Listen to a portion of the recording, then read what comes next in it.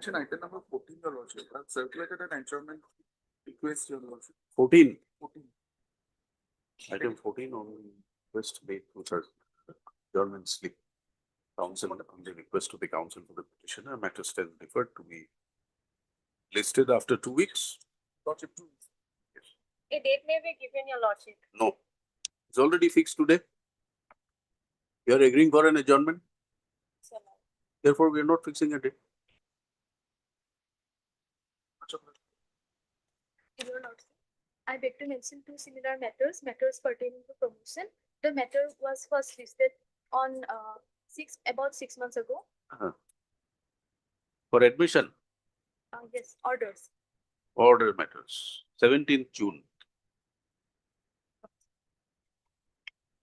And please, Your Lordship. Hello. Yesterday, I filed an adjournment request matter for item number 4 to 9 matter. 4 to 9. Yes, my Lord. 9.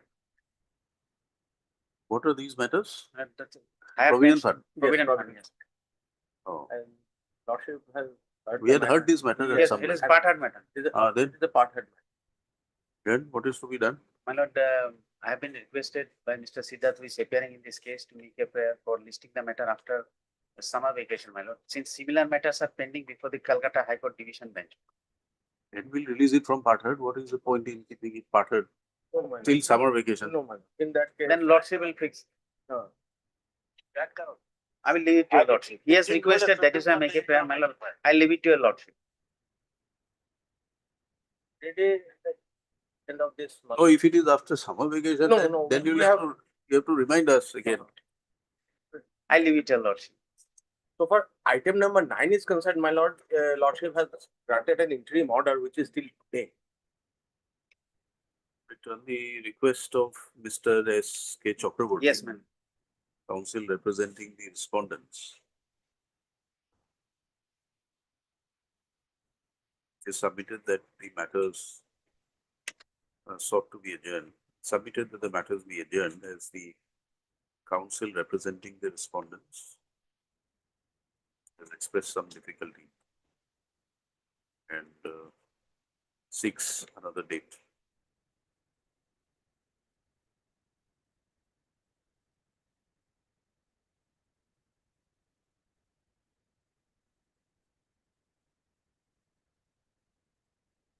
This again, we are keeping it on 18th of June. Let us see what happens. If this again on 18th of June, Mr. S. Chakraborty, then council appears for the petition. It is further submitted that so far as item number 9, my lord. 9, WPC WPC 2364 of 26, an interim order was granted, which is effective till today. The same may be extended, stopped accordingly. Interim order passed earlier will continue until further orders. Obliged.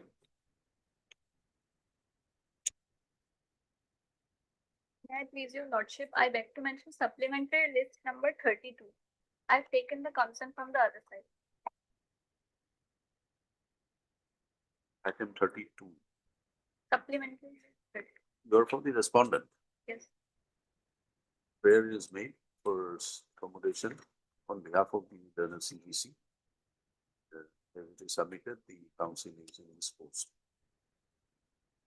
And council, proxy council submits that consent of the council for the petitioner has also been obtained, placed accordingly after 3 years. This is your lordship. Your lordship, I beg to mention for listing of an alia lordship. The application is for implement. Implement. Yes, Implement. yes, lordship. Implement. 22nd Yes, of lordship. May. Yes. Alia lordship.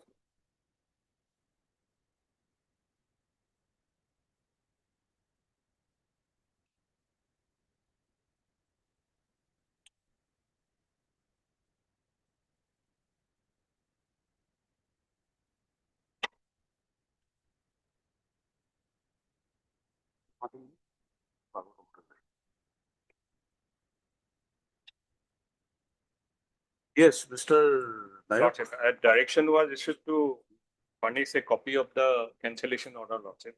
But what I have been informed that it being a very old file, Lordship, we are unable to trace out that record. But however, I submitted on the basis of the available record. If Lordship takes up this matter, this matter may be disposed. I mean, this matter may be decided. Yes, yes, I did, because there is already an order, the coordinate bench. Right. Where is that order? No. Order That's at page my lord 59. 59. Yes, that order was there. That order is there. Was there, no. I mean, two issues are involved now. One is cancellation of the regularization, and second issue is subsequent consideration for regularization. Not with the initial issue, after his cancellation, that was raised before this honorable court in 2007. Initially, direction was passed by this honorable court. By the order at page 56. Yes, that against that lordship we filed a review petition, and the review petition was tagged with a series of matter writ petitions, in which they participated also. They made their submission, and ultimately the writ petition was allowed. Writ petitions were allowed, and accordingly the review petition was disposed of. Meaning thereby that the review petition was decided against us. Lordship, against that lordship we filed one appeal before the division bench, and the division bench interfered with the order passed by the learned single judge, meaning thereby that the review petition and the writ petitions were decided in our favor. So that issue is already settled there. What was the decision of the appellate court? Decision was that that notification of 2012 that was set aside by the learned single judge has been interfered with, and the court said no person, even though they were appointed prior to 1/4/1993, they cannot be regularized, they cannot be given any consequential benefits. So that is the decision of the division bench. Where is that appellate order? I mean, it is WA 45 of 2014 law to Upenda's judgment. Pendas. Yes. Is it available here? Copy has already been furnished. No copy. So in that writ appeal was that appellants paid, the petitioners paid for regularization of their services. Which paragraph in Upendas? It will be the ultimate paragraph 22 and Paragraph 23. 2 is the facts. Paragraph 2.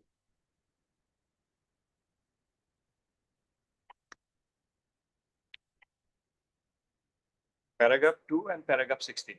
These are the issues.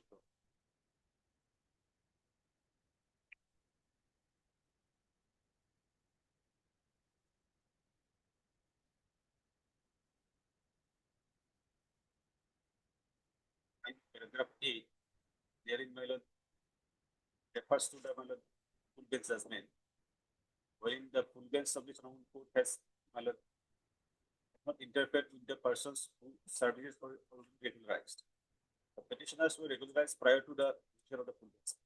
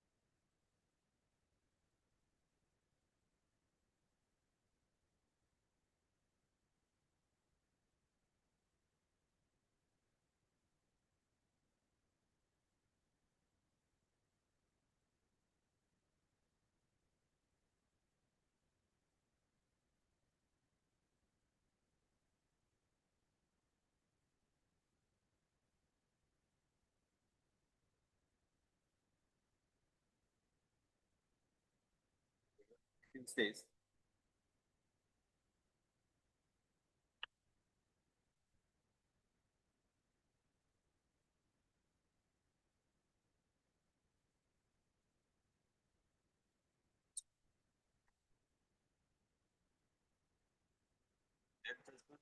Cover my case.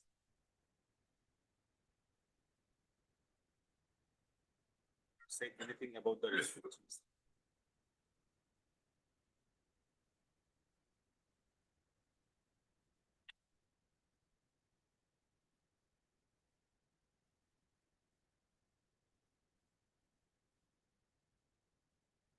What is your number here?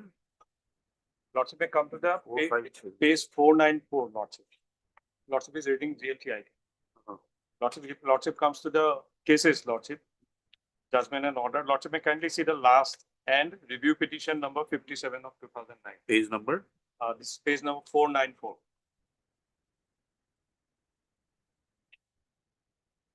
List of the writ petition. Last one, 57. Yes.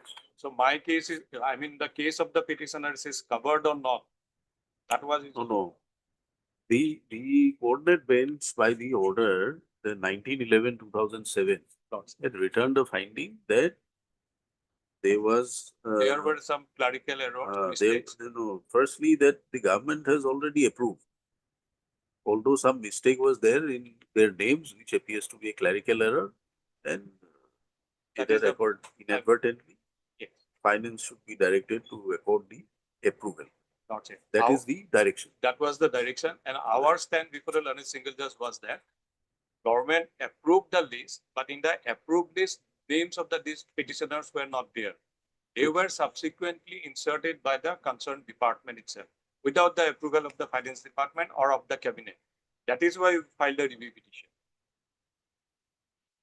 Anyway, so this is what the order was.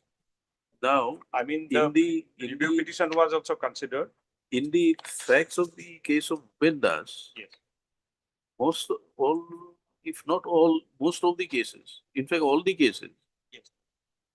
was Lots of for regularization. all of them were appointed prior to 1/4/1993. It paid for regulation of their services. They were not. Was there any case where there was an approval given by the government for regularization? And that, So far as the petitioners are concerned, no. That is the pleaded stand in the affidavit. no. The pleaded stand will have to be overlooked in view of a judgment of the court. The court's view is that this is the approved names were approved. That was the stand taken by the, That was the finding view of the court. Yes. Now, against this view, you filed a review. Yes. So, in this judgment, is there anything in any paragraph to show that notwithstanding the names being approved, yet for reasons discussed by in Upendas, then also there is no claim for regularization? Unless Upendas specifically deals with review is one aspect. Even if it has not dealt with the review directly, is there any finding to say that notwithstanding the approval? Lordship, it cannot also be said that it was decided in his favor.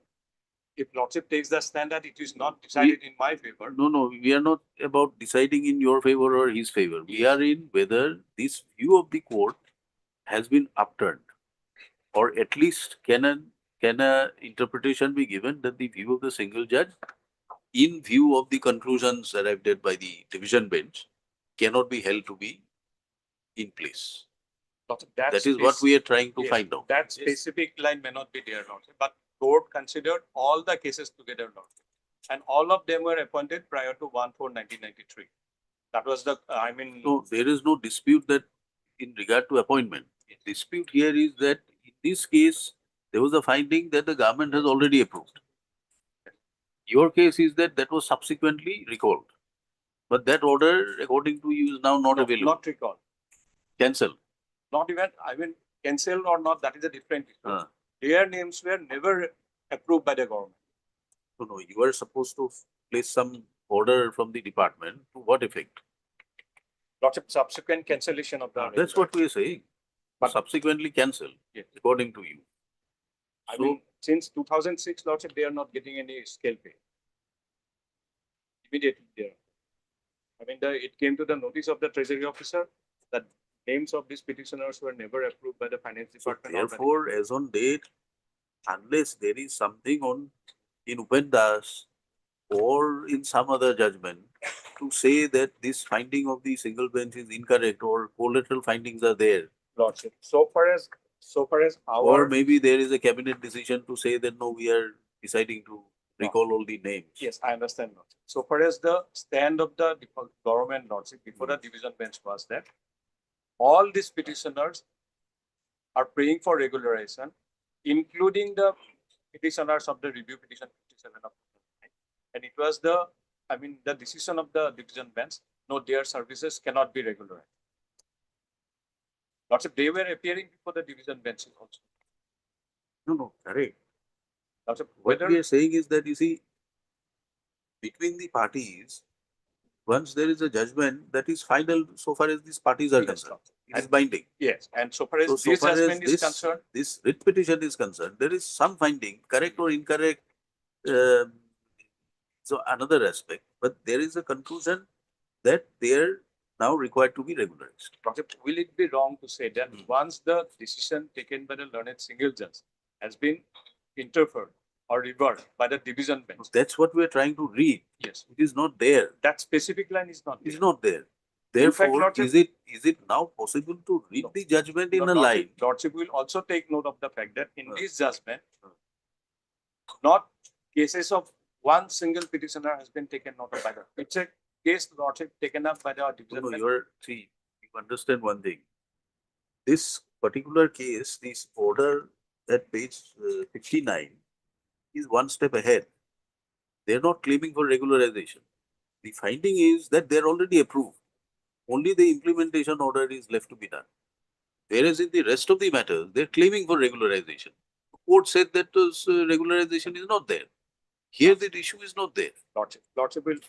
So therefore, we had given you So- opportunities to give Lordship, us this order when- if subsequently this has been cancelled. Lordship, when I filed a review petition, Uh. it is on the ground of error, Lordship. You are right, but Lordship, when unless I approached the division bench, unless there is, number one, unless there is an order saying that yes, this order is wrong, it needs to be recalled. This is the first thing that should have happened. It's not there. Assuming it is not there, that this was tagged along with the set of writ petitions. Is there anything from any paragraph to say that notwithstanding their appointment also, they are not entitled to be regularized? that line is not. But my Then how understanding. do we will be, interpret it? Lordship, once I filed a review petition, Lordship, it was on the ground of apparent error. But if that review petition goes against me, Lordship, and I filed an appeal, it is against the merit of the case, not on the ground of apparent error. It is against the decision passed in the Baja Learned Single Judge in the writ petition. Am I clear? So this is not before the division, before the division bench is not on the ground of apparent error. It was against the judgment passed by the learned single judge. Right. That is why probably as all the cases were taken up together, court did not discuss a particular case. If we have to accept your argument, then your review petition has to be allowed, deemed to be allowed. So that is what I'm submitting. Once I file a review petition, it is on the ground of apparent error. My review petition has been dismissed by the learned single judge. Is it dismissed? I mean, No, all the cases division have been- bench, division bench. Yes. Then, Lordship, I filed a appeal before the division bench, that review petition. Now, Lordship, once I come before the division bench, Lordship, it is not on the ground of apparent error. It is Your- against the order passed by the learned single judge on merit Your review petition stood dismissed, by the learned single judge. single judge. Yeah. And you prefer an appeal against that. Yes. Then, when I file an appeal before the division bench, it is not on the ground of apparent error. All That right. is my understanding. Merit. Not on the ground of apparent error. I file an appeal before the division bench or against the judgment passed by the learned single judge. And so far as this Upendas is concerned, nobody's case has been taken up by the learned division bench individually. It Court- is. Court No. discussed the entire situation. No. The cases are discussed here. Yes, Lordship. Writ petitions are discussed here.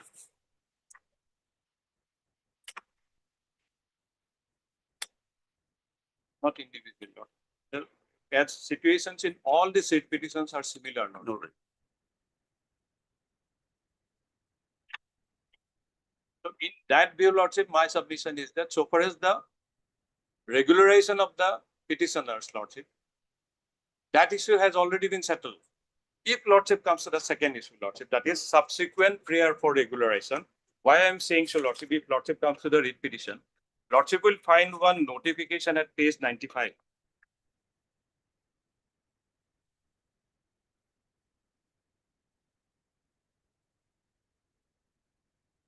Page 95, lordship. Lordship, this is a notification issued by the Finance Department of 31st of October 2006. 2006. Lordship, may I kindly see the subject? Proposal for regularization of services of workers, master roll, 95, page 95, 94, lordship. 94. huh? Start from 94.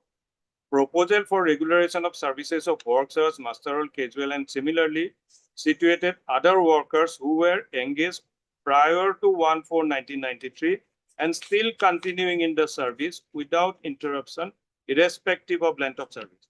Lordship, these are the left out workers and master roll workers. In 2005, lordship, we regularized around 30,000. They were not included. In the earlier list, they were not there. No, this 2006. In 2006, their names were forwarded. Lordship, may kindly see that list.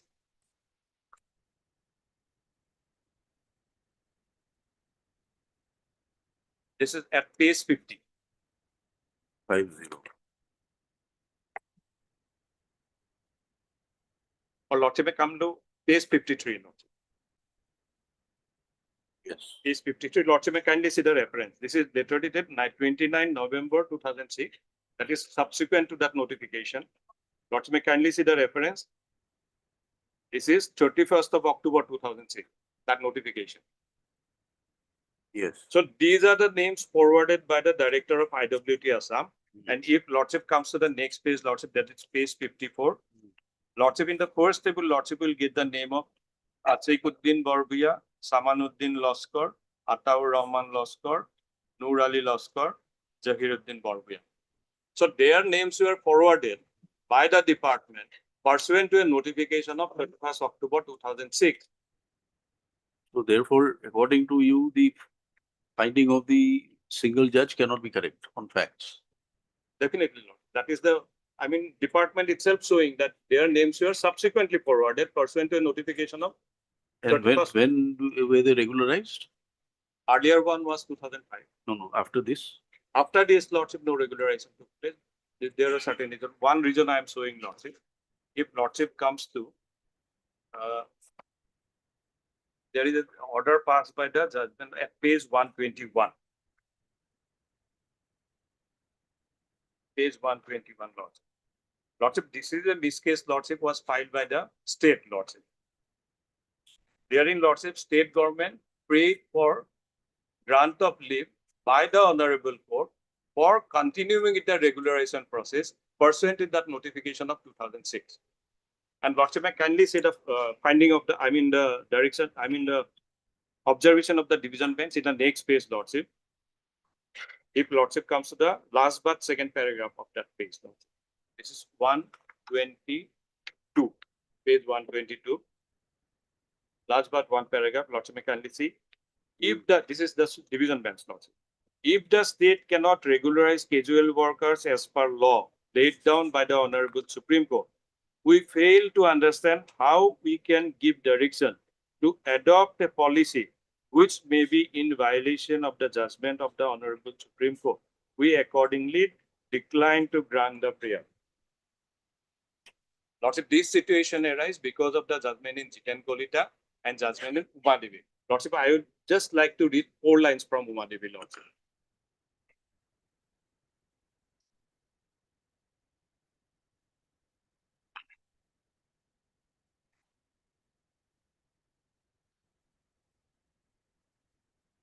So although a policy was there, state government prayed before the Honorable Court for grant of leave to continue with the policy of regularization. But court said, no, we cannot grant any such leave. That is why, Lordship, my reason in Umadevi, Lordship, may kindly see the reason. I'm coming to paragraph 53, Lordship. No sanction post, no sanction post. And no procedure followed for recruitment. Umadevi paragraph 3 laid down 3 conditions: 10 years service, having the qualification without interference of the court, they are continuing, and having the sanctioned vacant court. If Lordship comes to paragraph 53, Lordship, Of Uma Devi, Lord. that No, I'm not reading the entire paragraph, just 4 lines, Lordship. you read. Last 4 lines, Lordship. Lordship, last 4 line of paragraph 53. We also clarify that the regularization, if any, already made but not sub judice, need not be reopened based on this judgment, but there should be no further bypassing of the constitutional requirement and regularizing or making permanent those not duly appointed as per the constitutional scheme. So those who have already appointed, but subsequent to this judgment, nobody can be regularized if they are not fulfilling the 3 conditions in paragraph 53 of the Women. Accordingly, Lordship, we issued a notification in 2012. Lordship, may kindly see the 2012 notification, Lordship, that has been annexed in the writ petition. At page 23. I mean, annexure 23, page 126.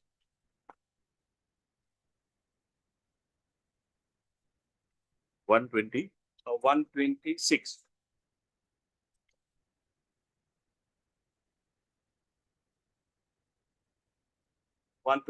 Lordship, may kindly come to the bottom portion, Lordship, A and B.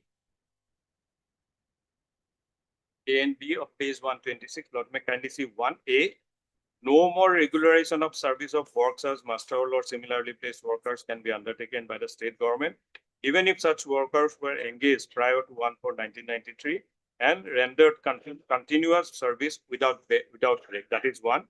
And B, no more regularization can be undertaken by creating supernumerary posts for 1 day in respect of these works as MR workers who were engaged prior to 1/4/1993 but died or attained the age of superannuation after rendering continuous service uninterruptedly.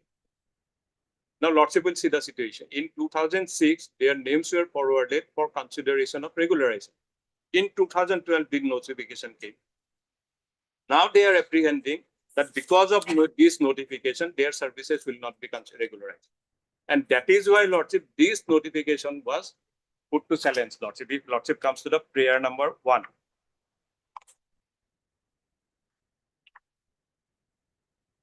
Prayer number A at page 32.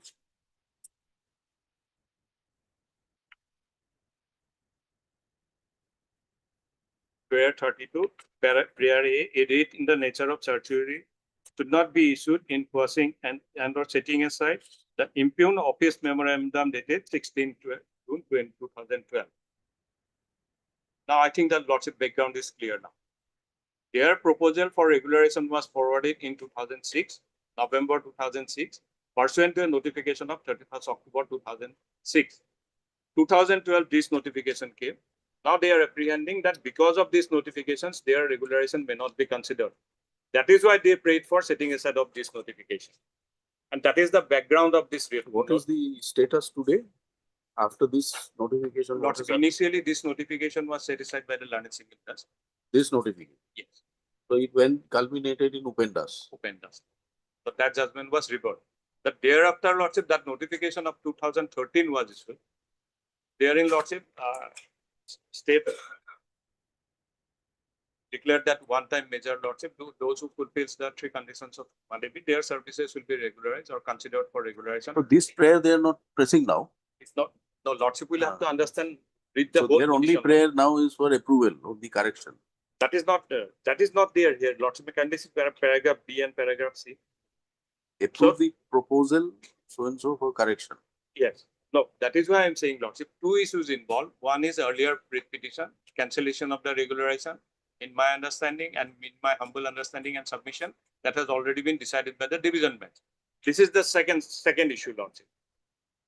Second issue, in terms of that, proposal forwarded by the division to the finance department. This petition arises from thereafter, Lordship. This cause of action of this petition comes only from the notification of October 2006. But this is a different issue.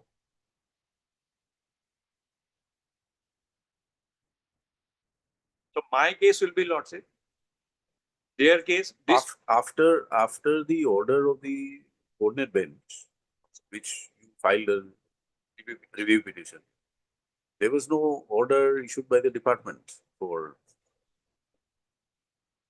correction, payment of regular salary, etc., etc. Nothing. Nothing. For payment of salary, there is no. I have indexed that in the action. Everything could have been sorted out if you could have placed the cancellation order. that lordship department is unable to trace it. It's very old. Where is that payment of salary order, Mr. Koike? Look, this is their stand in the petition lordship. They are getting Base wages 135. and master or worker. Is 135. 135.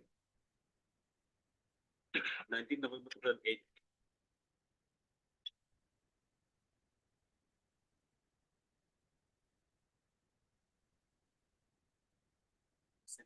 This is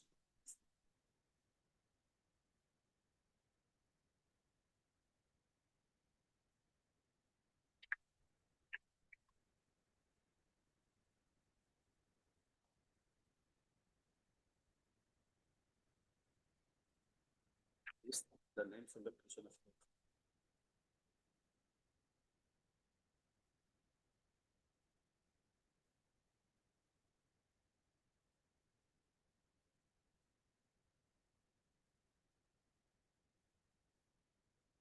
for the transport department. There. Oh. 135 again refers to sanction of the finance department. Fine. So At that point of time, lordship, one procedure was that for retention every year. Subsequently, it was one-time retention was granted. But in this list also, lordship will not find the name of the petition. Samanuddin. Samanuddin Laskar is not. But I could not. He has collect the filed his complete additional list. affidavit. I could not collect the complete list, my lord. I have given the abstract only, my lord. In that list, my lord, names of 4 petitioners are there. Only 1 petitioner is missing in that list. The complete where list is that list? That is, it starts from my lord page 138, my lord. Uh,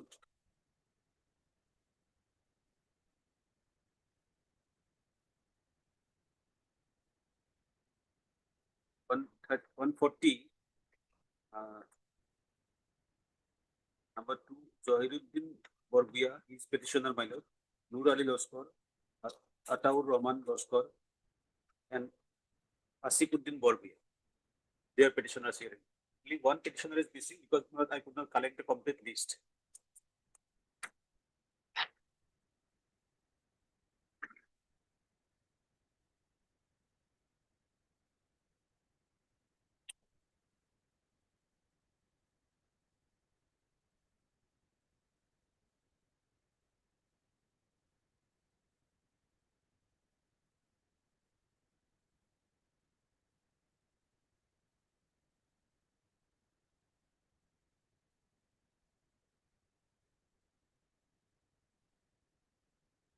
Proposal was each of 2008.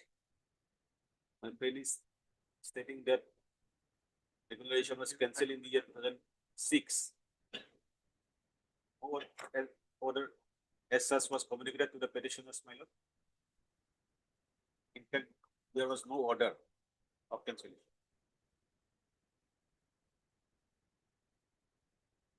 Even if it was there, communicating the same, that cannot be acted upon.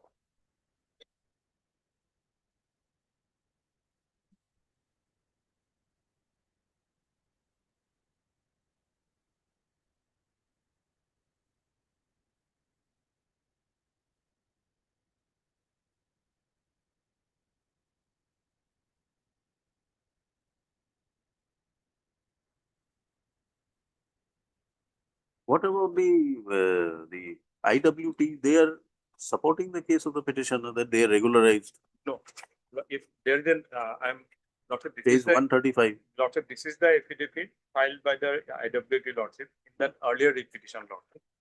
There they have admitted that their names were wrongly included. That affidavit. No. You come to page 135. But this is not supporting lordship.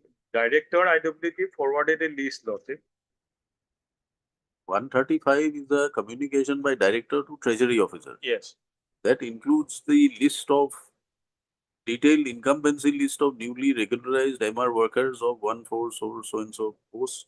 Yes. On the basis of which finance so and so had given their concurrence. so this is by the letter, by the IWT lordship. Yes. But in this list also, first lordship will not get the name of the petitioner number one. That is there. All right. And One is not there. lordship, if yes. the- Secondly, lordship, till the decision lordship and till the final, I mean, filing of the affidavit by the IWT lordship, their stand was that they were regularized. They were not admitting to, I mean, they were not Is there any reference in the affidavit regarding this communication that this How this- communication. then But lordship, in the affidavit lordship, it has- unless you say that this is not issued by the competent authority or there was some errors crept in, the IWT has to explain why this communication was issued.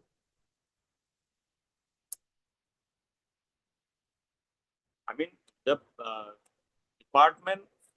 concerned department regularized their service. No.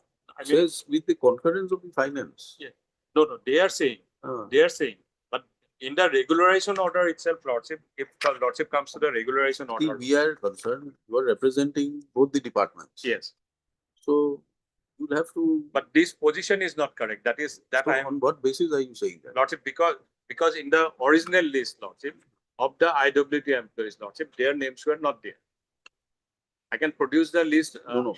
Their names were there or not there. It's okay. That means you are saying that this list is doctored. Not the entire list. Then Not the entire list. But so this it is must the, be available from the records of the IWT. What has happened there or Lordship, not? Lordship will try to understand. Lordship, initially there was a list approved by the finance department and cabinet or the transport department. In that approved list, name of the petitioners were not there. The concerned director, lordship, he manipulated the list, inserted the name of the petitioners, and regularized their service. You give a statement, we'll record it. Yes, that is my statement. No, Even no, if we'll bring it on record. lordship, if required, lordship, I can place the approved list also. Yes, do it. Do it. Sure. Bring it on record. Lordship. There is a very categorical reference that this is the list and finance department so and so has given concurrence and he has enclosed this for the Even treasury lordship, office. Even lordship This actions. is has rather Yes. this is rather surprising because the director of IWT is addressing a letter to the treasury office. He'll do it to his counterpart in the finance department if required. that Salaries were not released by the treasury. Whatever itself. it may be, is he going to ask the treasury officer to release it? He's going to issue a letter to his counterpart. Say why this has been held up by the treasury. Lordship, even actions has been taken against the person who were involved in manipulation of the You list. get it? Bring it on. That position is already there in the affidavit. You bring that Yes. corrected list or whatever list is available there. Yes. Lordship, grant me some time, Lordship. I will place that original approval list. Bring it. But the transport department also, my lord, is directed to produce the entire record of letter. No, we are only 35 making a reference to this particular communication endorsed to your affidavit, writ petition and the documents which he says are available on record, which will be contrary to the contentions raised. That document, whatever is relevant, place it. I heard Mr. Raid Sokia, counsel for the petitioner, Mr. Naik, At one point, my lord, the counsel representing the respondent authorities. The claim of the writ petitioner is for the release of salary, area salary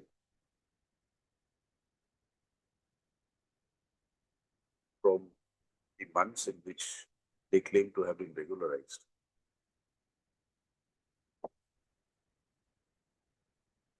There's also challenge made to the office memorandum dated 16 June 2012. Stop. Earlier, the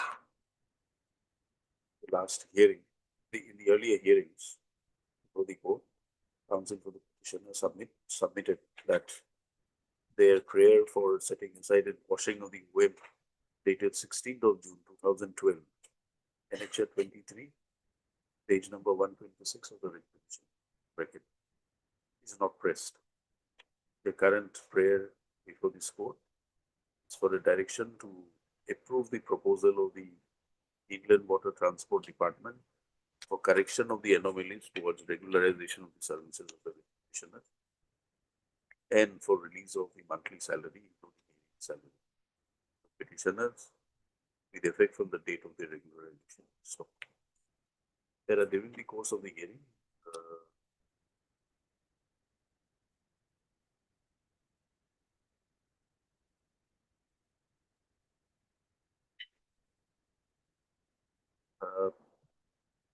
court, it has come to the notice of the court that come to the notice of the court a communication dated 19th November 2008 issued by the director IWT Dubari to the Treasury Officer Kachar Silsar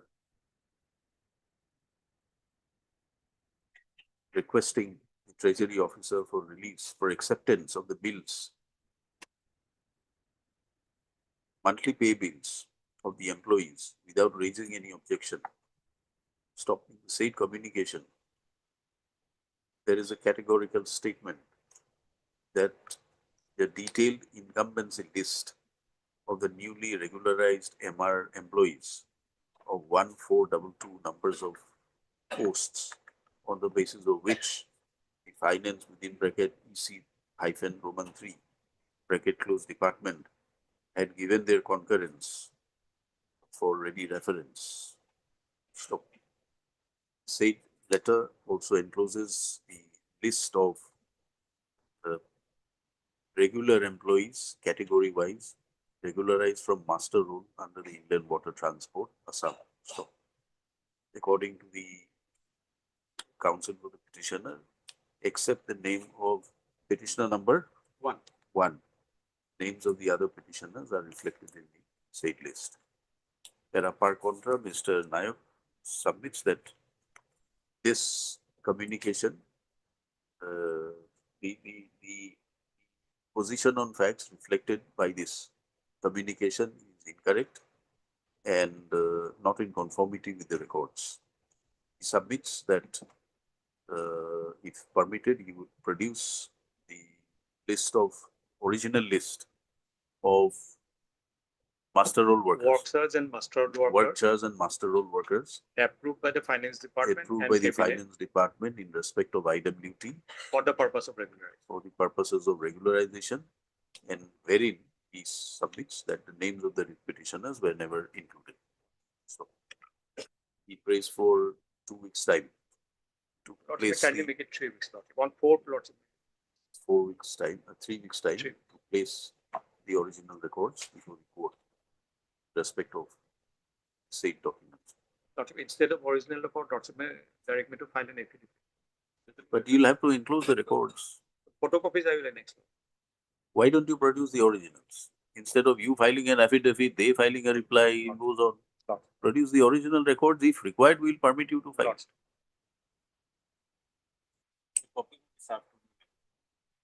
Let him first file. We have not even issued a direction for him to file. Produce the original records. This again on 4th of June.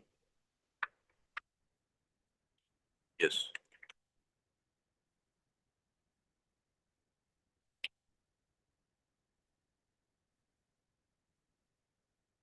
Obliged.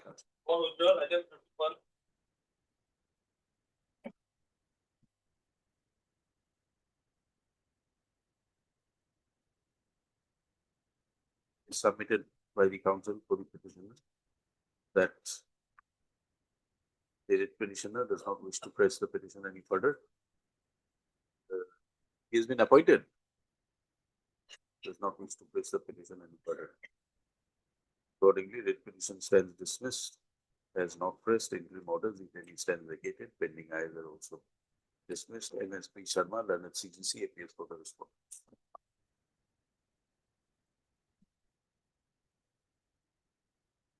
Item 30,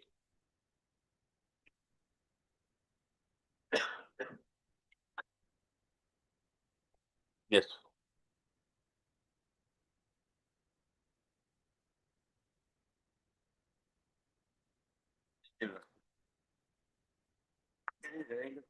Appointment number. Here, various litigation you will see. Hereafter, How do you satisfy the criteria laid down in Debabrata Tiwari? Debabrata Tiwari. Debabrata theory you will achieve. Debabrata the SCC decision you will, has not stated anything regarding the whether the SLC or DLC. Huh? Whether any persons approved by the DLC and SLC. That statement not given by the Supreme Court. No, the question of Only those who has not selected as by the DLC as well as SLC. no, whatever it may be, you were These things selected, you were not appointed. My What lord. happened? Now the question is, your father expired in the year 89. Whatever 89. my lord. 89. You made the first application in 2003. See, Question would be there, how did you survive from 89 to 2003? my lord, he was by any means your lordship engaged by the That is what the criteria has been there since Umesh Nagpal and followed in all the other judgments. That the question of immediacy must be answered by it has to be looked into by the department. It is correct, but they will have to, after approval, your lordship, by the GLC as well as SLC. They were not appointed. Today it is too late. How old are you? Due to the litigation, your lordship. Whatever it may be, Thereafter, I have how filed old are you? a writ petition before the Honorable Court. The Honorable Court passed an order. Thereafter, that order was reviewed by the single judge, your lordship. Then my writ petition was survived. Thereafter, their contention is that the review petition that they have made after 2.5 years. Your lordship. Their review petition itself may be dismissed, your lordship. But anyhow, as they have given the several opportunity to defend their services, to file their affidavit in opposition. Your lordship will find in my writ petition I have stated, your lordship. The writ petition was filed on 19/9/2016 by giving notice to the respondent. And that is to the Government of Assam, and they acknowledge by the receipt of the same. Thereafter issue notice to the respondent. But thereafter they have not filed their affidavit in opposition. Thereafter another chance they have given, your lordship. On 5/10/2016, your lordship. Again the matter was listed on 4/11/2016, your lordship. But even then they have not filed their affidavit in opposition. Thereafter the Honorable passed the order by disposing the writ petition to appoint the petitioner as he was SLC and DLC approved. Where is that order? My lord. Page number? Which one? The order passed by the court. Passed by the court, your lordship.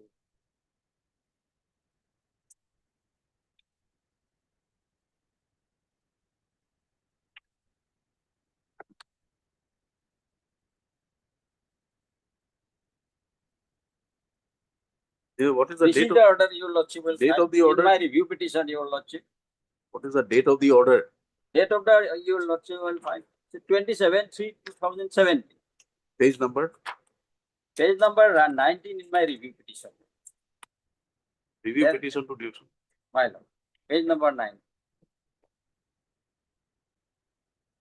I have that order, your lordship. Kindly bear with. No, let us have the review petition. Read it from the review petition, we'll see the order. What is the review petition? Huh? Review petition is not here. Is it available anywhere else? I have that review. My lord, petition, your lordship. It's not a part of the record.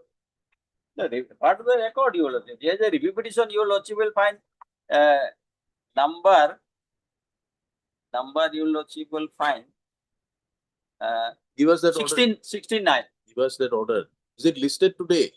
My lord. Is the review petition before the court today? Maybe, my lord, there is lots of litigation, your lordship will sign. No, before this court. We are not asking you about the court registry. So this court, is it listed? Is Not I listed. don't know whether in a record whether because the review petition was disposed of by allowing them. You give us that order. My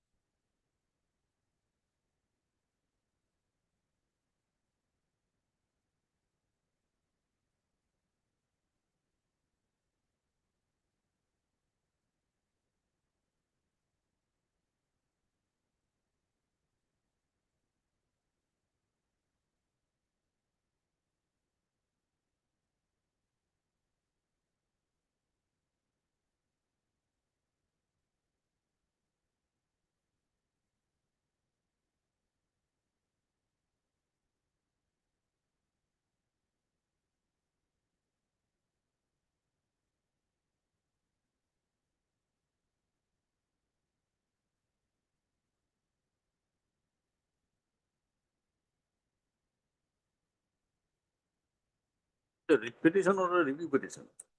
This is the writ petition, your lordship. What order was passed in the review petition? Review petition by allowing them. Huh? By Where is the order? my there was an order, your lordship. But if your lordship will request, then I shall file it on next. No, you don't have to file it. You tell us the number, we'll get it. Number, your lordship will 69 of 2020. 69 of 2019. 90 order. 69 of 2019. 9.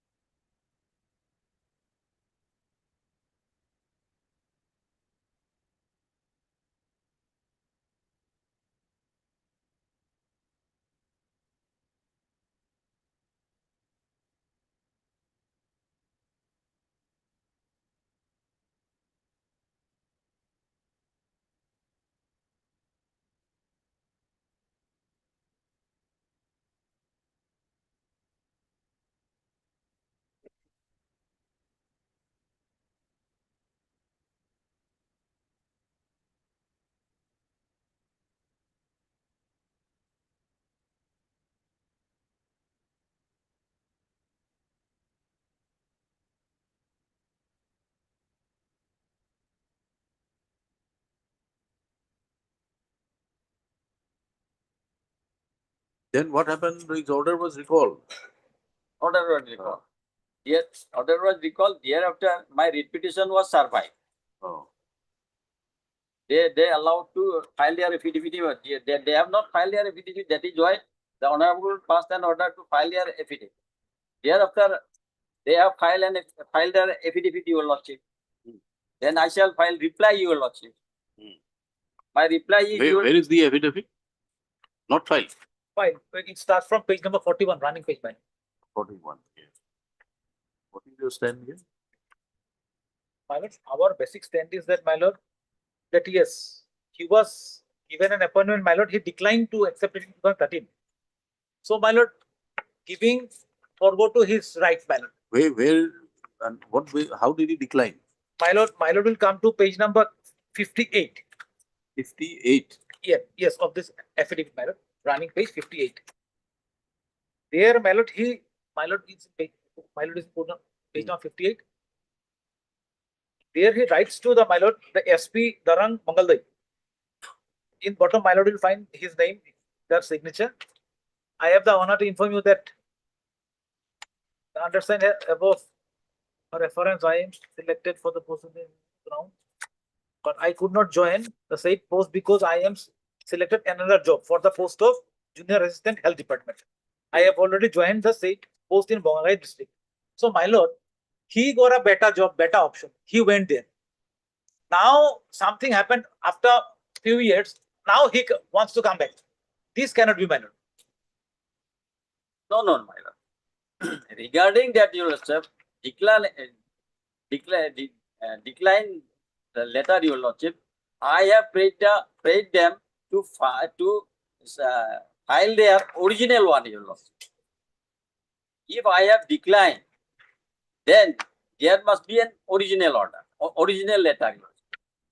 I prayed before the honorable court to file their original letter, your lordship. But they are unable to. Is it available? My lord, this is what we have filed in affidavit, my lord. No, Then- is it available in the records? Records is not here, my lord. Of course, I know. Is it not here? My lord, I'll have to find, my lord. Other than even, my lord, I want to, my lord, They are unable to Is it- submit. my Is it lord, your- possible? please. Is it possible for you to find out my lord, whether at any point in time under the health department at Bongaigaon district, yes, petitioner had joined as a junior assistant? my lord, he'll be in better position. Let him say that he did not join. I will find out, my lord. I will find out. He has already said he has not joined. No, he said, I have already joined, No. He does not. He disowns this letter, my lord. which is why we want to have the original. My lord, The alternative way for the department is to find out, make an inquiry in the health department at Bongaigaon district to find out whether at any point in time during the relevant years, was there a person by the name who has joined as a junior assistant? my lord. That through your department you should be able to do it. Yes, my lord, we can understand. But still, my lord, I just want to place another thing, a point of law, my lord, before this court, my lord. My lord, he was a minor when his father died, 89. That is why, my lord, he waited for some 10 years. Now, See, whether another thing, your lordship, down. Why don't you allow him to complete? Fine. You take your seat. Fine. Yes. so, my lord, whether such is permissible, my lord, whether a person after becoming a major, can he apply for compassion appointment, my lord? My lord, the Honorable Supreme Court has settled this position, my lord. We have few judgments from our own court, my lord. This Honorable Court, my lord. I am just placing one of them, my lord. This would have been a good argument at the time when you were considering his application.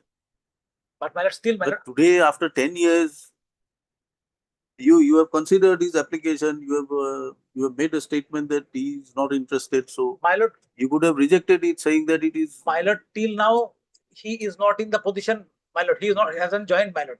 He was not given a, my lord.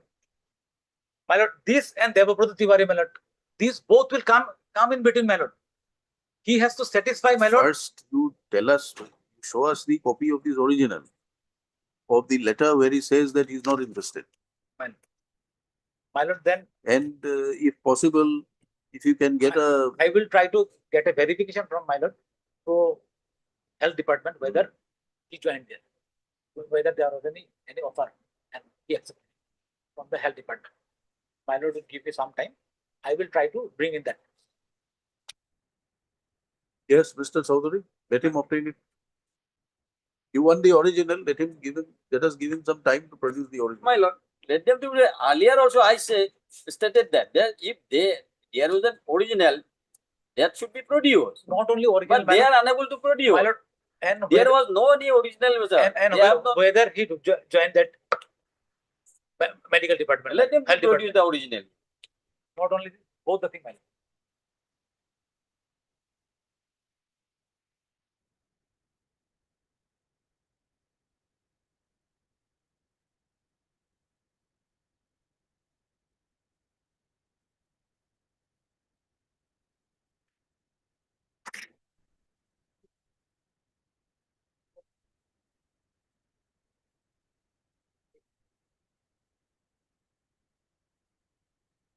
Third, the RM Chaudhary for the petitioner, Mr. Raghor, for his department of PW, Public Work. What is this department? My lord, this is police, my lord. Home department. Home, my lord. Home Department. The petitioner is before the court agreed that in spite of the recommendation by the DLC and the SLC for appointment on compassionate ground in a grade 4 post, case of the petitioner was not considered and no effective orders were passed. So, petitioner's father served as a BDO driver under respondent number 5, who died in harness on 20/20/05/1989, leaving behind his widowed wife and 3 minor daughters and the minor son, namely the petitioner.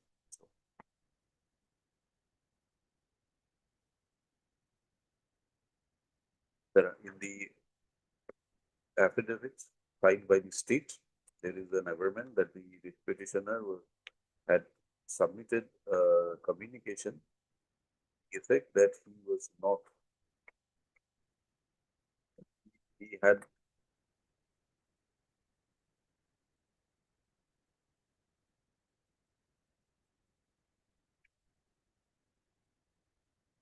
he had been selected for another job as a junior assistant in the health department in the Bongaigaon district, and therefore would not join the post of grade 4 within bracket boatmen under the superintendent of police, Dorong. So, this communication, this undated communication, which the department has referred to, relied upon to say that the petitioner was not offered the appointment because he declined to join. But it's disputed by the petitioner, saying that this communication never issued by the petitioner. So, there are under such circumstances, Home Department is directed to produce the original communication of the report.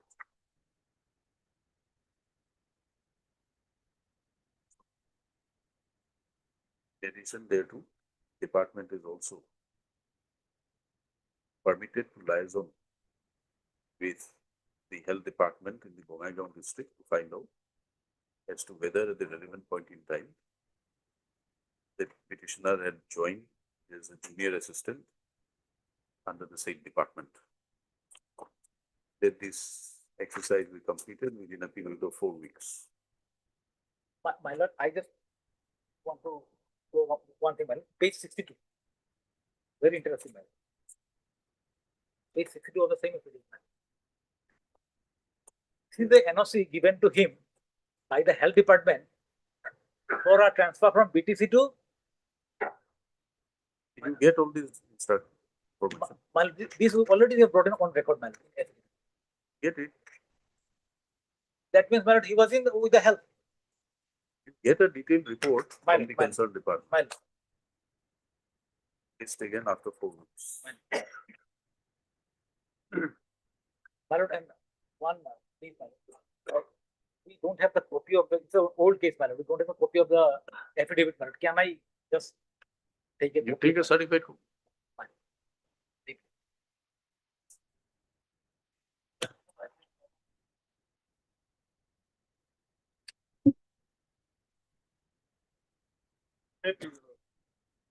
Last occasion, my lord, on a second time to take instruction, my lord, on 20 March 2026, my lord. Regarding my lord, promotion to the my lord, inspector, my lord, we got the promotion, but my lord, our pay and allowances has not been fixed with our seniority. Seniority has been fixed. Yes, Mr. Yes, Sukhia. one of the seniority has been fixed one of the at par with the 49 bit of the appointment. Regarding one of the financial benefit, one of that has been completed with the government. Now we have a. You do it within a time bound period. Yeah. That can be done, Malad. We close the petition, Mr. Counsel. We dispose it off. One more transfer, but I have to take instruction. Pending. Again, if not complied, I will just come to. Very clear.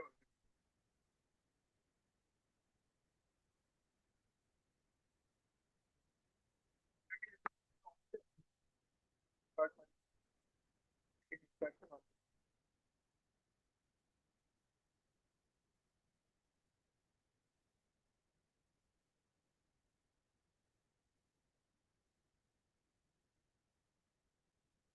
By the earlier order dated 2003-26, additional senior government advocate, government of Assam was given permitted time of their request.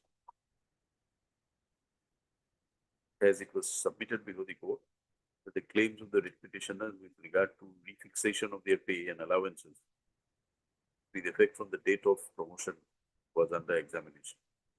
So the matter was listed today, is listed today. Matter is fixed today. So there are Mr. T.C. Sutia, additional senior government advocate, renews his prayer for further time. Under such circumstances, they release this matter again after 2 weeks. On 5th of June, it is made clear that if the instructions are not forthcoming, consequential orders will be passed by the court. 8th of June. of license.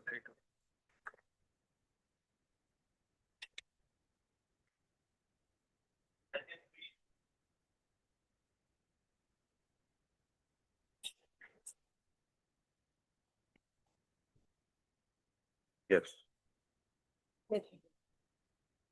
I told him that I'll start and he can sit down and take.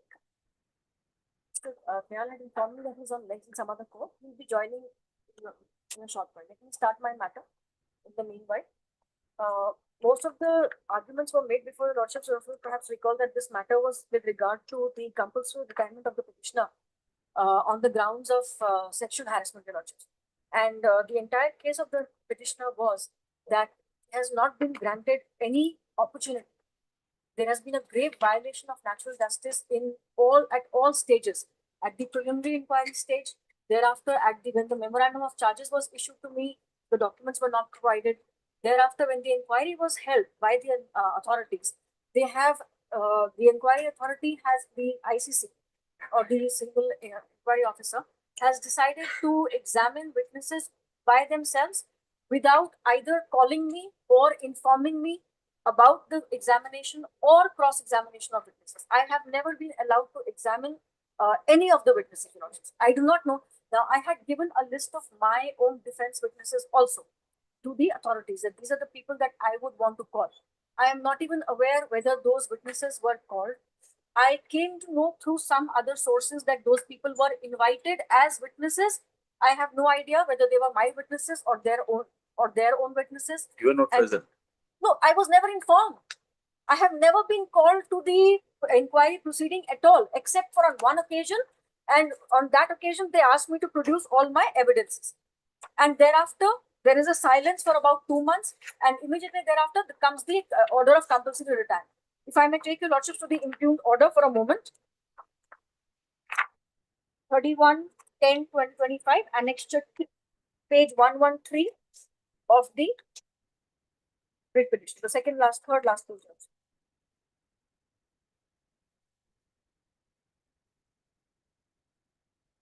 you also kindly read paragraph 3. And whereas the inquiry officer authority has submitted its inquiry report against Dr. So-and-so on 9/9/2025, where the inquiry authority concluded that there are prima facie evidences regarding the complaints of sexual harassment against so-and-so. The respondent may be booked under A, section 2 and 1, so-and-so, sexual harassment of women of workplace, etc., etc. Then your lordship will kindly come to the next page, page 134, paragraph 6. And therefore, after considering the record of the inquiry and the facts and circumstances of the case, the Executive Council, by its resolution number so-and-so dated 25/9/2025, has come to the conclusion that so-and-so, Department of Hindi, Assam University, Difu campus, is liable for penalty for misconduct under major penalty provisions of Rule 11 of the CCA Rules 1965. The Executive Council thereby decided to send Dr. Anil Kumar on compulsory retirement. You're Under- reading from page number Page 134, yours. The last page of the requisition. 134. Yes, the last page of the requisition. Yes. So this is the order. This is the order. I'm just Where is the report of the ICC? Lordship. That I did not have it because they never give it to me. So it has now come on record by way of the affidavit in opposition, which was filed by the university. The report, your lordship will find at page 68. That is their internal page. Just one. Annexure 5, 15, page 202. Your lordship. Running page 202.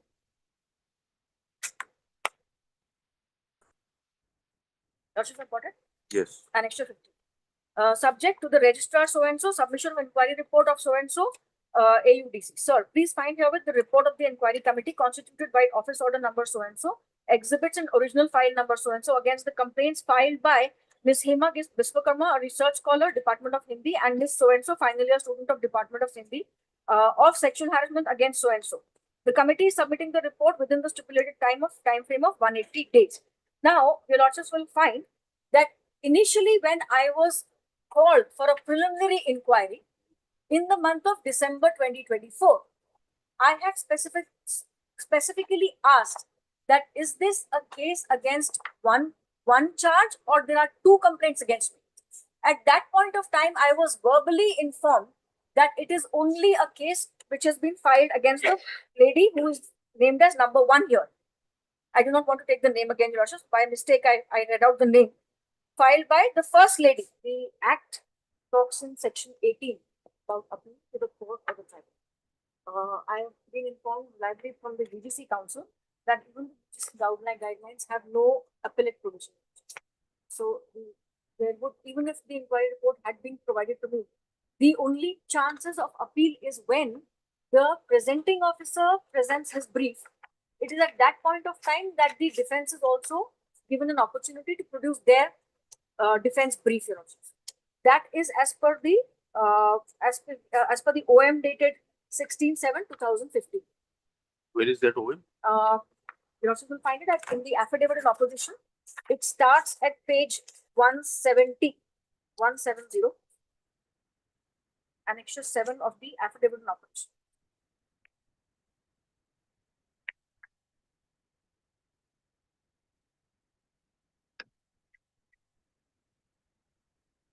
The relevant portion is at page 175.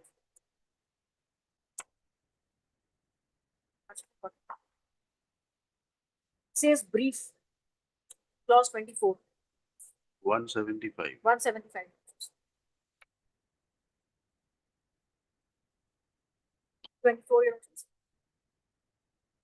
After this, the presenting officer would be asked to submit his brief. A copy of this brief would be given to the charged officer.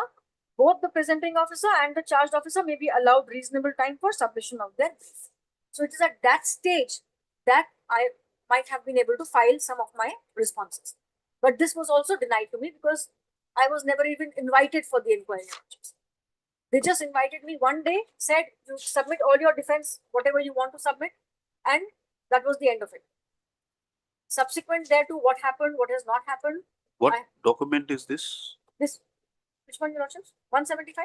175 is a part of what? It's a part of page 1. It starts at page 170, your lordships. 170. 170, yes. This is issued by the Ministry of For Personnel. personal and public events. It is their own stand that we follow this. Now, if it is their own stand that we follow this, then if I may just point out from page 172, the violations in their own conducting of this particular inquiry. Just kindly note the provisions which I am citing. Number 1 is 7 at 172, need for investigation. The complaints committees may act on complaints of sexual harassment when they receive them directly or through administrative authorities, etc., or when they take cognizance of the same suo motu. As per section 9(1) of the Act, the aggrieved woman or complainant is required to make a complaint within 3 months of the incident. And in case there has been a series of incidents, 3 months from the last incident. The complaints committee may, however, extend the time limit for reasons to be recorded in writing. So when your lordship produces the records, this is perhaps the first thing that might be required to be seen, is whether any reasons have been recorded by the complaints committee to extend the time limit of 3 months, which had elapsed a long time back. If it is satisfied that the circumstances were such which prevented the complainant from filing a complaint within the stipulated time. This is the first violation, your lordships. Then your lordship will kindly turn to the next page, page 173, at clause 16. These are the inquiry stages, your lordships. What has to be done, what should not be done. Now, at clause 16, it says that the inquiry, your lordships have got it? 16. The inquiring authority. Now, after this inquiry, yes, your lordship. was there any other opportunity given to you before the issuance of the notice of compulsory retirement? No, not the notice was also not given, your lordships. Directly the order was issued. On the last time that I was called to the ICC was on 30th of July 2025. You No, show us, 25th. you show us if there's any authority to say that there must be a provision for an appeal in-house. The ICC, in terms of the judgment, in terms of the statute, every organization is required to have its own ICC. Yes. Now, whether there is any mandate that there must also be an appellate forum duly constituted. No, your lordships, because the act itself is saying that once the inquiry is complete, the only remedy available is to the court. If I may just read section Court or 18, tribunal. Court or tribunal, subject to the service rules. Now, we are a centralized university. We follow CCS, CCA. Therefore, So the High what Court. would be your tribunal? No, lordship, the tribunal, they have said in the context of whatever service you are in. That's right. So, assuming this is a regular service matter, Lordships. what would be the tribunal for your appeal? CAT. No, because we are not under the Assam University. It's an Assam University. The It Assam is not. University. It follows CCS, CCA, yes, but it is not under the jurisdiction of the Honorable Tribunal. Then what would be the tribunal for you? No, the tribunal, they have said only in accordance with the provisions of the service rules That's right. So, applicable to the said person. so So what the does your service service rules- rules provide? Service rules provide for, so far as Assam University is concerned, we come directly to the High Court.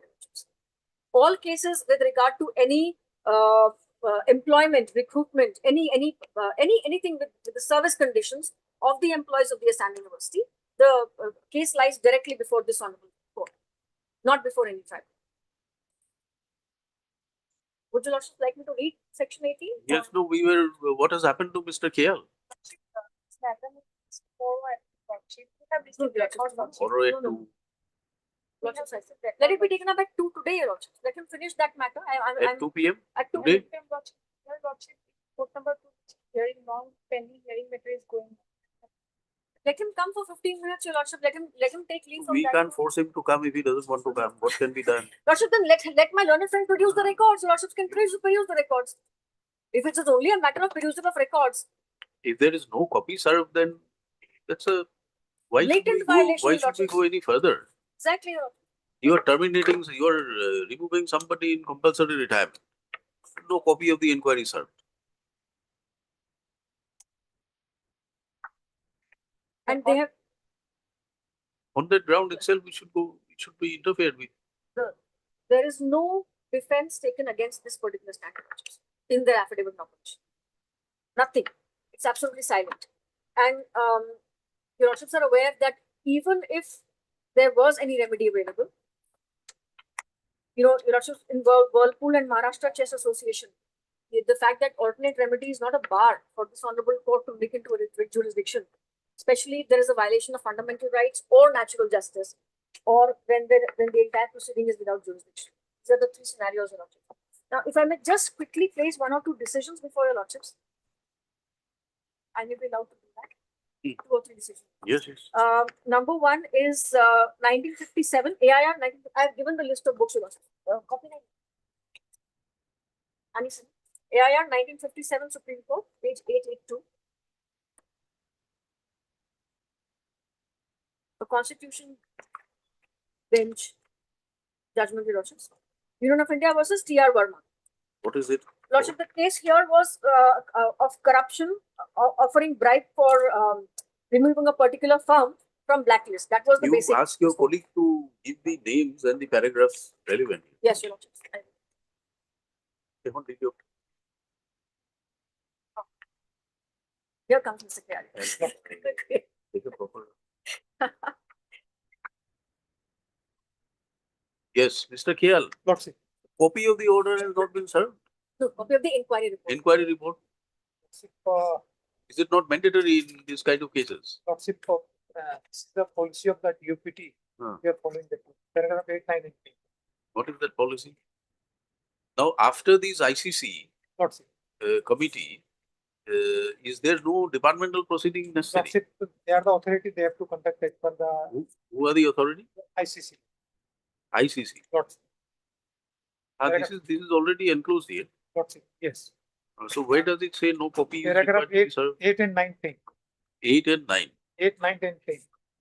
Yes, please read. As mentioned above, the complaint of sexual harassment are required to be handled by the complaint committee. On receipt of the complaints, heads of allegations are required to be verified. This is called preliminary inquiry, fact-finding inquiry or investigation. The complaint committee conducts the investigation. They may then try to ascertain the truth of the allegation by the collecting documents, evidence, as well as recording statement of any possible witnesses, including the complainant.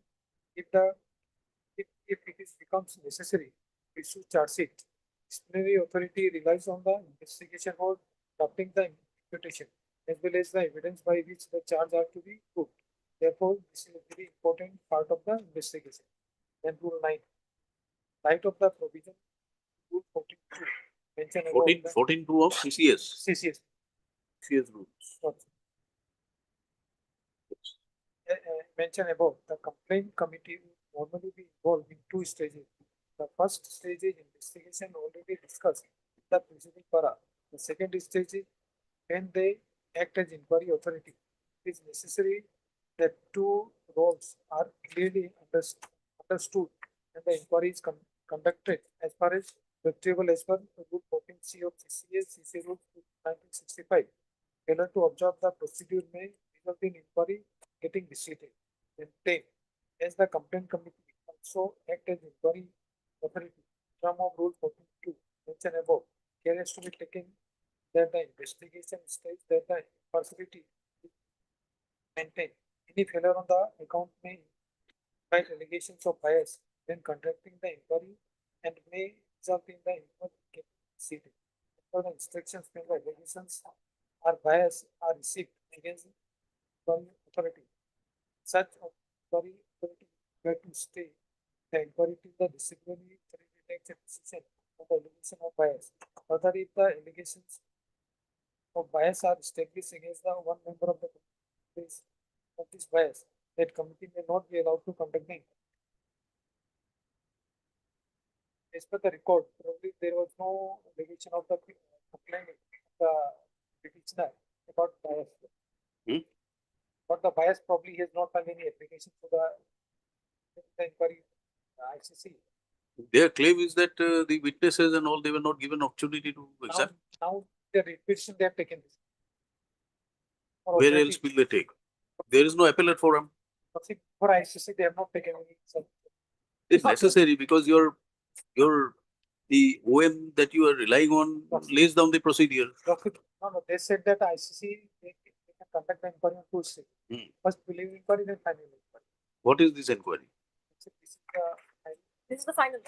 Final This is inquiry. the final inquiry. No. So there was initially Thereafter, lordship charge sheet was submitted to. Yes. He gave reply to that. For that, lordship, there was a preliminary investigation. After the preliminary investigation, they came to a finding that yes, inquiry is necessary. Yes, lordship, Further that inquiry. charge sheet was submitted. Charge sheet was submitted, he gave a reply. Now that also culminates into an inquiry. Yes, sir. That is there, but for the moment they conducted the second. So as this paragraph number 18 of your OM clearly lays down the procedure for examination of witness.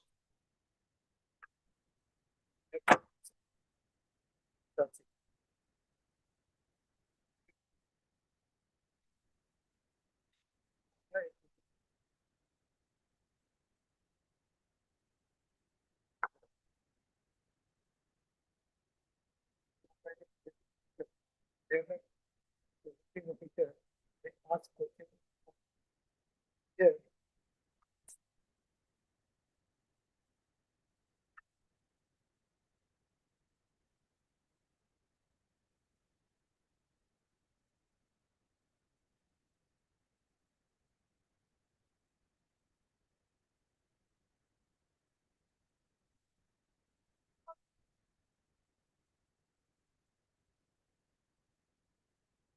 But let us complete this first.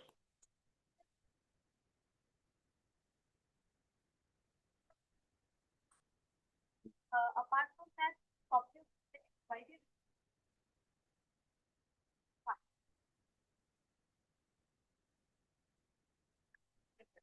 90 to take 1, 2, 3, 4, 5.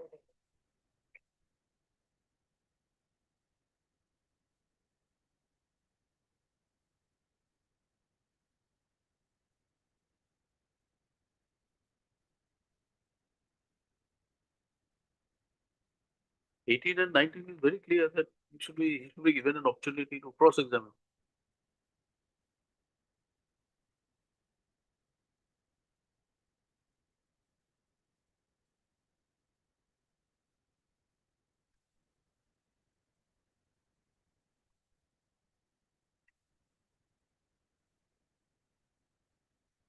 If you want, we can take it up again at 2 p.m. Tomorrow- Again, the criminal trial of this gentleman is fixed tomorrow.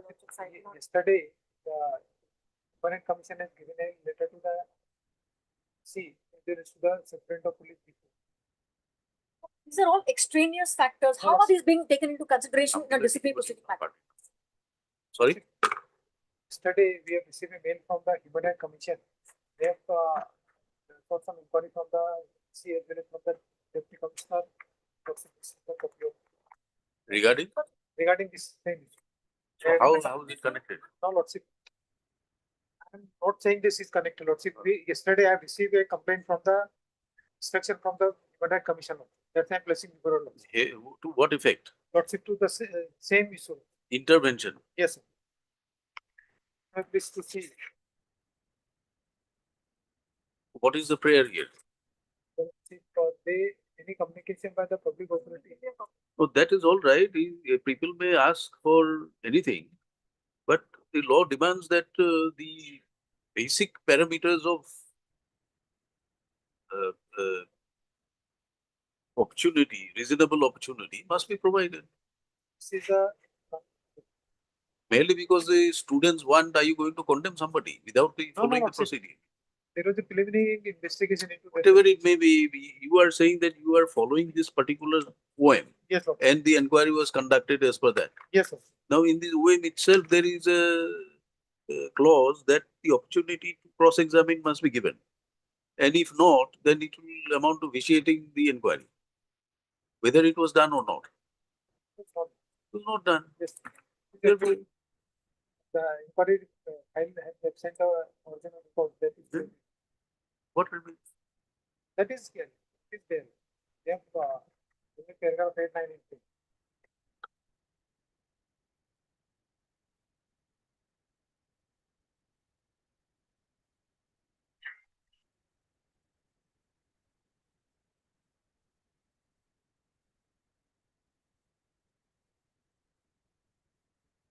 have appeared before the ICC only on 2 occasions. I can give you lots of the dates on 28/5/2025 and on 25/7/2025. Those are the only 2 dates that I was called to appear before the ICC. Everything else has been done behind my back. And on those dates, I was told that you submit and resubmit your evidence, whatever is required to be, which I have sent to them electronically by way of mail. And after 25/7/2025, the direct termination order. That is, Where are the complainants now? they are right before your lordships. There they are. You're representing the complainants. They're still students of the university.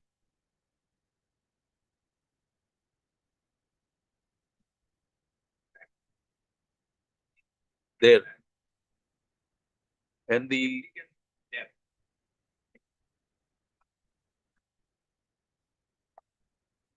left means out of the university.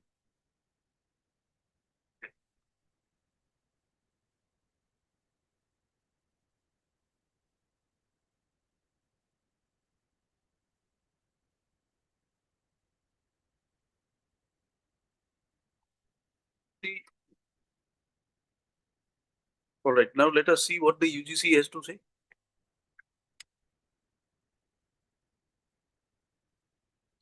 Nine zero.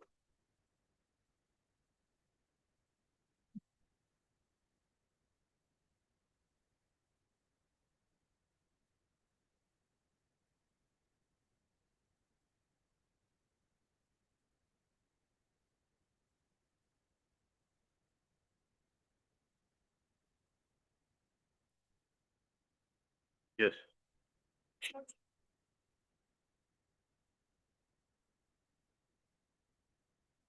This is applicable to whom?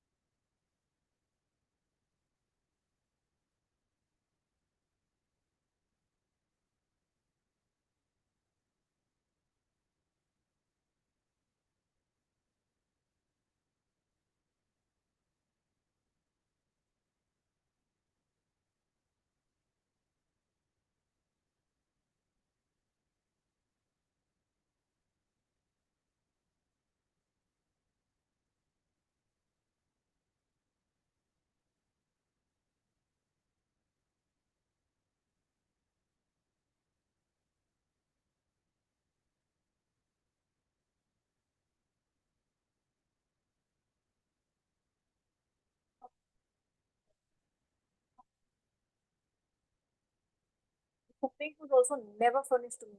That is my You are a specific resident of Silchar. No, I am posted in the district campus. Defu This campus. entire incident has happened at the Defu campus of Silchar University. Now, what is your status? You are already compulsorily retired. Under state by your lordships, but only to the extent that I am not being removed, but I am not being paid any salaries in terms of the order of the service. Just that order has been kept in abeyance. That's it. So I am in a limbo, your lordships, basically, from 31/10/2025. You are residing within the campus. No, your lordships. I'm right outside. I do not think it is a residential campus, your lordship. I'm not aware. I might be wrong, but to my knowledge, it is not a residential campus. It is a day campus. Students come, professors come, and everyone goes away. That to my limited knowledge. But I am definitely outside of the campus. That is for sure. Your lordship, if I may just point out one more aspect, subject to commission. Hmm. At page 2. Is there any matrimonial matter pending against Yes, you? your lordship. Yes, that is exactly what I wanted to point out to your lordship. So, your lordship, kindly have page number 250 of the affidavit in reply which I have filed. For a moment. Page 250.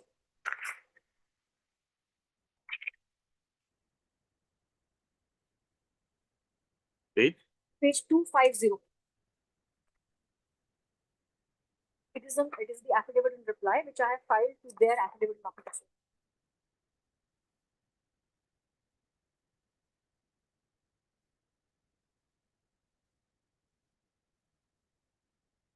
Oh, 50. 250. Paragraph 17. I am reading from the bottom of the page, your lordships. 10th line from the bottom. The petitioner had also brought to the attention. Lordship, have got it? The petitioner had also brought to the attention of the ICC that he was in possession of 4 audio clips sent from his wife, one of which contained conversations between the 2 female complainants and the wife of the petitioner discussing about how to proceed with the cases against the petitioner. And another clip revealed a conversation between Dr. So-and-so and the petitioner's wife, wherein the former is heard guiding the petitioner's wife on how to trap the petitioner in multiplicity of proceedings. Such audio clips leave no doubt about the nexus between the petitioner's wife and the complainants and Dr. So-and-so, his colleague from the Department of Hindi, who have worked together in tandem to subject the petitioner to continuous harassment. Then you also kindly come to paragraph. How does it, what because effect? This is not just the only case, your lordships. They have filed, the girls have filed at least The 10 girls complaints have against spoken me. to your wife. Your wife is guided by some other colleague. The only there thing is a that divorce proceeding pending. the between only me and my thing wife. that can come up is that Lordships, all of you're this, not a very well received person. lordships, all of this was Beyond done. And you are producing a copy of the communication by the Human Rights Commission. This entails an inquiry and an action against the officers concerned for dereliction and lack of responsibility in matters of this nature. Correct. We will recommend actions against these officers, including the persons who are members of the ICC. So why have they not followed the rules? What kind of attitude, lackadaisical attitude is this? On one hand, your students are clamoring for protection. And look at the manner in which they are proceeding, with no explanation as to why these rules were not followed. There has to be some explanation. We did not have the rules, we did not know, nobody told us, something of that nature.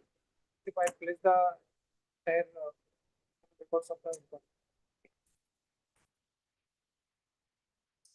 This does not help us. You mark the relevant pages. Why are you dumping your records before us? You show us that the procedure was there. It's to be flagged. Nothing is to be flagged. Yes, what judgment you're relying on? Lordships. Lordships. The first one is, I will just tell you, lordships. P.R. Verma, Union of Yes. India versus P.R. For Verma. what purpose? To the extent that the law requires that when examination and cross-examination of witnesses, which your lordships have already noted, at paragraph 10,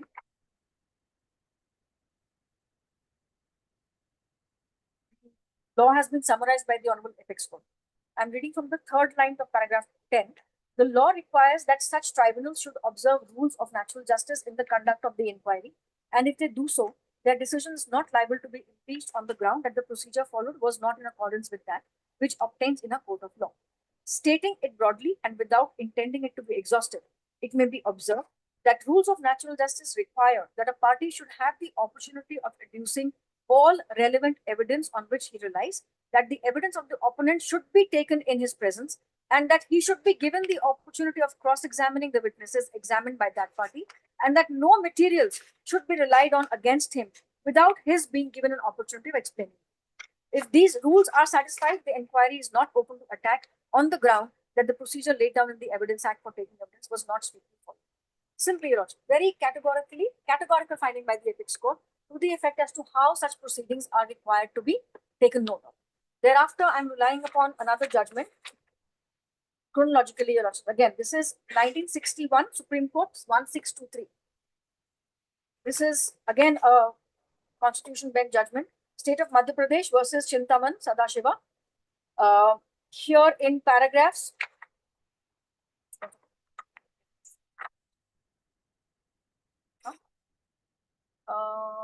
paragraph 11, if I'm not mistaken.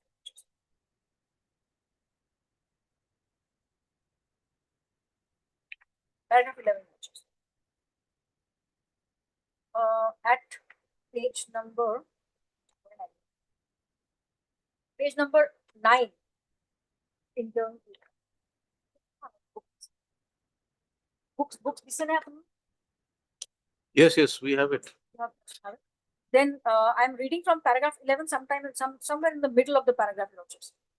Paragraph 11. 11. Yes. Somewhere in the middle of the paragraph, Your Lordships. It cannot be denied that. Lordships have got it? Yes. It cannot be denied that when an order of dismissal passed against a public servant is challenged by him by a petition filed in the High Court under Article 226, it is for the High Court to consider whether the constitutional requirements of Article 3112 have been satisfied or not. In such a case, it would not be idle to contend that the infirmities on which the public officer relies flow from the exercise of discretion vested in the inquiry officer. The inquiry officer may have acted bona fide, but that does not mean that the discretionary orders passed by him are final and conclusive. Whenever it is urged before the High Court that as a result of such orders, the public officer has been deprived of a reasonable opportunity, it would be open to the High Court to examine the matter and decide whether the requirements of Article 3112 have been satisfied or not. In such matters, it is difficult and inexpedient to lay down any general rules. Whether or not the officer in question has had a reasonable opportunity must always depend on the facts in each case. The only general statement that can be safely made in this connection is that the departmental inquiries should observe rules of natural justice, and that if they are fairly and properly conducted, the decisions reached by the inquiry officers on the merits are not open to be challenged on the ground that the procedure followed was not exactly in accordance with what is observed in the courts of law. As Justice Venkataramaya Iyer has observed in Union of India versus T.R. Verma, the same paragraph has been reiterated, Your Lordship, which I have just read out to Your Lordships in the T.R. Verma case. Another case, Your Lordships, Kashinath Dikshita versus Union of India. This is 1986, 3 SEC, page 229.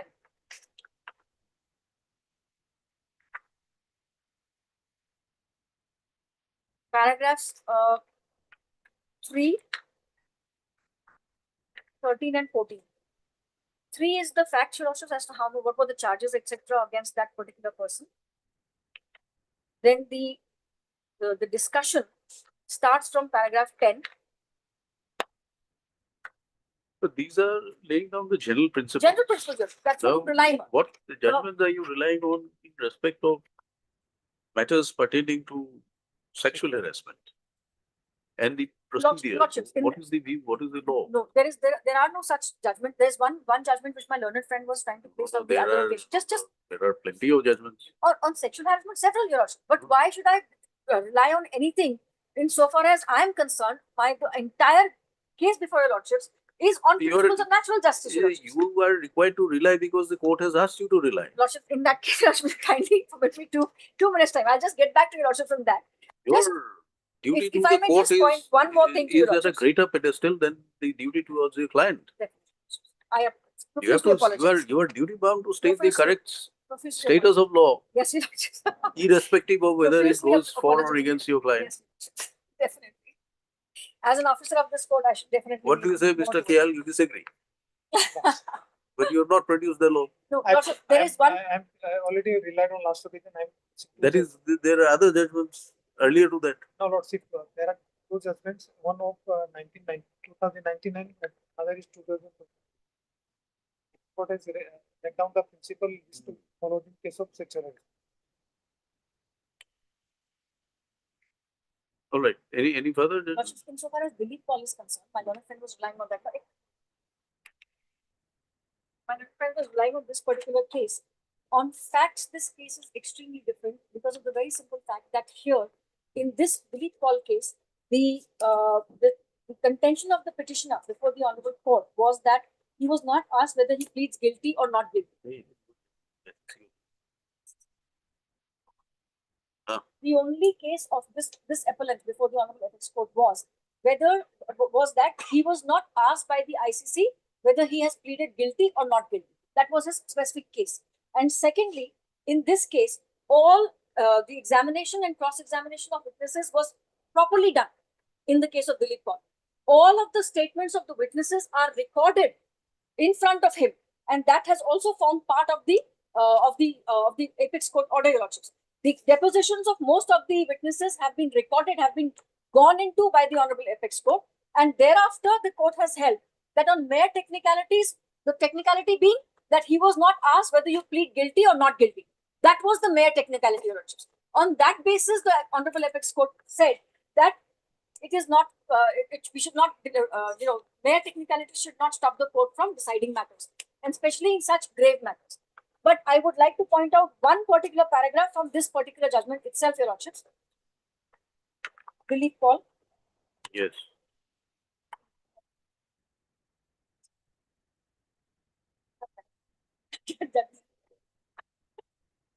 Just one moment. Just fine.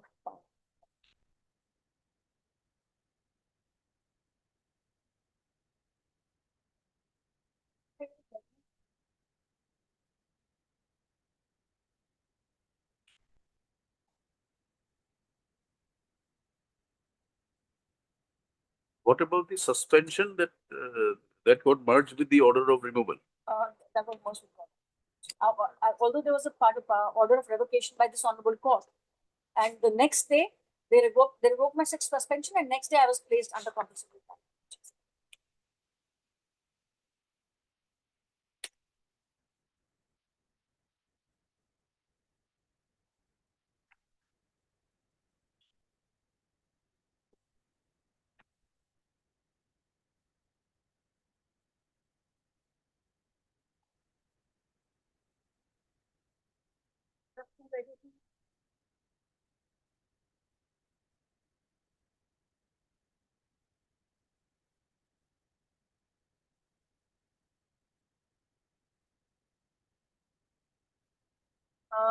Paragraph 2 of the same judgment, also Dilip Paul. We are dealing with a litigation relating to sexual harassment. Sexual harassment in any form at the workplace must be viewed seriously, and the harasser should not be allowed to escape from the clutches of law. We say so because the same humiliates and frustrates a victim of sexual harassment, more particularly when the harasser goes unpunished or is let off with a relatively minor penalty. Absolutely correct, Your Lordships. However, at the same time, it should be kept in mind that the charge of this nature is very easy to make and is very difficult to rebut. When a plea is taken of false implication for extraneous reasons, the courts have a duty to make a deeper scrutiny of the evidence and decide the acceptability or otherwise of the accusations. Every care should be taken to separate the chaff from the grain. The veracity and genuineness of the complaint should be scrutinized to prevent any misuse of such laudable laws enunciated for the upliftment of the society and for equal rights of people without gender discrimination by anybody under the garb of sexual harassment. This justice rendering system would become a mockery. In such circumstances, we have decided to look into this matter closely and in detail. And I have just pointed out the differences on facts in this particular matter. What are the allegations against the petitioner? Lordship, that on now Some date, on some date, right? Supposedly, one of the girls went to the department and I touched her hair.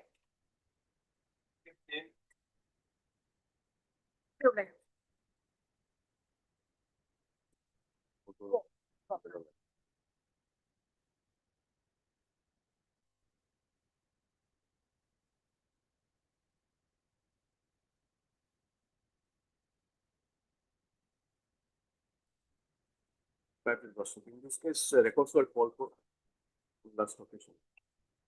Matter was posted for hearing, but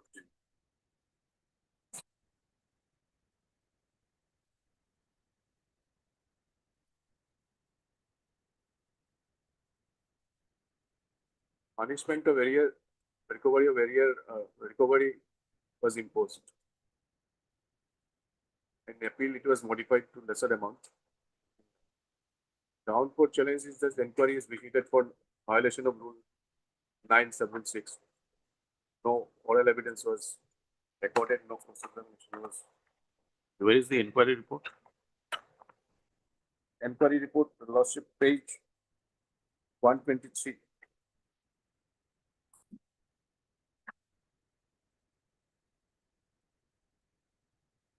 Starts, conclusion is page 133.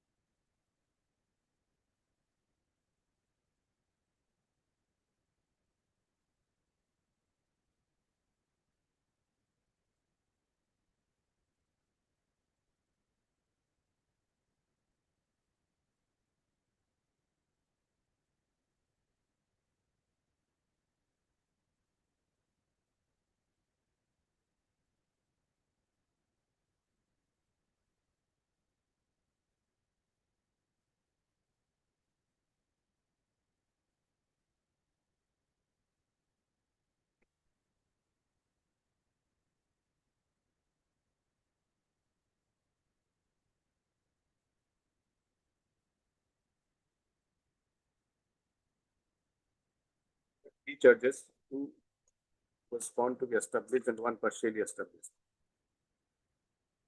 But during inquiry, 4 witnesses was called and their statement in writing was obtained.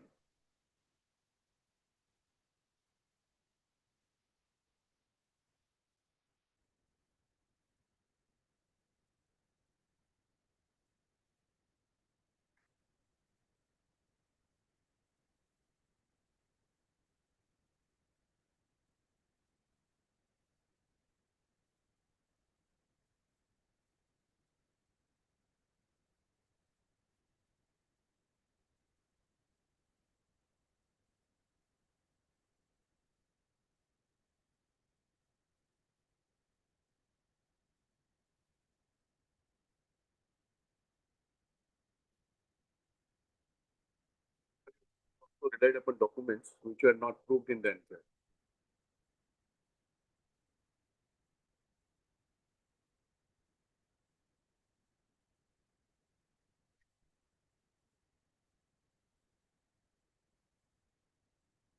So the respondent, Forest. Forest. Where is Forest? What are your grounds for challenge? Inquiry was vitiated for violation of Rule 9, Sub-Rule 6 of the Assam Service Discipline and Appeal Rules. Oral evidence has to be recorded. In this case, no oral evidence was recorded. A written statement from the witnesses were obtained. But the inquiry report reflects that there was cross-examination, etc. We have annexed closely the statements of the witnesses. Page 110. Now you come to page number, say 126. Page 126. Yes, during cross-examination. During cross-examination. But this is not a cross-examination. One comment was obtained from writing. And that comment is at page 121. 121 is a type copy, page 122.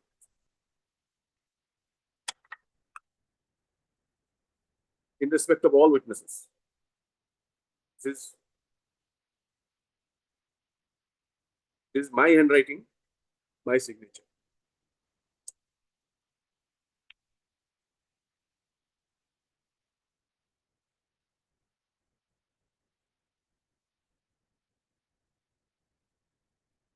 Similarly, from the witnesses also, in similar fashion, written statement was recorded in the handwriting of the witnesses.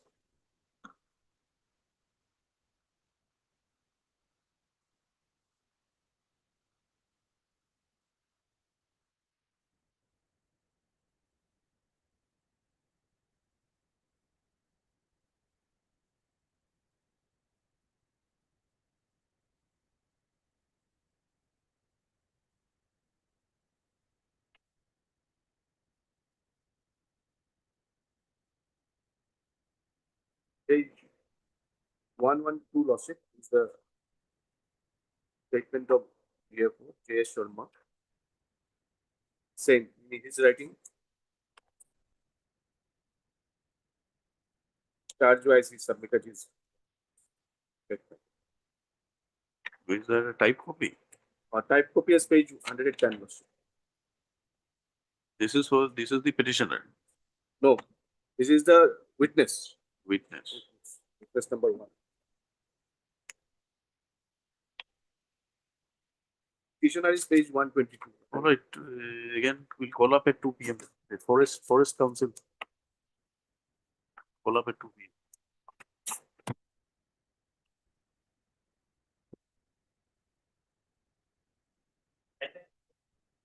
God bless.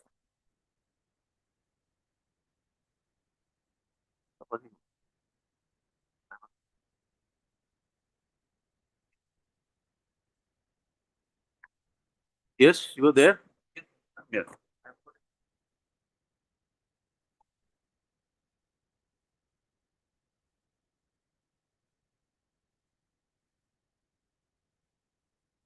Mr. Patanism links. Huh? Mr. Patanism links. What is the Vivan here?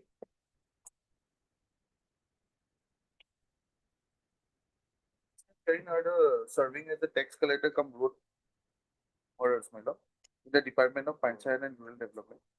And that they are seeking, my lord, promotion in the career of secretary to the government, Gao Panchayat, my lord. Perhaps we have filed this petition, my lord, on the basis of these rules, my lord, the Provisionalized Employee Service Orders 2003.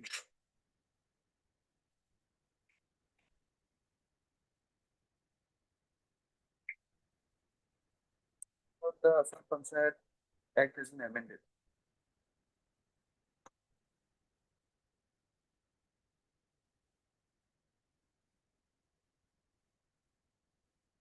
One complaint was written, one was oral.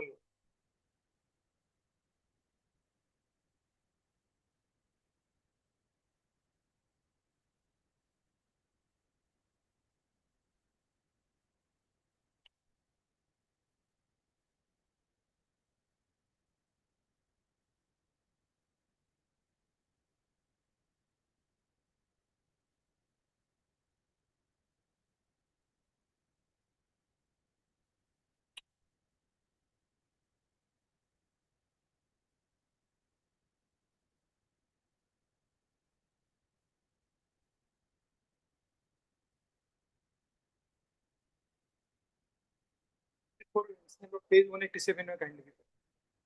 Paragraph 5. Part of reply of petitioner.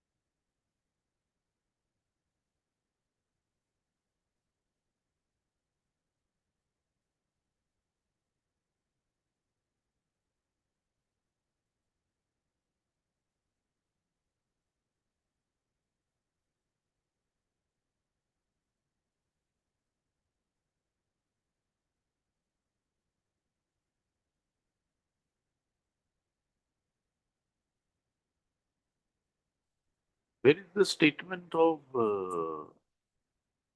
there a witness, some witness is referred to by Yes, the sir. first complainant, It is available in the report. available. Yes.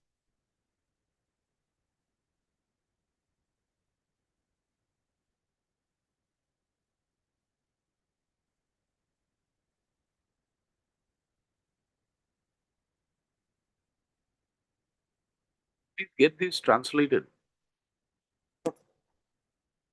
How soon can you do it? Okay. Get this translated Yes. and show us the statement of the witnesses whom the complainants have reported the incident. Lordship, before that, Lordship, may kindly peruse page 187. Part of reply filed by petitioner. 187. Paragraph 5, subparagraph 5.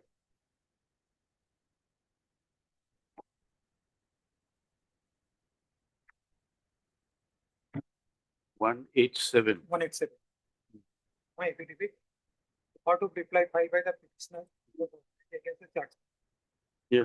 I received a communication regarding complaint filed against me, alleging inappropriate behavior via email from the internal complaint committee of Assam University, Silchar on 3/12/2024.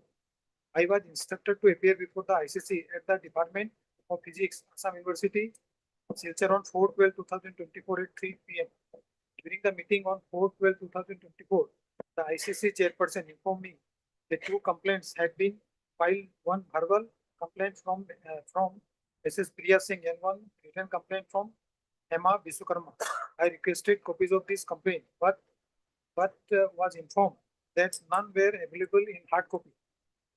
The chairperson showed me the written complaint filed by Mrs.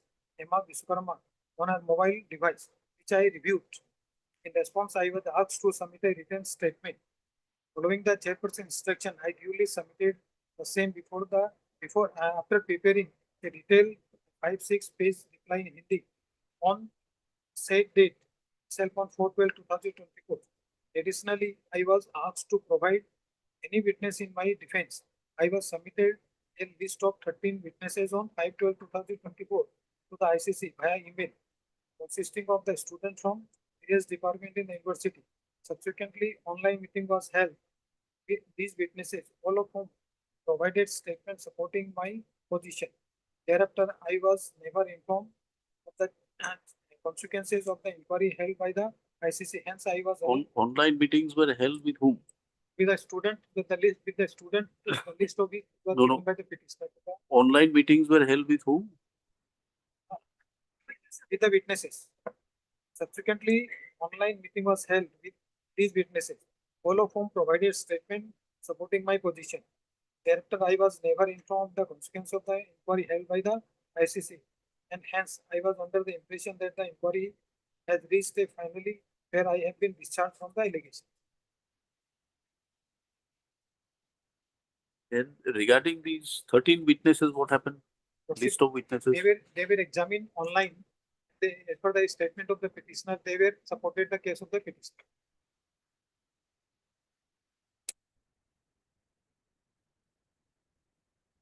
Why online? Because it was happening in Silchar and the incident, some of the witnesses were from DCA. May I just point out that what my learned friend has just read out is with regard to the preliminary inquiry, which was held in the month of December 2024.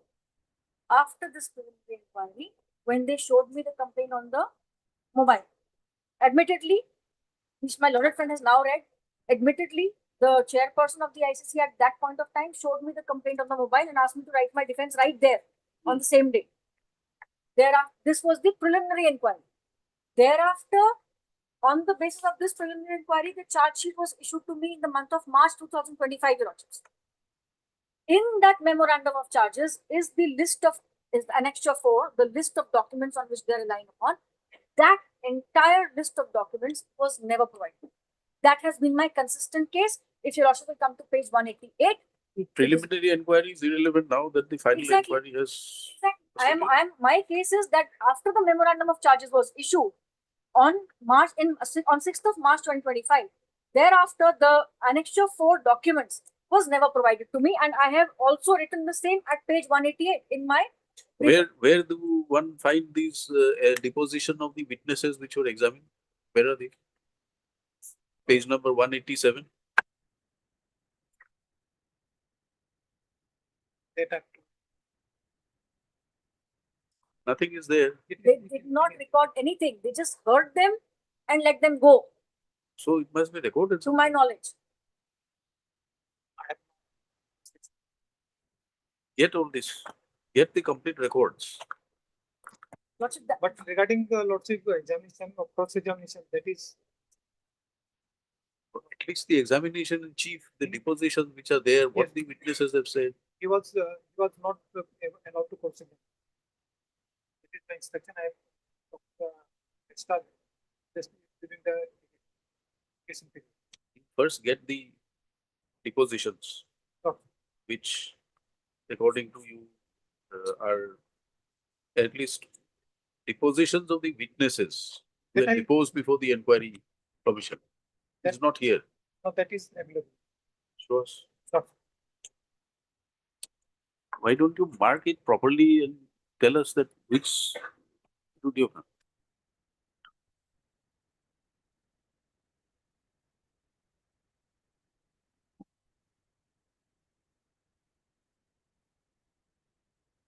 Sorry. Did you get a translation? Did translate my copy. You translate and Monday give it to us. Translate and give it to us.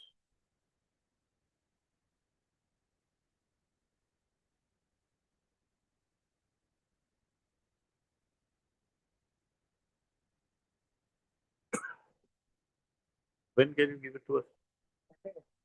Monday. Keep it for 19th then. 19th. That's it, fine, fine. Section the criminal file of this particular matter. Monday itself at 2 p.m. perhaps subject to your lordship's convenience. Can't be heard on Monday. Then Wednesday, your lordship's. You choose a Tuesday or a Wednesday, Thursday. Or on 26th. 21st in that case. 21st.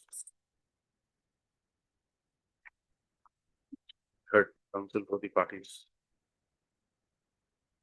The counsel for the petitioner has submitted extensively.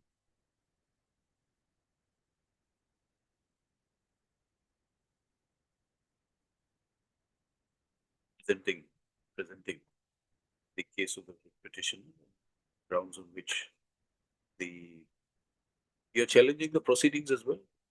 Proceedings and the consequential order of compulsory retirement being challenged. Stop wherever. Mr. Kyal on the other end has placed the records. Stop during the course of the hearing. Some of during the course of the hearing was necessary to peruse the deposition of the witnesses stated to have been examined by the ICC. Stop these depositions, however, were recorded in the vernacular. Therefore, Mr. KL is permitted to give proper translated copies. Mr. KL submits that the matter be posted on another date, by which date he can furnish the same. Anything else? Lordship's an endeavor will make dispose of the matter. No, besides that, anything else? To your lordships. And I will produce Placed those. again on 21st. 21st. Should I place those? I found judgments which your lordship. You place, it is up to you. Right now for your lordship. 21st. 21st. Matter will be heard and an attempt will be made to dispose of the petition on the next day. And deeply obliged.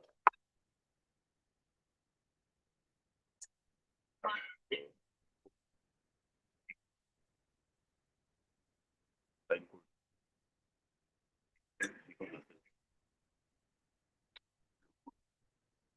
Yes.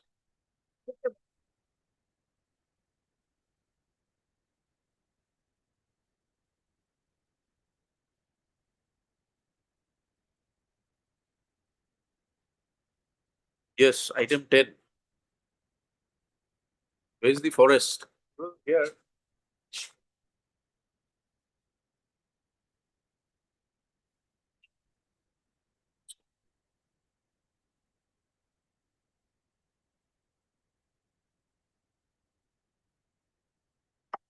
that's, I'll seek some accommodation. 10 days time. Record was called for. They are seeking some time because the allegation put forth by the petitioner of non-compliance of 9.6 of 64 rules and also of the manual of the proceedings, particularly 3.1.9, 13.1.9. 9.6. 9.6. 9.6 I can cover, but to refute the allegations, to counter the allegation of non-compliance of 13.1, the records will be necessary. 9.6 of the manual. No, 9.6 are rules, 64 rules. 9.6. 9 sub 6, man. Right? 9 sub 6.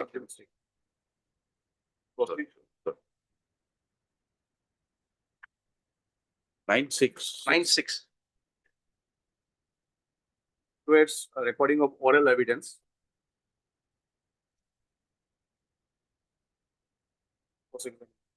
Cross.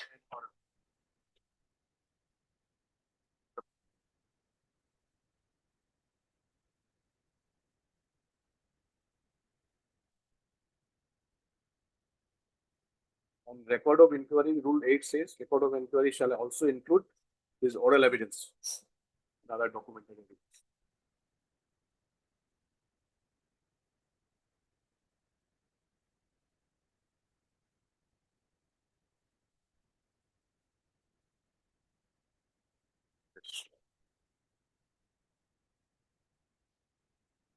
Well, I just take a week's time. I'll bring Mr. S.D. Purgasto for the petitioner, the D. Wood, standing on the forest. 6 weeks time to produce the relevant records pertaining to the departmental proceedings. They are made.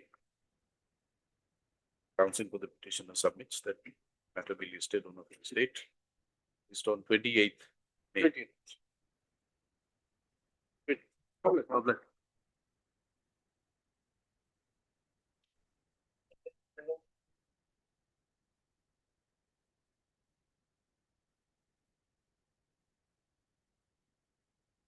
Wait, Mr. Process. These are the petitioners, tax collector from Road Mohara under concern and rural development. And here, my lord, what happened? The petitioners are eligible for the post of Panchayat secretary. But Gram Panchayat, here the government has recently, sometimes ago, published an advertisement inviting some application, and for 994 secretaries directly to be directly appointed. What happens, my lord? In the Gram Panchayat, previously also there were appointments of promotion of the tax collector to the post of secretary. But if all the posts are filled up by direct appointment, then the tax collector and the road moral, their future would be blocked. That is why the petitioners have come here. And what are the rules?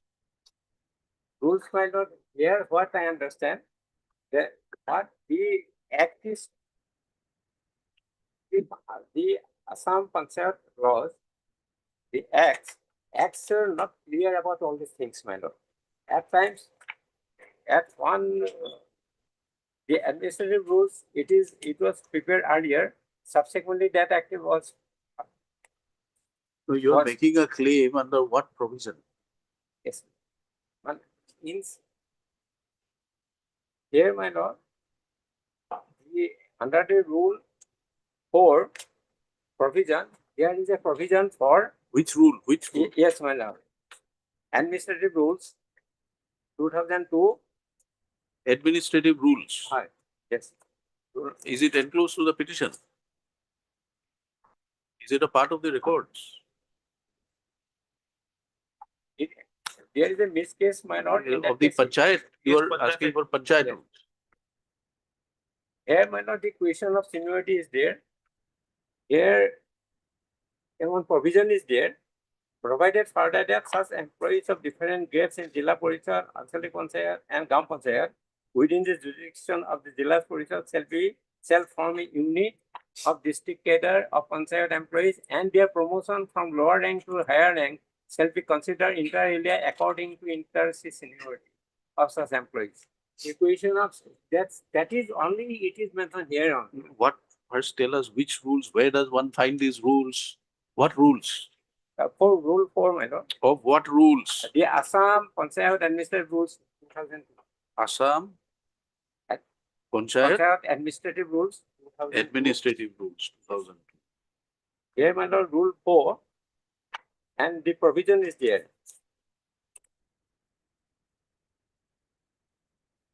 Here, the question of the seniority is mentioned. They allow us to find the rules first.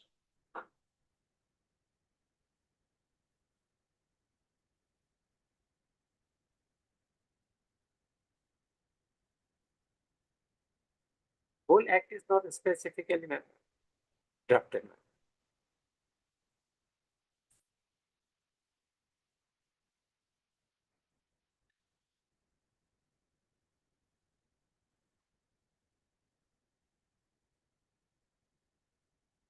Yes.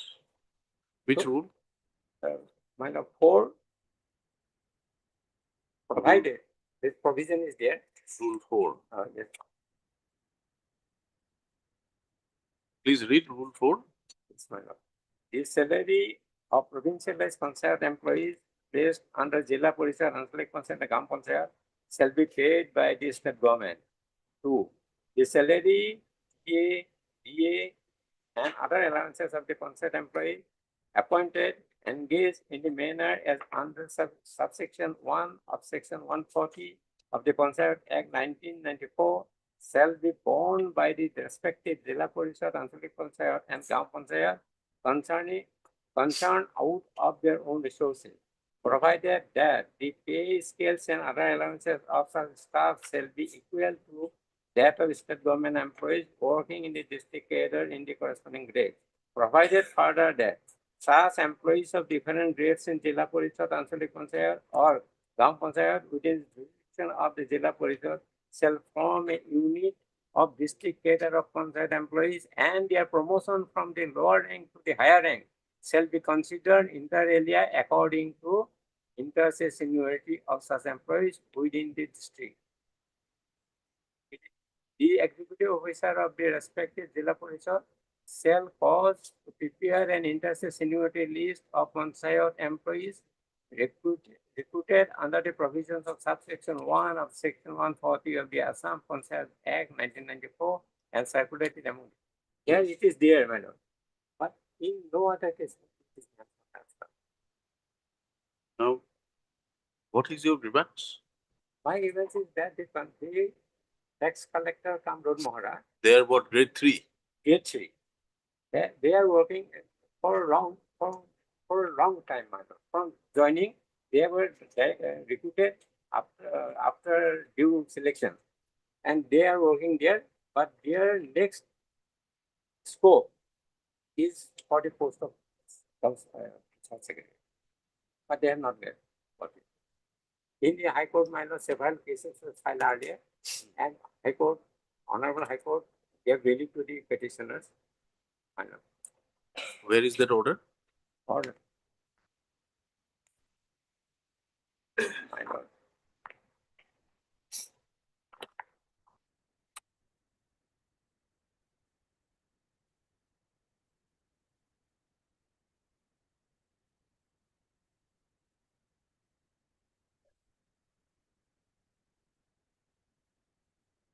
My lord, this is government order, but on the High Court's order, my lord.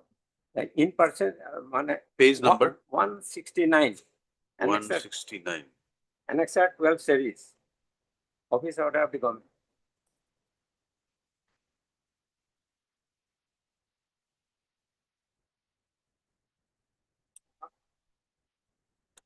Yes. In pursuance of Honorable High Court's final order dated 11/10/2010, passed in WPC number so and so in the matter of Sri Hussain Ali and 10 others, and in pursuance of government letter number so and letter number so, and also perused of the SIR by letter number so and so. Based on above following, tax collectors are hereby promoted to the post of Gaon Panchayat secretaries in the pay scale of so and so. So what was the direction of the court? Not available with me, my lord.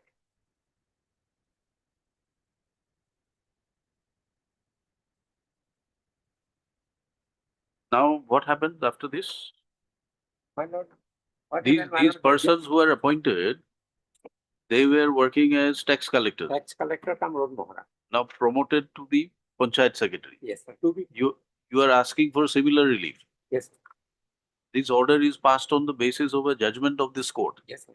You don't have the copy of the judgment. It is not with me, my lord. How do we know what is the grounds on which the judgment was delivered? What was the ratio? Not available. Not available.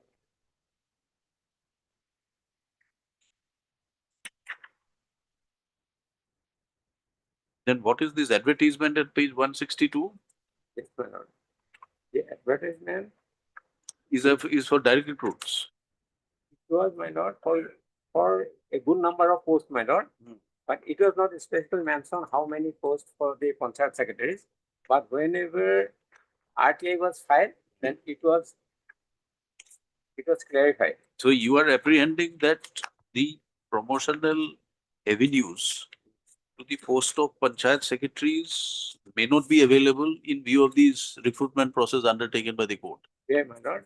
The question is, my lord, clear.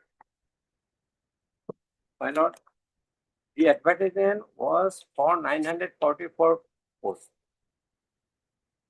Out there are vacancies. Total vacancies were 1096. That is 152 have to be filled up. But what happened, my lord, as the advertisement was there, the revenue of most of the tax collectors have been stopped because they are newly recruited and they are young ones. That is the thing, my lord.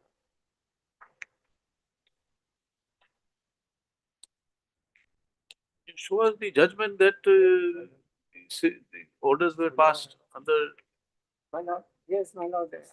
Another, it may be kept part heard, another it may be. Part heard? We have hardly heard you. The request made by the counsel for the petitioner leaves the matter again after 2 weeks. Absolute perfect. You tell us when you can get a copy. 2 weeks. 2 weeks. Enabling him to produce a copy of the order dated so and so, passed in WPC number so and so.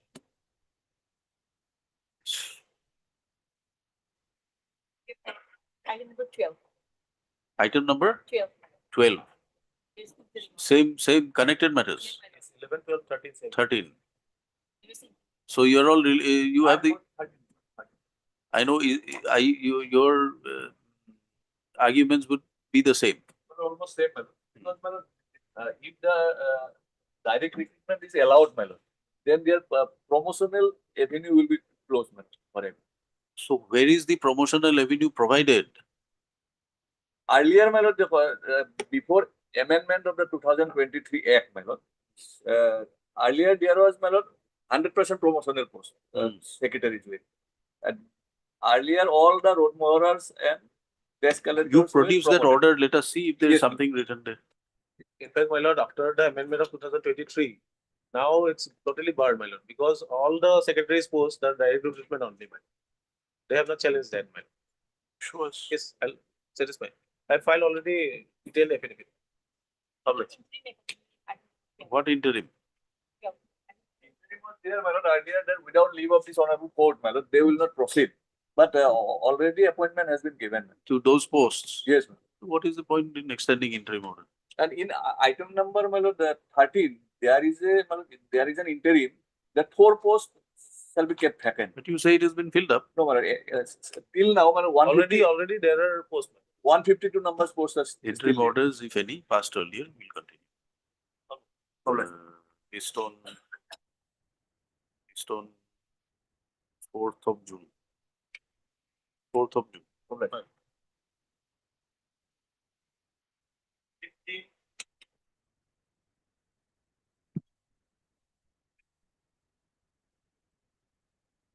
Happy Commission. In this case, the petitioner is claiming for the DCRG. Last 50 occasions, the counsel for the finance. The last occasion also, this direction was given to explain the definition of pay. Because the previously, when the financiers filed the affidavit, at that point of time, while calculating the amount of the DCRG, the DA was added, the pay. Subsequently, an additional affidavit has been filed. Now they are saying that the petitioner is not entitled for the DA. So they have accordingly, this, Yes, Mr. Choliha.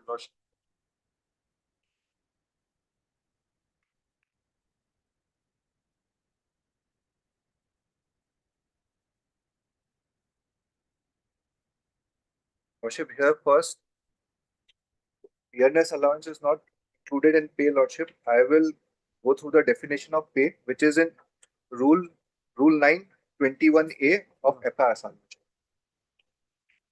For Assam. FI Assam. Yes. Rule 21, Rule 921A. FR. FI.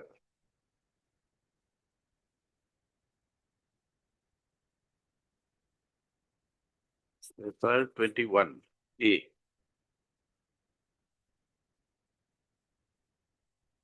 There's no 21A. Lordship, FR 920. There's no FR 921A. Perhaps it is deleted. Lordship, here.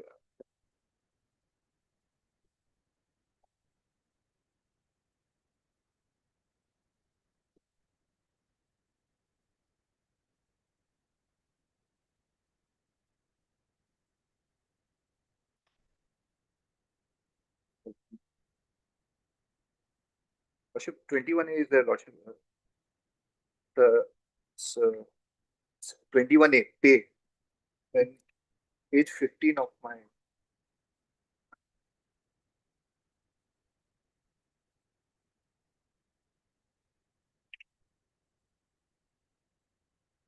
Give us your copy. Lordship, I have a copy.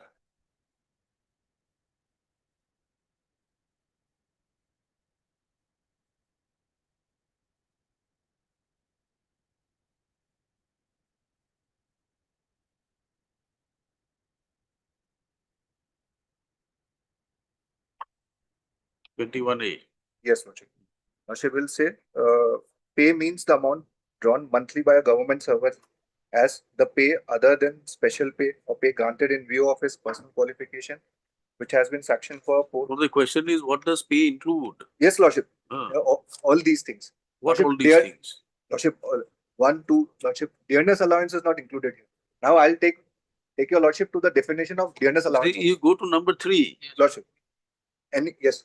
Any other emoluments which may be specifically classed as pay by the state government. That's right. By the state government, Lordship. Here, Lordship, now, Lordship will allow me. In ROP, Lordship, dearness allowance. Lordship, it is categorically stated it's different from the salary, Lordship.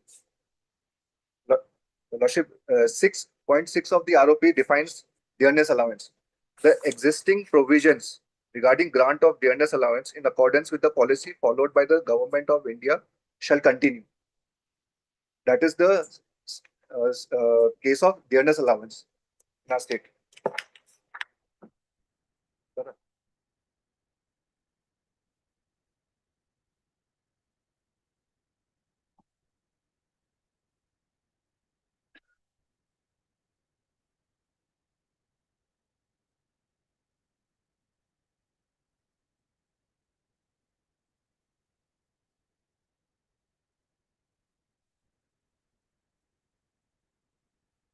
Lordship, here first, this is from the ROP, Lordship, the relevant point 6, dearness allowance.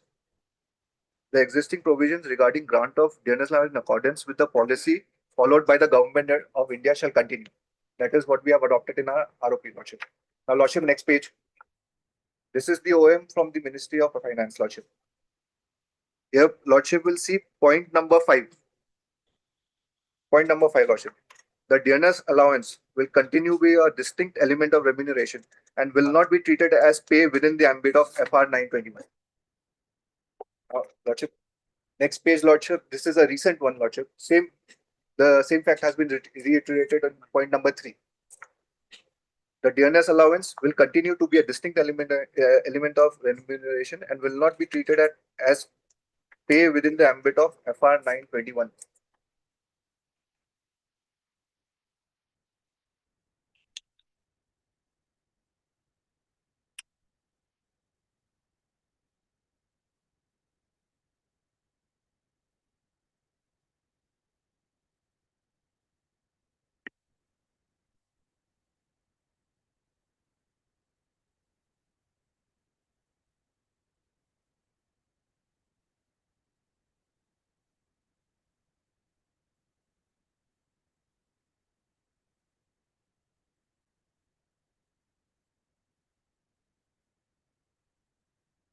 Yes. Now, Lordship, on the basis of, since we are governed by these notifications, on the basis of these notifications, the Treasury officer has raised the objection of non-inclusion of dearness allowance for gratuity because it is written as per the gratuity, it will be 1 year salary. And salary is not included. Lordship. Yes, what do you say? Lordship, our reply is there. Lordship, kindly see page number 71.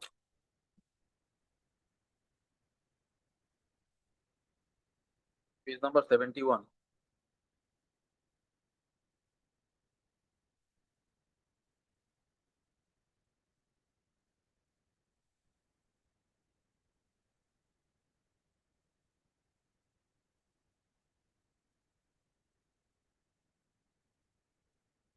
The amount of DCRG will be 1/4 of the emoluments of an officer for each, and the definition of emoluments has been mentioned.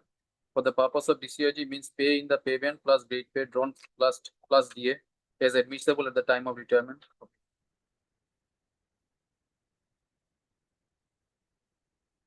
It has been verified in this particular handbook of pension that this pay includes the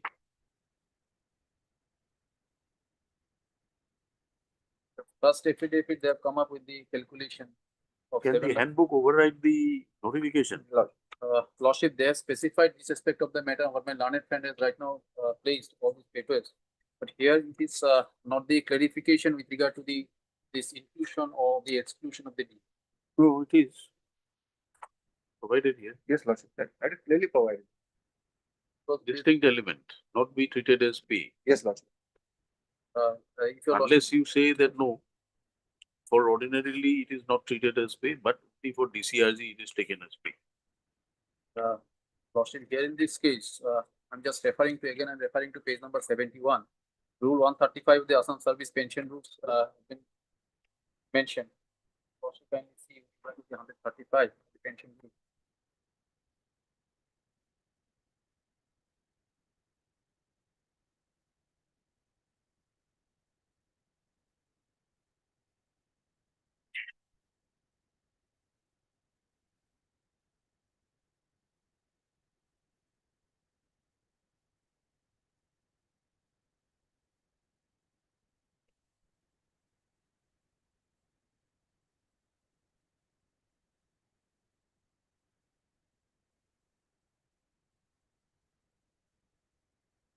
Even 35. Yes, 135. In this 135 Lordship, can you see?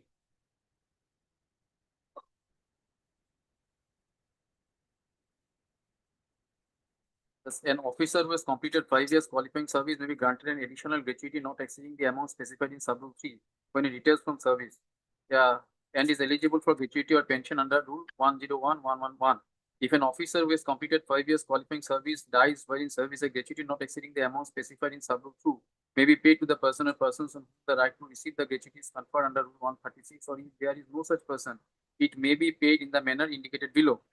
Now, with regard to that particular indication, Lordship, this if there are no such surviving, last one, the third one, the amount of gratuity will be 1/4 of the emoluments of an officer for each completed 6 months period of qualifying service, subject to a maximum 15 times the emoluments. In the event of death of an officer while in service, the gratuity will be subject to a minimum 12 times the emoluments of the officer at the time of his death. In no cases, however, the amount of gratuity shall exceed ₹22,000. Now, here in this case, the emoluments has been mentioned now. I'm just referring to my 71 page Lordship. Here, the definition of the emoluments and the inclusion of the DA is there. So what my learned friend has just now referred to with regard to the certain aspect of the matter, the FRSR, that this particular aspect of the matter is not included. They, in the affidavit, they have not classified or they have not clarified what is that. This, what you are referring to, 71, Yes. is some handbook. Yes, say handbook of pension issued by the Department of Pension. Can it override the rules? No, I'm not on Statutory that rules? Lordship. I am saying that with regard If to there this- is a conflict, then what is to be followed? Which will prevail? No, obviously the rules will prevail, but the Yeah. fact is that Lordship, this Unless you say that no, Exactly, Lord. ordinarily pay does not include as per FR. yes, But for calculation of DCRG, it has to be included. Sure. no, here in this case, Lordship, on the initial phase, when the first affidavit was filed, at that point of time, they have the authority, the sanctioning authority. Your Lordship, kindly see this affidavit filed by the respondent number 3, the previous affidavit. In the previous affidavit, Lordship, Page at number? page number 37. Page number 37.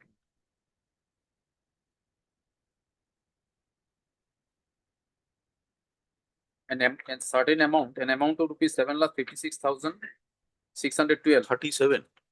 7,56,000. 37 is Page some- number 37. Lordship. 37 is a memo. Yes, this office order that has been issued by the executive engineer at PWD. Lordship. And they have given the calculation in the No, next page. you are Lordship, referring to something else. 37. Annexure 1 Annexure A, Lordship. This is what I'm having. of which affidavit? The other affidavit filed by the first affidavit. the respondent number 3. That was the first affidavit filed by the respondent. Then we filed an additional affidavit. Now, here in this case, Lordship, page number 38. Respondent number 3.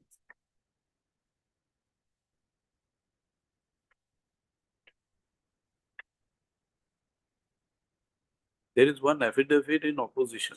Two affidavit filed. We have filed two affidavits. Lordship. One was an additional affidavit where Lordship had directed us to give us the calculation, our calculation.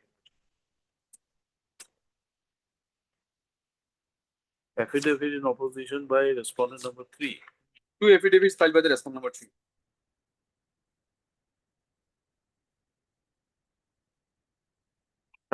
This is 48 in our copy. Calculation loss. I'm just referring to the calculation sheet. Which is there. I have Calculation supplied sheet is 38. 38. 49 Okay. in this is page. Yes. Copy that I have supplied now. That is what the whole dispute is, and that is what Exactly, we have been trying to convey to you for the past 15 minutes. You are saying it is included as per the calculation. Exactly. Department says this is not included. Therefore, the treasury officer has refused to accept. Now, you show us from the rules or from some authority that ordinarily DA is not included. But for this calculation, it is there. This calculation is made by the department lordship. Does it have the force of a law?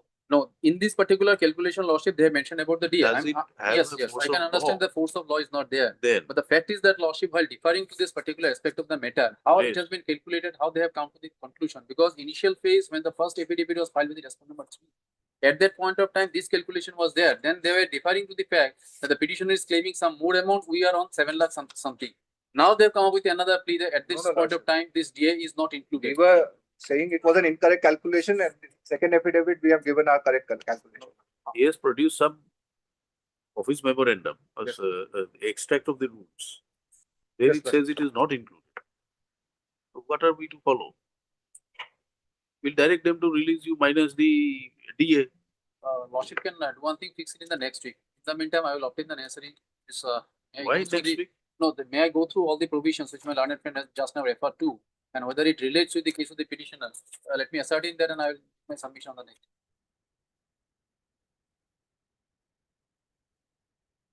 Why don't we take it up for hearing? Agree, Lordship. Lordship can. Lordship. Third, counsel for parties pleadings exchange issue list in the month of July. Lordship, it will create some problem for the petitioner. Lordship, because- whatever Let it Lordship clear what decide, can be done. Lordship, You small issue, want a Lordship. hearing in the matter and then Exactly, you are Lordship, not I can ready to understand, address the because issue. in the last various occasions, the government has taken time No, for no, filing no, affidavit, Lordship. Now the clarification is there, let me get the You have come to opportunity. the court, nobody has forced you to come to the court. No, Lordship, I'm not. Unless you are able to address No, the Lordship. issues. Exactly, Lordship. I was forced because the amount was not released. That is the reason why for the. Therefore, advancement of the- you must be ready to address the issues before the Because court. this aspect of the matter has been given right now, Lordship, because all these clarifications No, are no, not no. there in the You come back, affidavit. we are giving you sufficient time, prepare and No, come back Lordship, in that July. much of time will cause some sort of inconvenience to the No petitioner, Lordship. inconvenience, come in July. Can it be fixed in the next week, Lordship? No, not next week, in July, after reopening of the vacations. Lordship, then in the month of June, Lordship, first week or second week, 14 July, immediately after reopening.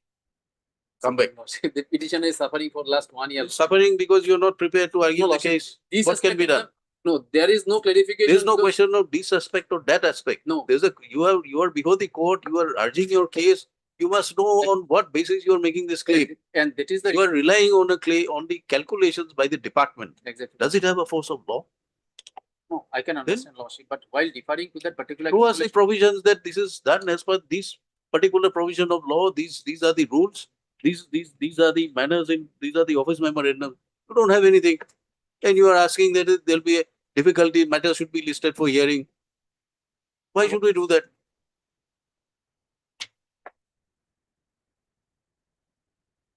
It's only my response with regard to the this communications or the aforesaid that has been provided by my learned friend. So All right, 11 June, last 11. opportunity. Exactly.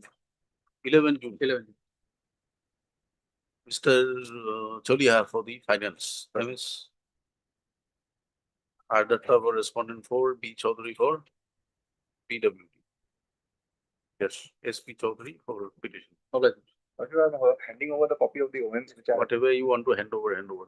And after you file your affidavit, why do you keep coming before the court, bringing all this? Lordship, So what is the point in filing pleadings? What is the purpose of giving counsel to file pleadings? Lordship, Once the pleadings are exchanged, no further documents. You rely on the pleadings yes. or take liberty to file additional pleadings. Lordship, I apologize for that. It is time for the bar to sit back, think and lay down the procedure of litigation. Otherwise, it is not possible to decide matters. Lordship. Every date, somebody will have some instruction or the other to place before the court. How do we complete the hearings? Lordship, I apologize. I should have got it on. All right, 11th.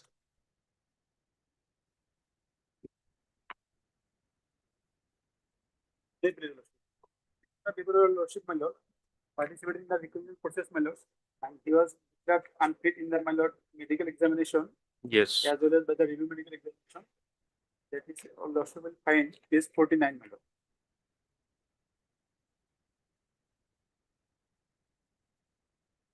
Page 49. Some medical opinion was to be, Yes, yes. you got it? Yes. Let us see.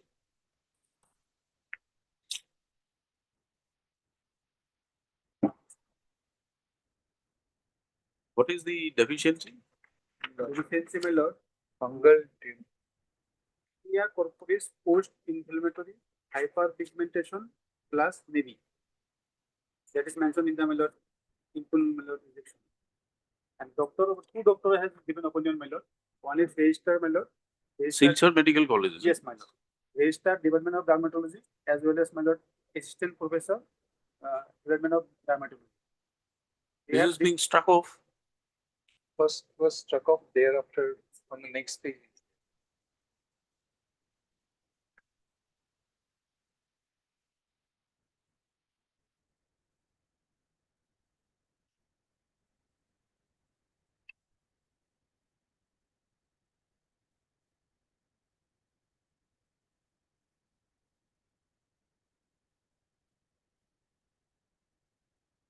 that is, my lord. Last opinion.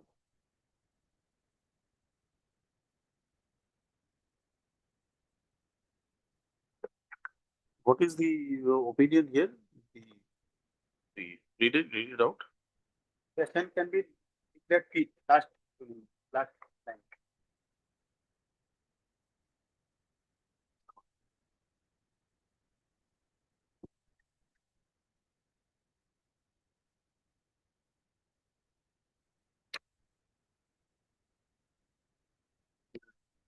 The second opinion,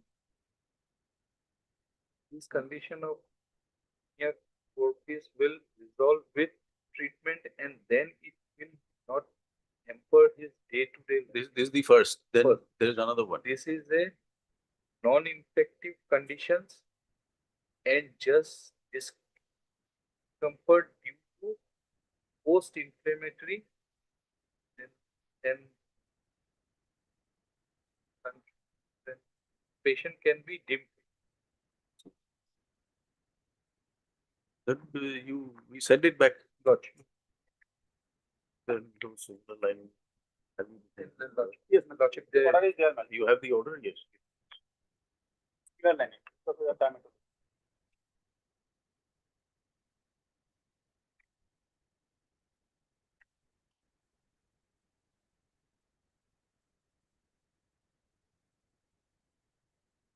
Right. Then the council for party is disposed. Within the time frame prescribed here, huh? It was like 60 days.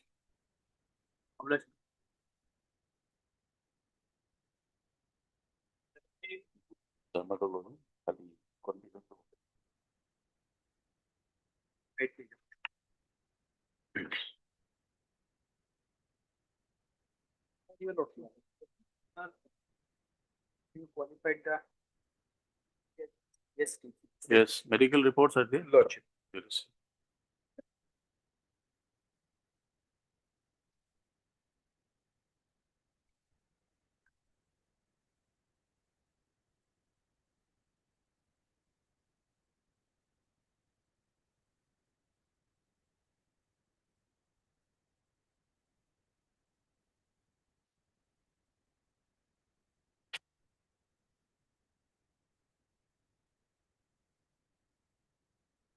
What is the opinion? Opinion is not there.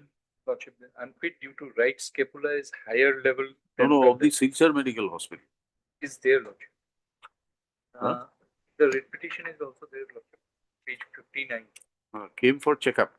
Came for checkup, Then X-ray, then W1 review, within normal impression, scapula is higher level. higher. Then what is the opinion? Whether he is fit or not fit?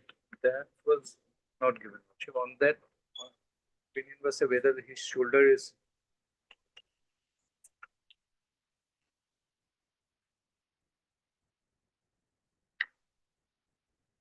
that X-ray W1 and something normal limit. He's not said anything. There has to be an opinion. that was not. That is not there. Not Then Yeah, but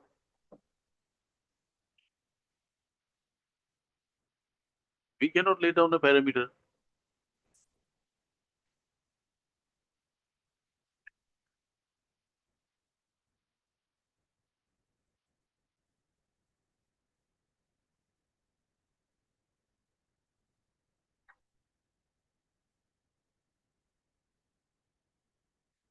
We'll close the matter, giving him an opportunity to file a representation.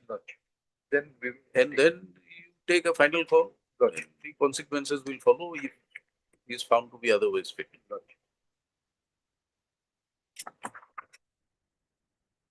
Heard counsel for parties. Petitioner was found unfit because at the detailed medical examination because of right scapula higher level than the left scapula.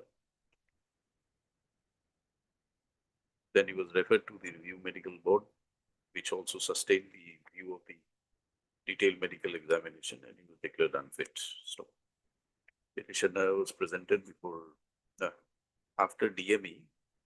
After DME, he was presented before this Silchar Medical was before RME. after running. After running. Okay. RME, RME, then after he was after present, After after DME, Yes. after DME, then sent for opinion before the Signature Medical College, which also returned a finding that the scapula at the is at a higher level, right scapula, the higher level. Stop. The civil hospital had also undertaken an X-ray, where the X-ray report reflects the following: bony outline density appear normal within quotes, within italics. Visualized joint spaces appear normal. Soft tissue shadow appear normal. All these were placed before the RME. The RME sustained the report of the DME and rejected the petition.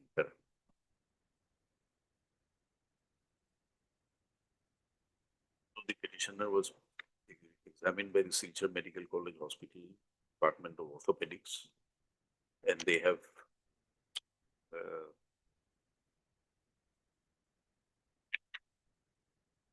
noted the condition of the petitioners. Medical health condition, namely right scapula at a higher level than and muscle drop.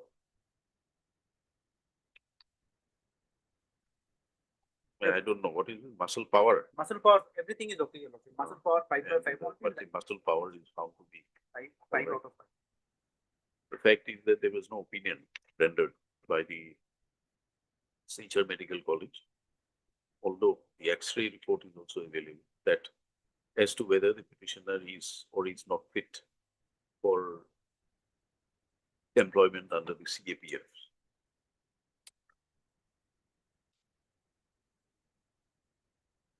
The opinion of the court, where there is a medical opinion sought for, and prima facie it appears to the court that the X-ray report conducted does not reflect any infirmity. Perusal of the report, which is part of the record which are placed before the court. The court is of the view that the petitioner can be permitted to file a representation before whom? for the review medical board. No, before whom? Phone and number.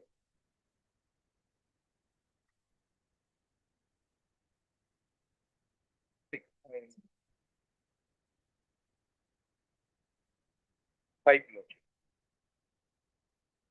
Before 5, respondent number review medical board for re-examination of the petitioner along with all medical records available in the records, including the report of the Silchar Medical College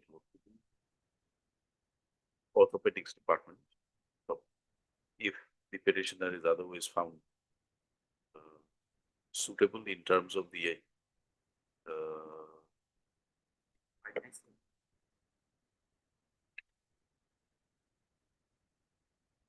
examination undertaken at the Silchar Medical Hospital, then consequential orders for selection and appointment of the petitioner should be issued. The petitioner is permitted to file a representation within 10 days from today.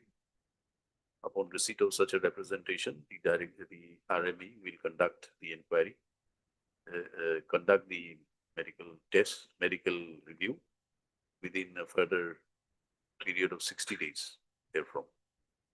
Dispose. Interim order, what is the interim order? One post has been kept. Interim order stands March.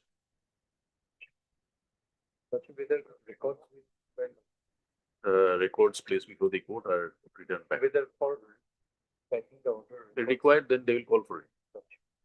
Like the code. You retained it till the order is uploaded. Required, then give it to the court master.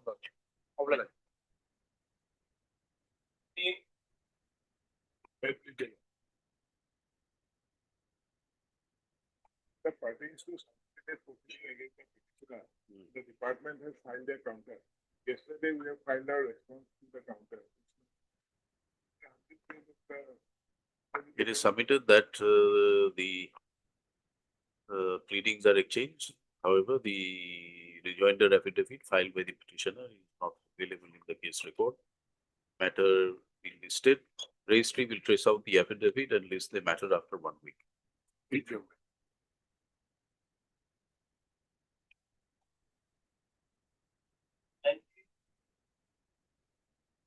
My lord, the petitioner is assailing an order of transfer. Now, the respondent, my lord, LIC Housing Finance Limited, right? They, in their affidavit, has also taken the stand that the LIC Housing Finance Corporation is not a authority under Article 12. Lord, I can deal with that point first. They've taken that point. So no writ. According to them. But according to us, my lord, there is a deep and pervasive control of the LIC, therefore it's an authority under Article.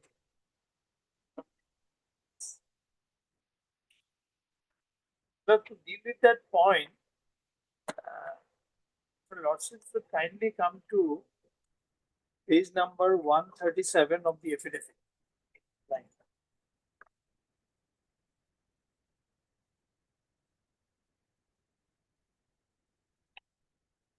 My lord, I will try to project that LIC has deep and pervasive control over LIC Housing Corporation. If Lordship would kindly come to page number, Lord, 137.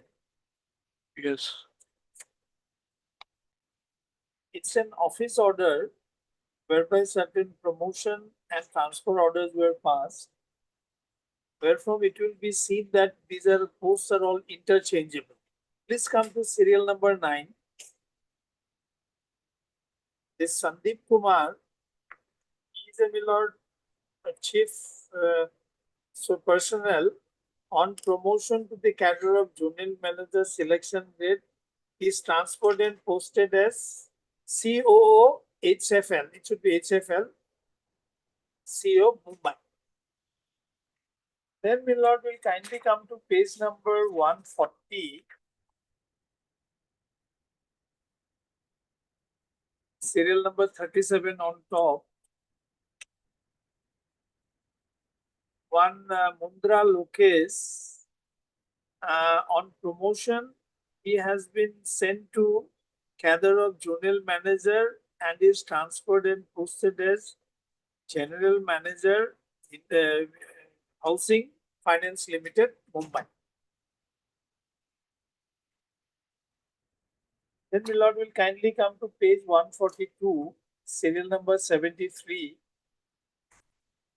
Gentleman called G.A. Ramakrishna is transferred and posted as Regional Manager, Housing Finance Limited, Bangalore. So and so and so forth. There are many, my lord. Now, my lord will kindly come to page number 146.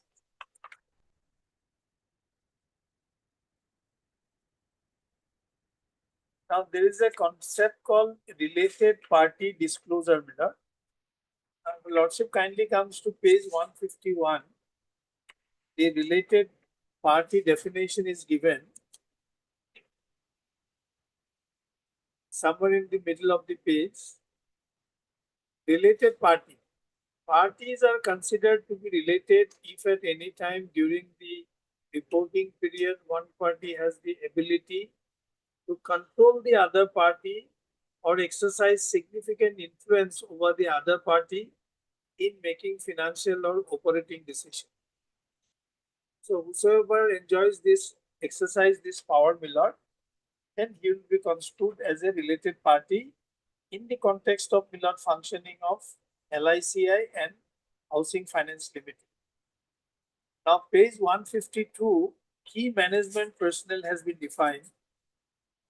At page 152, somewhere in the middle, those persons who have the authority and responsibility of planning, directing, controlling the activities of the reporting enterprise. And my lord will kindly come to page 154. serial number 14. Key management personnel are those persons who have the authority and responsibility for planning, directing, and controlling the activities of the reporting enterprise. For example, in case of a company, the managing director, the whole-time director, manager, and any person, in accordance with whose direction or instruction, the board of directors of the company is accustomed to act, as usually considered key management personnel. Then the Lord will kindly come to page number 159. What is the purpose of this? I am What are you- showing the Lord that the officials of LICI and Housing Finance Limited, these are all interchangeable. And my Lord, one is a related party qua the other one. This related party, I think, is something to do with, Who has a control over the functioning and operation, etc.? is it that or for the APAR? No, it is for that, Ah. just to, in the context of the case, my Lord. Now, because the stand is sought to be taken that Housing Finance Limited is not an authority under Article 12. All that we are trying to project is The LIC being a public entity, entity. it has deep and pervasive. Yeah, deep and pervasive. They have deep and pervasive.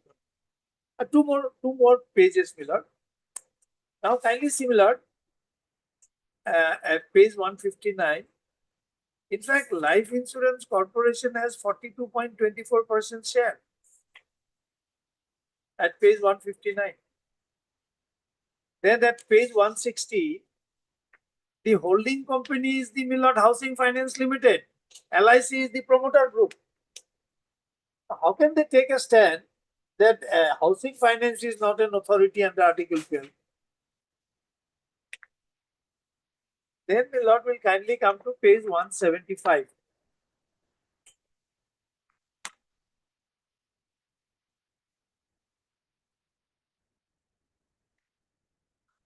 And the Lord kindly come to 164.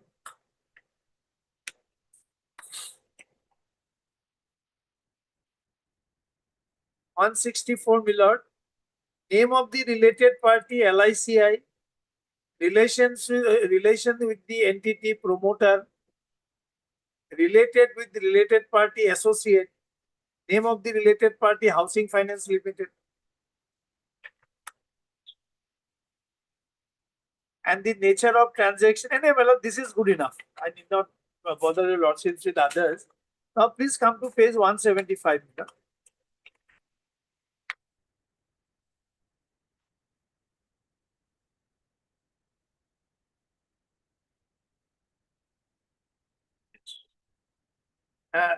Changes in the senior management personnel. Pursuant to Regulation 30, reviewed Schedule 3 of the SEBI, Regulation of 2015, we hereby notify. 175. Page Yes. 175. Serial 4. Yes. Page 175, Serial 4. Pursuant to Regulation 30, reviewed Schedule 3 of the SEBI, Regulation of 2015, we hereby notify the stock exchanges about the changes in the company's senior management personnel on 15th of May 24. KP Ramakrishna, General Manager, Region of Change Appointment.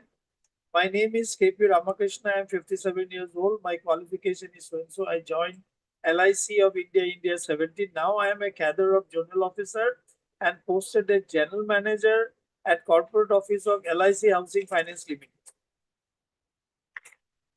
Similarly, my lord, the other persons are also so-and-so. Therefore, having regard to all these, my lord, since the LIC has deep and pervasive control over the, my lord, affairs of the Housing Finance Limited. Now, to take a plea that it is not an authority under Article 12, I don't think, my lord, it would merit any consideration. Now, coming to the facts of the case, my lord, it's a case of a transfer. Now, please take the writ petition, my lord. Now, I am saying, my lord, I have not only been transferred, but I have been demoted without following the due process of law.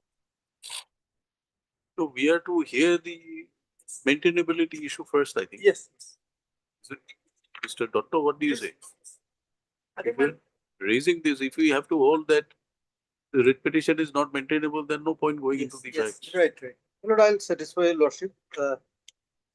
Just, I'll give a short reply. Your lordship kindly take my affidavit in opposition.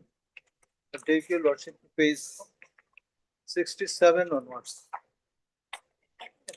My lord, there is a judgment of the Kerala High Court, my lord, where, my lord, this point has been gone into and is decided.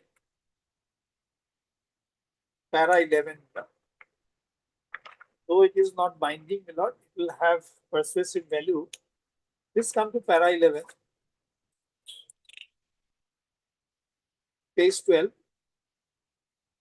Considering the shareholding of the Life Insurance Corporation, we are of the view that finding of the learned single judge holding LIC not to be a state reflects a complete misappreciation of law and suffers from erroneous reasoning inasmuch as judgments relied upon pertaining to banking institutions without adverting to the arguments and memorandum of association.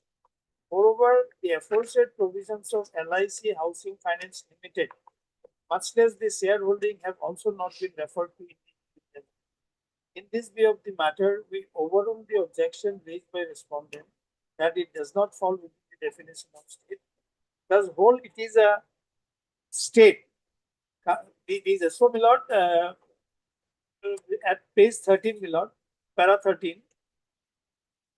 It is a matter of record that resignation was withdrawn by communication, which being a Sunday, period of 3 months would expire on so and so, period of 3 months is prescribed under Rule 12 of this so and so, condition of rules, whereas Rule 12 pertains specifically.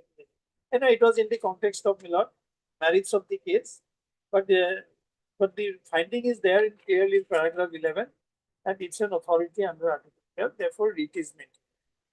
This Kerala High Court has taken that view.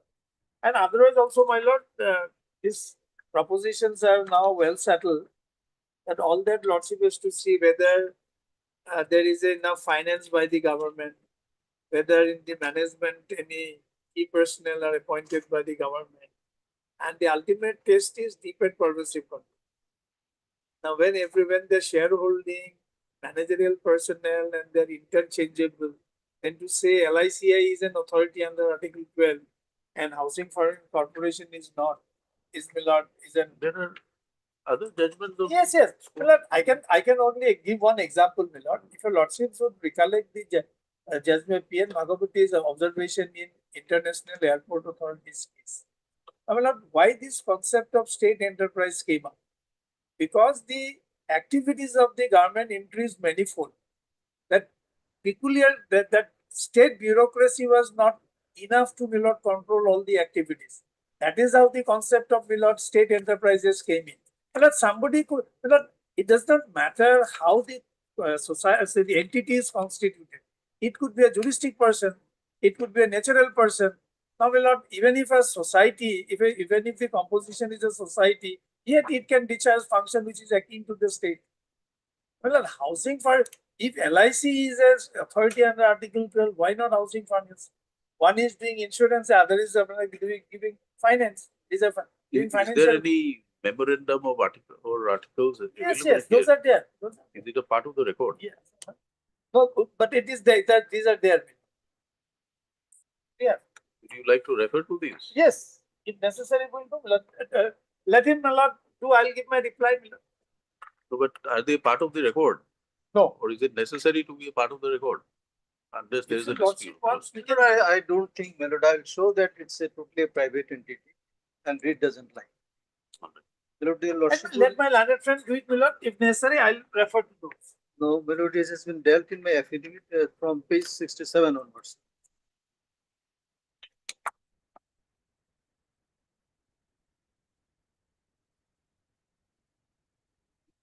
$67. Yes. I can do one thing, if your lordship wants, I can bring on record. No, we don't want. We're asking you what No, documents. it may have. Let me satisfy Okay, your lordships. If need be, your lordship can think of it. My lord, page 67, your lordship can see. LIC Housing Finance is not a creature of statute, but a company incorporated under the Companies Act. It is neither a statutory authority nor a government company within the meaning of the Companies Act. Neither the central government nor any state government exercises control over LIC. housing finance, as it doesn't fall within the definition of government company. Now, your lordship kindly see what is the government company first. Whether it at all comes under the purview of that. I'll take your lordship section 45 of the Companies Act. No, there is no quarrel that we are not. There is no quarrel that you're not a company or a corporation. The name itself suggests that it is company limited by shares, perhaps. Right. Now, what my learned. Now, does it by itself exclude the Yes, from the purview of state? because whether it is a creature of state, first of all. Is that the LIC housing parameters? is not a creature of state. So is that the only parameter? No, the other parameters, Ah. you know, one by one, I will satisfy your question. Right. Now, why I'm saying, if it is a government company, it is defined under section 45. So 51% of share the government must have in that case. It will be presumed to be government company and they have a pervasive control. Now, the LIC of India. Who holds the majority shares here? Majority share is 53%. My lord, I have dealt it, your lordship kindly. I'm taking right there. 54.76. At page 69, your lordship kindly see. Paragraph 3. The statement made in paragraph 2 of the writ petition stating that the LIC Housing Finance is a subsidiary company of Life Insurance Corporation of India is absolutely incorrect statement and your deponent denies the same. It is pertinent to mention that LIC of India does not exercise unilateral control over the governance, management or decision-making process of LIC Housing. The company functions as an independent corporate entity and is not controlled in substance by LIC of India. Accordingly, LIC Housing Finance Limited is classified only as an associate company. My learned friend has shown to your lordship at page 164. It is associate company of LIC of India and not as its subsidiary or parent subsidiary entity. Further, LIC Housing Finance Limited is not a government company within the meaning of Companies Act 2013. The board of directors of the company is predominantly composed of independent directors and key policy and operational decisions are taken collectively by the board and the shareholders in accordance with the provisions of the Companies Act and applicable corporate governance norms. Now, this is important. The deponent states that LIC of India holds 45.24% of the share capital, which is less than the statutory threshold of 51%. That is in terms of section 245 of the Companies Act. The remaining 54.76% is held by public shareholders, including institutional investors, mutual funds, and FII, that means foreign institutional investor, and other public shareholders.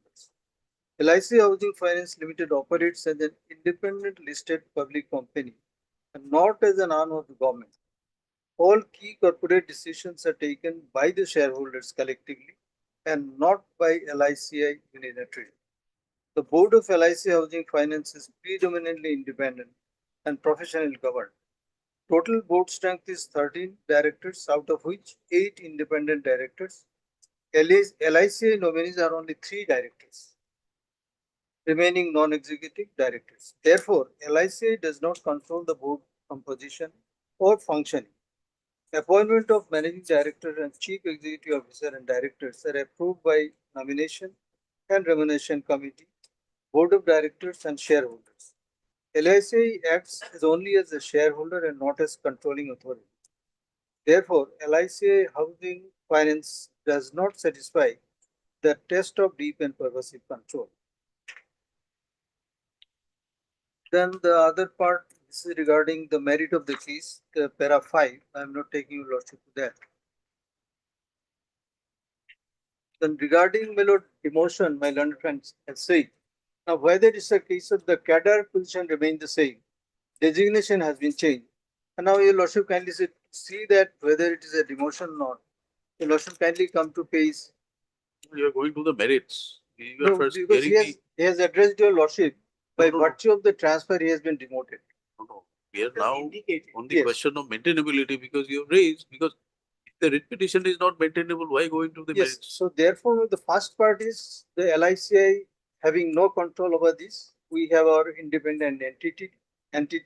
It is a totally a private organization, and then your lordship can see the rule is a creature, is not a creature of statute, but it is the board has framed the rule. Your lordship will find that at page 84.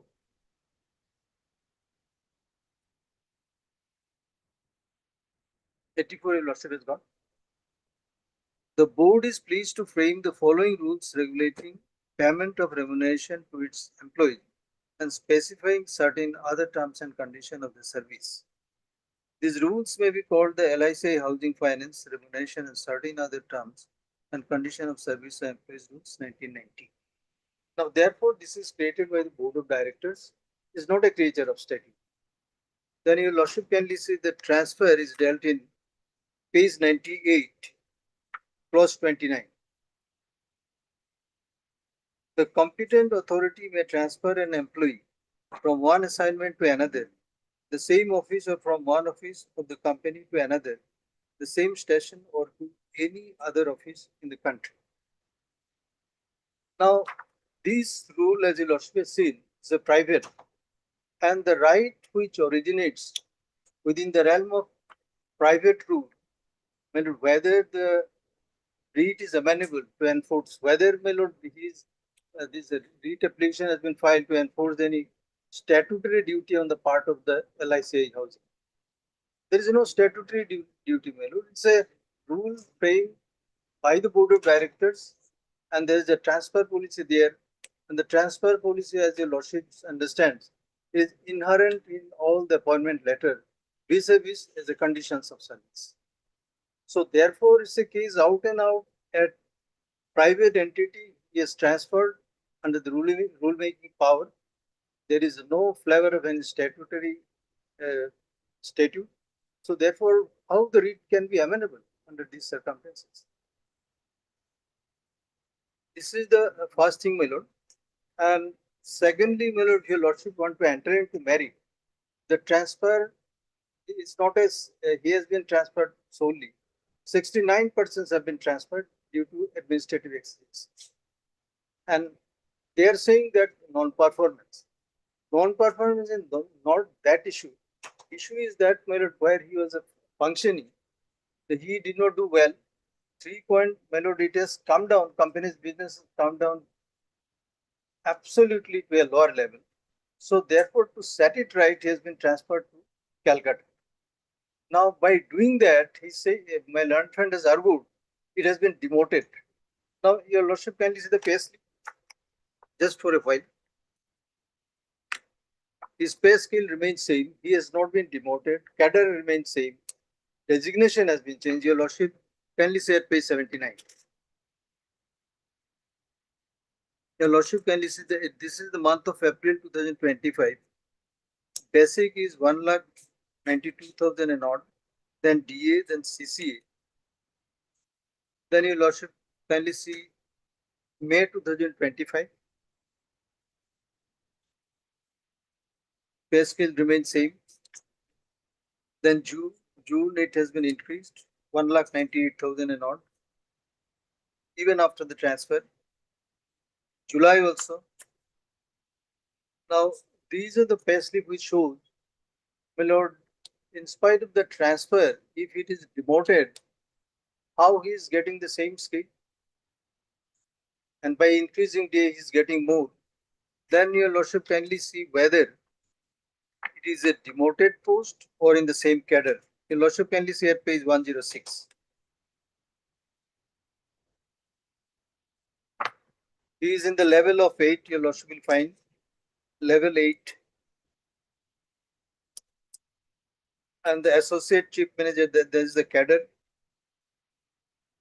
The designation is cluster head, and credit manager is the same designation, which your lordship will find at page 112, my lord. The head, your lordship will find cadre, the manager and associate chief manager, and the designation is area manager and cluster head. when the cadre remains same, when the pay scale remains the same, how can say he has been demoted? Yes.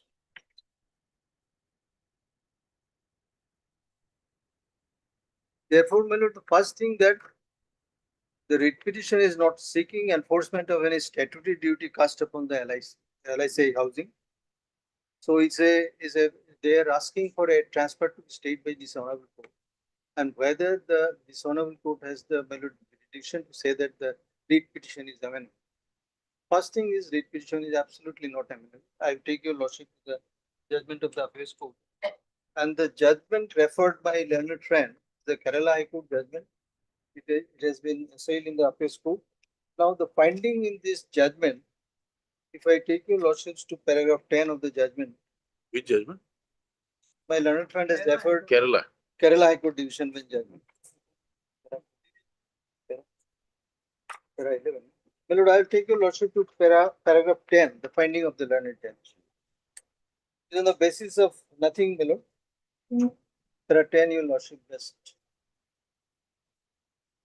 Further question which arises is whether the LIC having the promoter would constitute the LIC FL to be state or not. For that we have been taken to Annexure 1, holding of specified securities filed with the register of companies, whereas the LIC has a holding of LICFL to the extent of 45.24%, almost close to less than 50%. Now, by their lordship wanted to mean that more or less they're coming close to 51% as envisaged under section 245 of the Companies Act 2013. So therefore, although it is lesser than that, they can be accepted as the government company. Now, is this finding, my lord, the further, my lord, your lordship kindly see, once the LIC is established under the Act with a full share capital of central government, in our full share capital of central government, want to mean that if it is akin to 51%, then it can be constituted to be government company, and then they will come under the ambit of Article 12. Now, in our considered view, the LIC Housing Finance Limited would also falling within the realm of Article 12 of the Constitution. Now, what is the basis, my lord? The learned judges did not give any sort of, my lord, finding that basing on the Article 12, we are saying that. Now, is there any legal provision to say this? Well, just on mere surmises and conjecture and surmises, that provision is given. So, therefore, this petition we have assailed in the appeals court, it is pending there. And on the basis of these, my lord, the classification of LIC of housing finance on the basis of 45% minority shareholding, it cannot be construed that it is coming within the realm of Article 12 of the Constitution. Now, your lordship kindly see 245 of the Companies Act.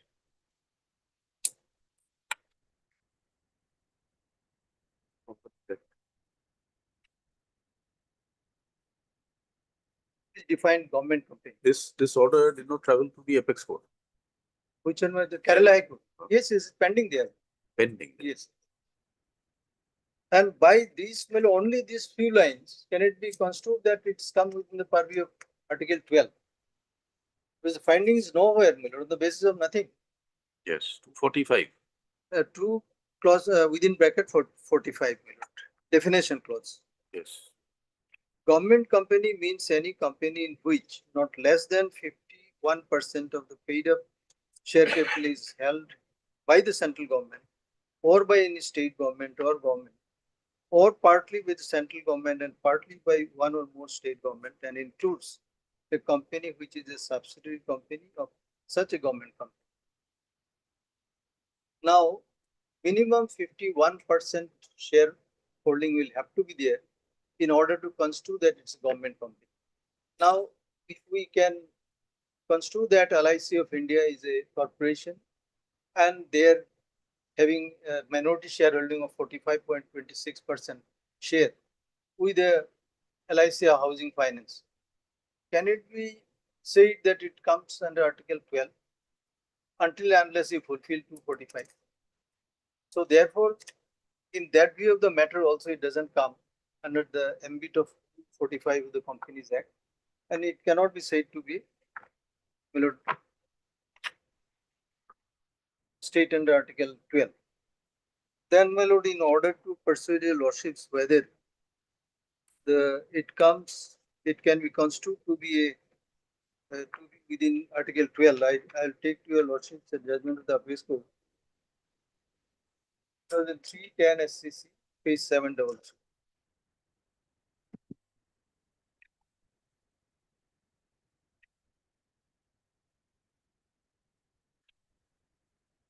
I'll not be reading the entire, my lord. I'll quote certain paragraph 16 onwards. Yes.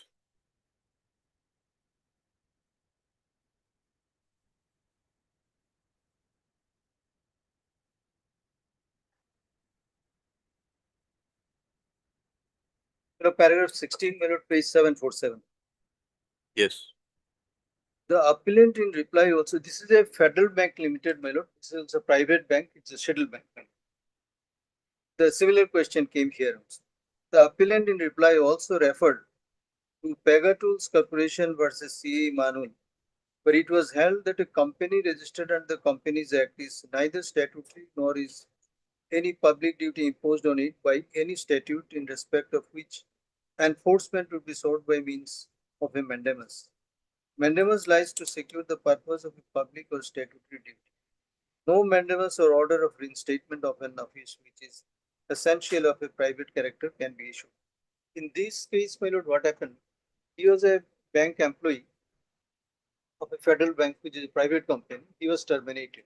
He challenged by filing a writ. In that context, my lord, the appeals court said so. A mandamus can be issued to compel the officials of a society carry out the terms of the statute under or by which the society is constituted or governed, and also to companies or corporations to carry out duties placed on them by the statutes authorizing their undertakings. Then your lordship kindly skip to these paragraphs and come to paragraph 26 at page 755. A company registered under the Companies Act for the purposes of carrying on any trade or business is a private enterprise to earn livelihood and to make profits out of such activities. Banking is also a kind of profession and a commercial activity. The primary motive behind it can well be said to earn returns and profits. Since time immemorial, such activities have been carried on by individuals generally. It is a private affair of the company, though the case of a nationalized bank stands on a different footing.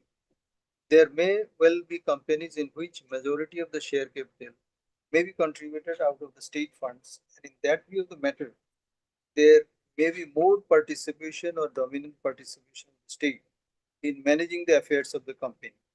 But in the present case, we are concerned with a banking company which has its own resources to raise its funds without any contribution of shareholders by the state. It has its own board of directors elected by its shareholders. The fact is akin to our case. It works like any other private company in the banking business, having no monopoly status at all. Any company carrying on banking business with a capital of 5 lakhs will become a scheduled bank. All the same, banking activity as a whole, carried on by various banks, undoubtedly has an impact and effect on the economy of the country in general. Money of the shareholders and the depositors engage with such companies carrying on banking activity. The banks finance the borrowers on any given rate of interest at a particular time. They advance loans as against securities. Therefore, it is obviously necessary to have regulatory check over such activities in the interest of the company itself. The shareholders, the depositors, as well as to maintain the proper financial equilibrium of the national economy. Banking companies have not been set up. This line is very important. The banking companies have not been set up for the purposes of building the economy of the state, On the other hand, such private companies have been voluntarily established for their own purposes and interest, but their activities are kept under check so that their activities may not go wayward and harm the economy in general. A private banking company, with all freedom that it has to act in a manner that it may not be in conflict with or against the fiscal policies of the state, and for such purposes, guidelines are provided by Reserve Bank so that a proper fiscal discipline to conduct its affairs in carrying out the business is maintained. Then your lordship come to para 27. Such private companies would normally not be amenable to the REIT jurisdiction under Article 220. This is the answer below.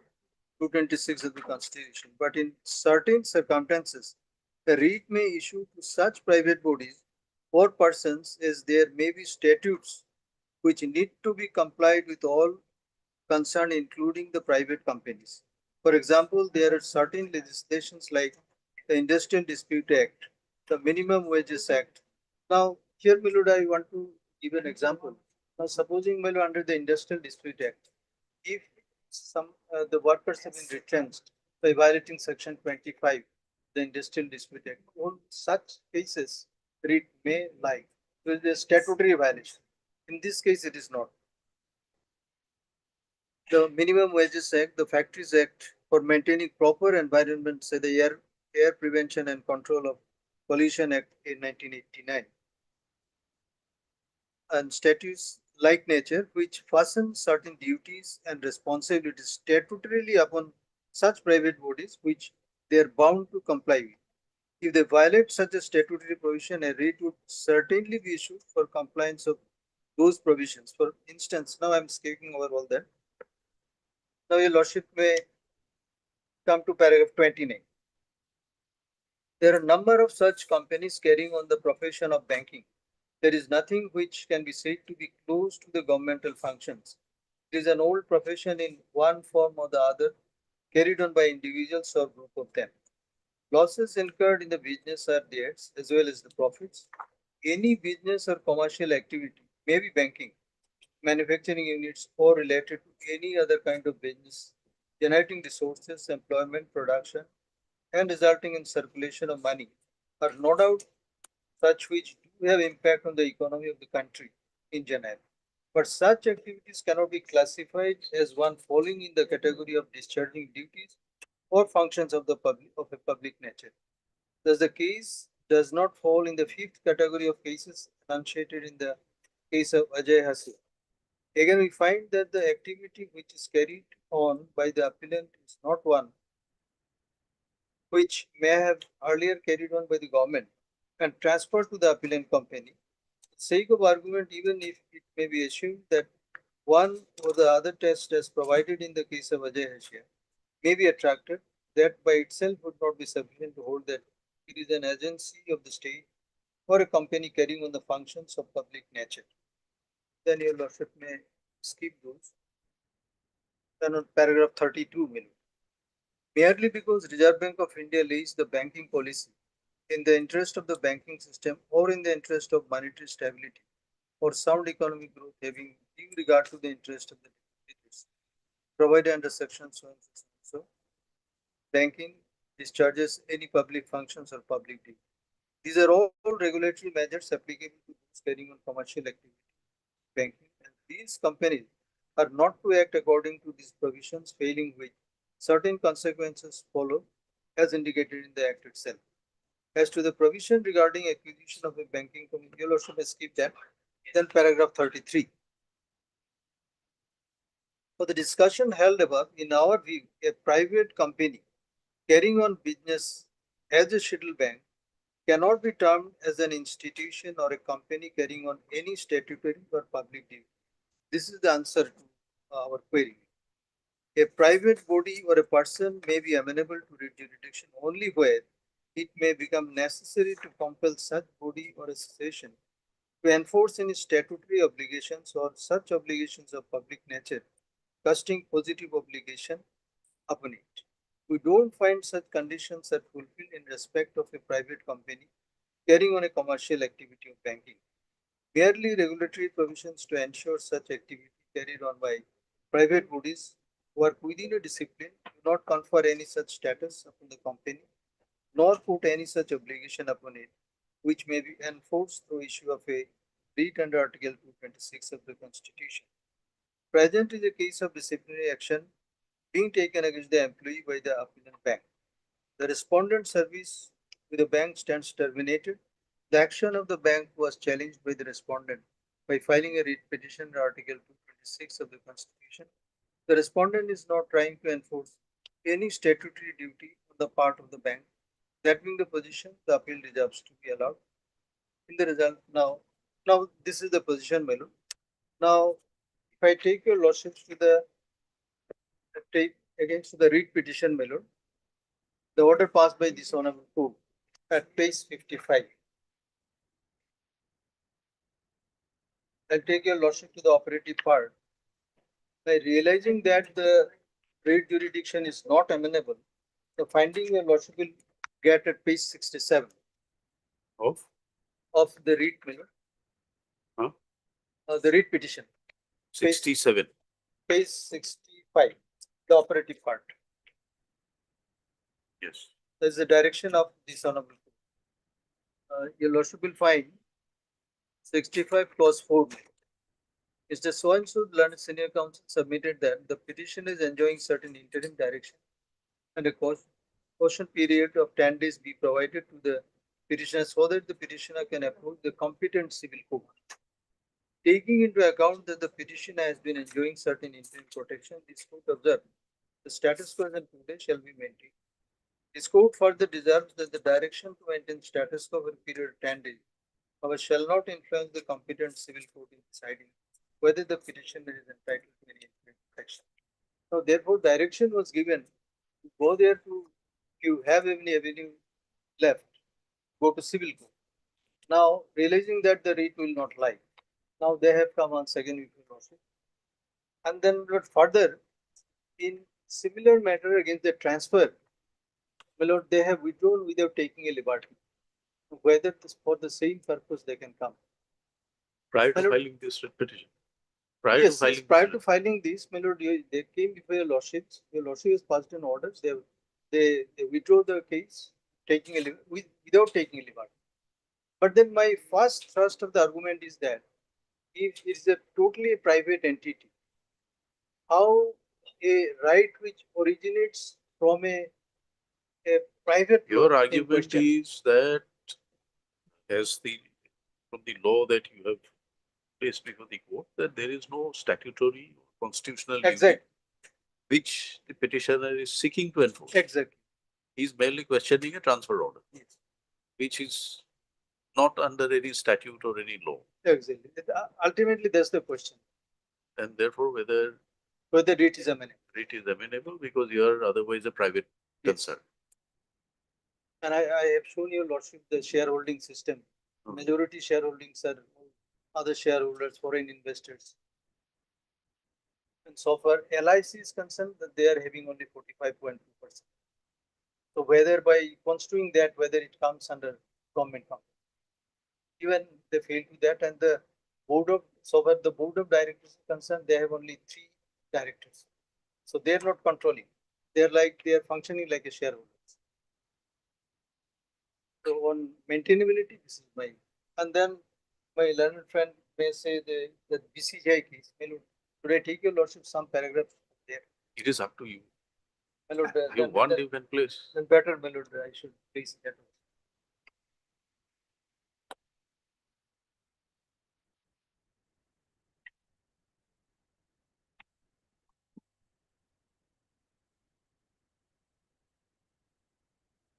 My lord, BCCI case, as your lordship is well aware, that is an under extraordinary circumstances. There, my lord, their lordship held is not a state. Nonetheless, the functions, duties they are discharging are purely public in nature. My lord, I will take your lordship from para 29. The long judgment, but I'll take your lordship to relevant paragraphs only.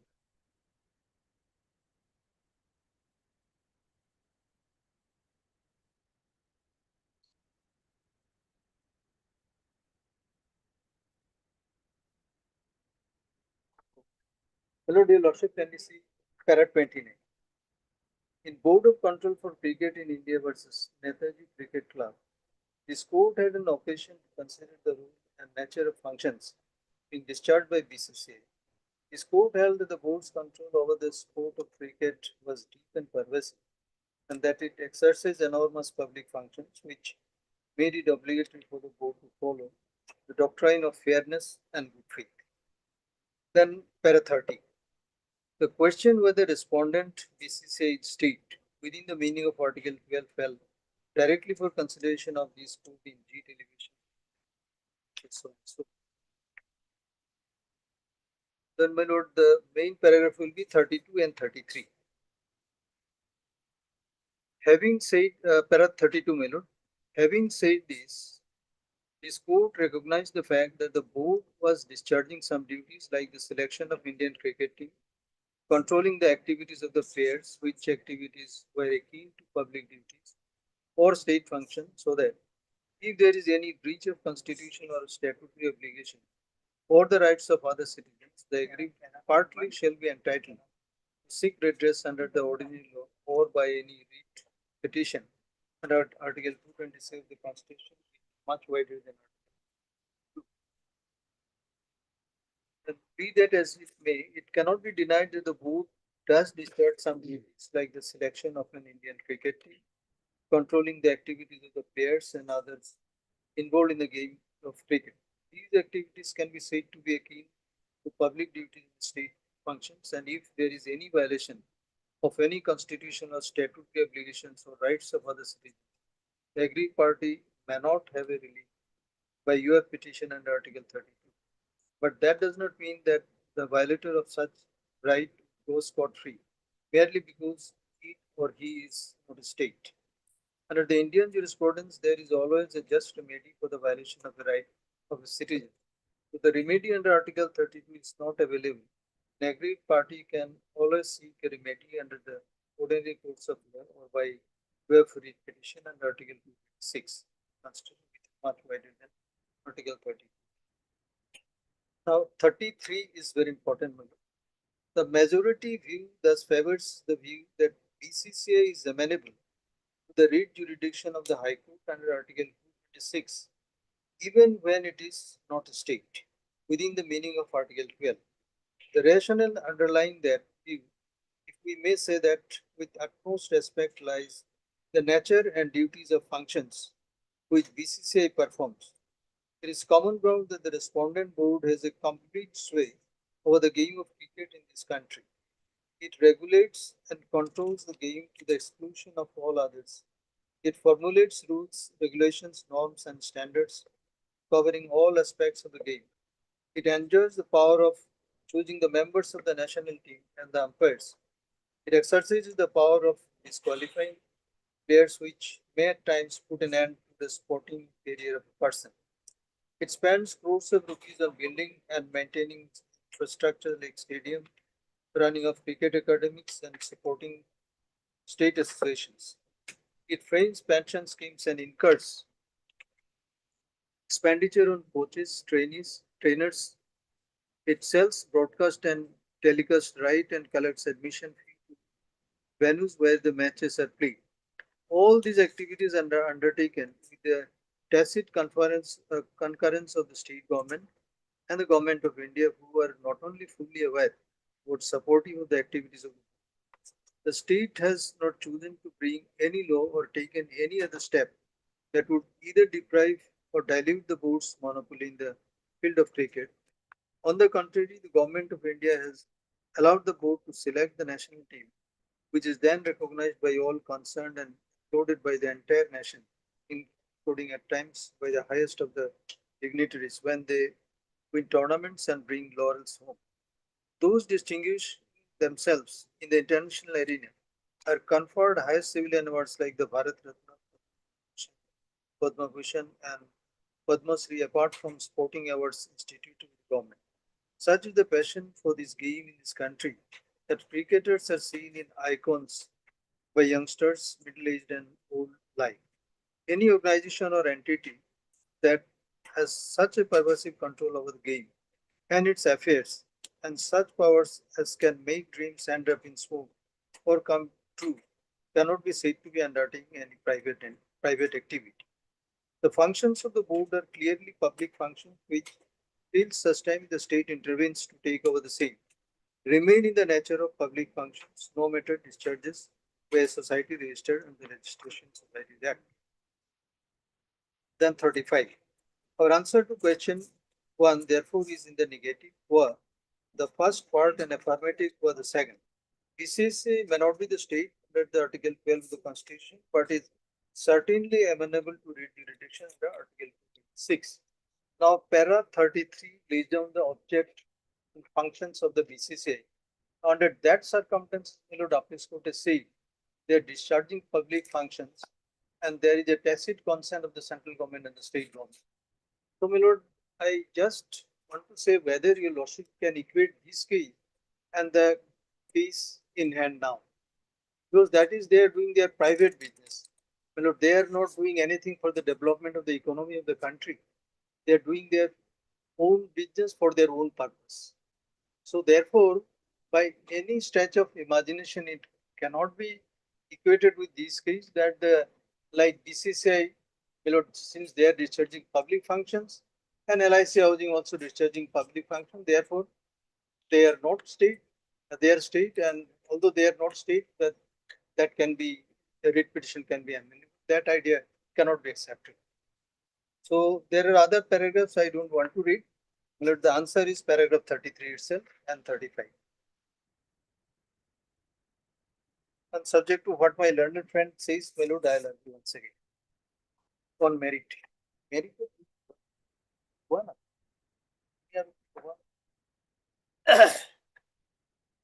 Yes. Yes. Lord, let me first deal with, my lord, the concept of Article 12 or an authority under Article 12. My lord, they are not armed with all the judgments. I think what comes to my mind first in point of time is Dharam Shetty's case, International Airport Authority. Then my lord Sarabjit Tiwari. Then my lord Ajay Hasia. Followed by Chandra Mohan Khanna, etc. etc. Now, my lord, the common thread which runs through all the judgment are threefold tests. In my lord, Airport Authority's case, Honorable Justice Bhagavati said, my lord, that the bureaucrats are not in a position to undertake all the governmental functions.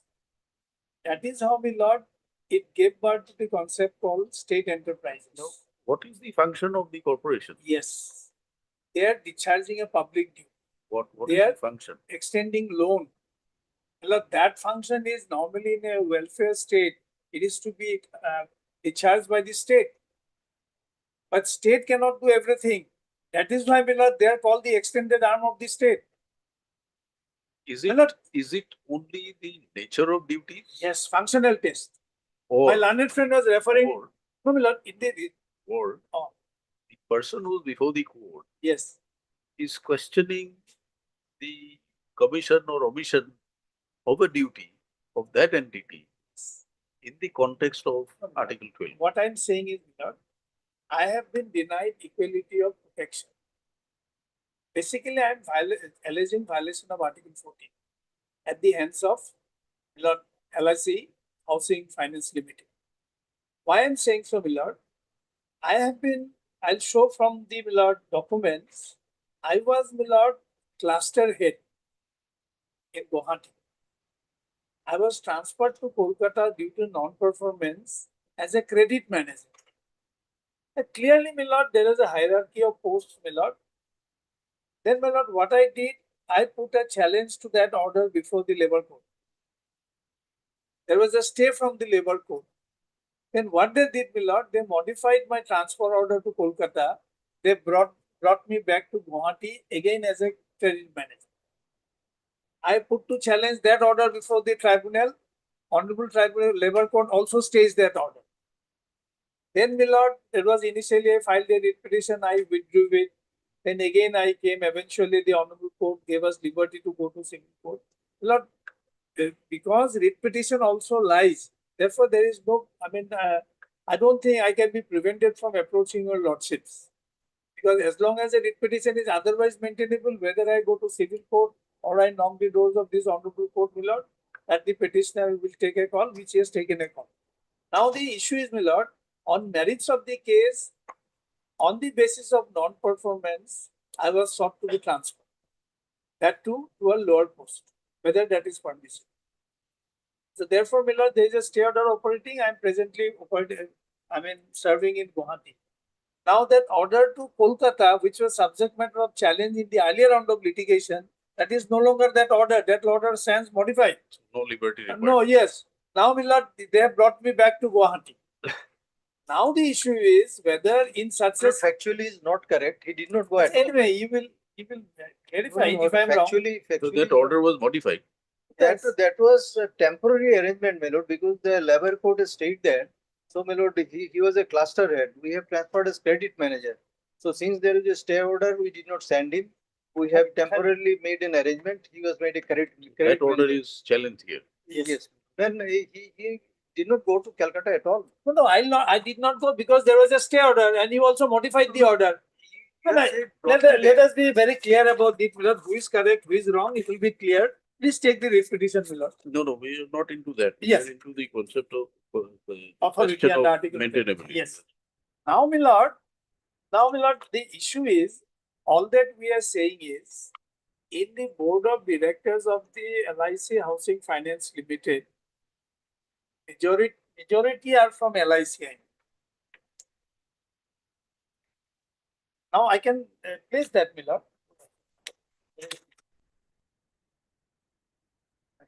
Your submission is that LIC has a deep and pervasive control.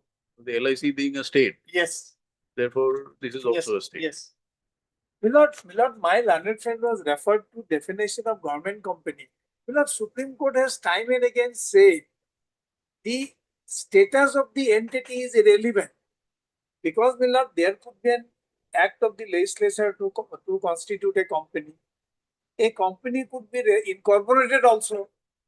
That still it could function governmental duties, Milord. So, Milord, how the entity is constituted is hardly relevant. Therefore, reference to government company, what is a government company? Yes, in a government company, 51% share has to be of the government. Everybody knows that.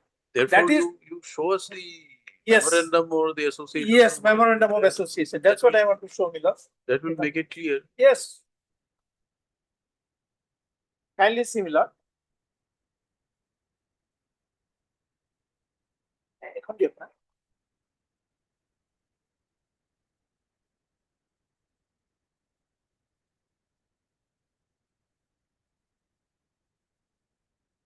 See that heading, director, Milord.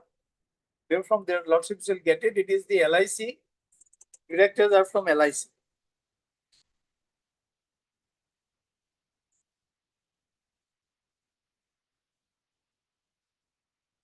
Yes.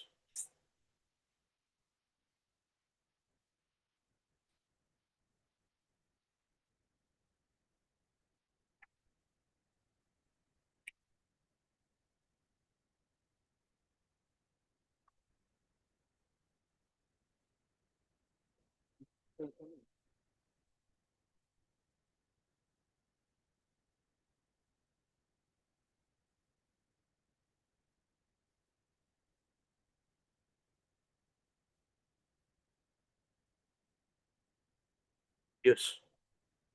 Now, my lord will kindly come to page 182, part of our affidavit in reply.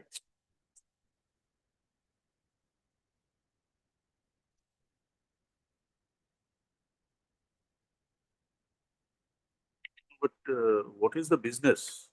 Business, my lord, basically we are on the, my lord, can't say business, we are basically, my lord, providing housing finance to needy people.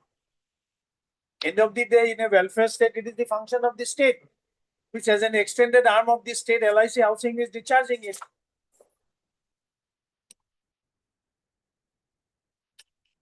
And my lord, the Kerala High Court order, Supreme Court has not stayed it. If the order would have been so palpably wrong, Honorable Supreme Court would have stayed it. It has not done it, my lord. We don't I'm just saying. At least It has not been We resolved can't, yet. we can't assess what the No, apex I- court felt like. the prior facing normally when we say a proceeding is pending before the Supreme Court, because we normally like to know at what stage it is pending. Now, if your lordship would kindly come to page 182, Milord, of the affidavit in reply.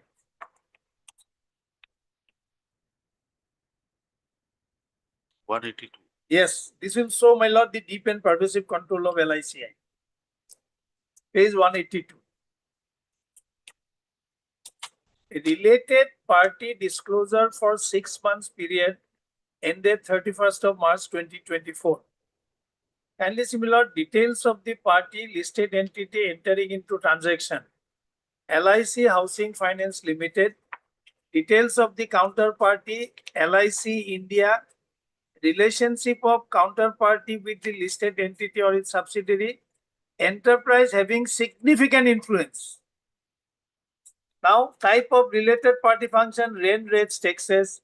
Similarly, my lord, the other functions are electricity expenses, then gratuity, Mediclaim, GSLI, pension fund for the staff posted from LIC, contribution to LIC of India for gratuity payment, renewal of group term insurance and other payment related to employees, repayment of non-convertible debenture, interest expenses on secured and unsecured debt securities, balance, etc., etc.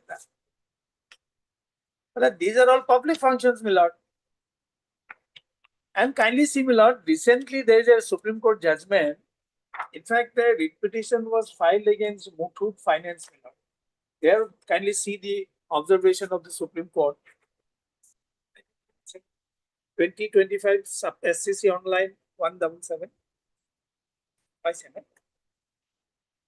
2025 SCC online SC 177. Kindly have this, my lord. This is a recent judgment, my lord. Yes. Please come to page 9, para 9. I'll read para 9, 1 and 2. For issuing writ against a legal entity, it would have to be an instrumentality or agency of a state or should have been entrusted with such function as are governmental or closely associated therewith by being of public importance or being fundamental to the life of the people and hence governmental. A writ petition under 226 of the Constitution may be maintainable against state, authority, a statutory body, an instrumentality or agency of the state, a company which is financed or owned by the state, a private body run substantially on state funding, a private body discharging public duty or positive obligation of public nature, a person or a body under liability to discharge any function under any statute to compel it to perform a statutory function. Now, I'll give an example, my lord, having regard to the last thing, my lord. Supposing a person is employed in a private fund. Now, the employer withholds his, say, group insurance or provident fund. Then he can come to 226 code because all that he will be seeking for is a mandamus under the relevant statute. So that it all depends upon the facts of each case. To say that a private body engaged in commercial functioning, as in the federal court's case, federal bank's case, where the Supreme Court said that a company discharging banking functions may not necessarily be state. It will all depend upon what is the grievance which is raised before the court and what is the relief claim, etc., etc.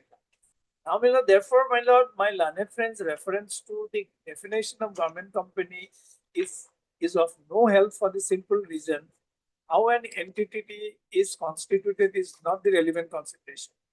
What is germane is, my lord, what is the function it is discharging?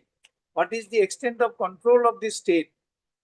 What is the positive obligation, public obligation which the entity owes towards the person who comes before the court? I, my lord, I am an employee of the Housing Finance Corporation. I am alleging violation of Article 14. I have been denied equal protection of law. I have been arbitrarily transferred to Kolkata before completion of my tenure because there is a violation of the policy, my lord. Secondly, on due to non-performance. How can this be done, below?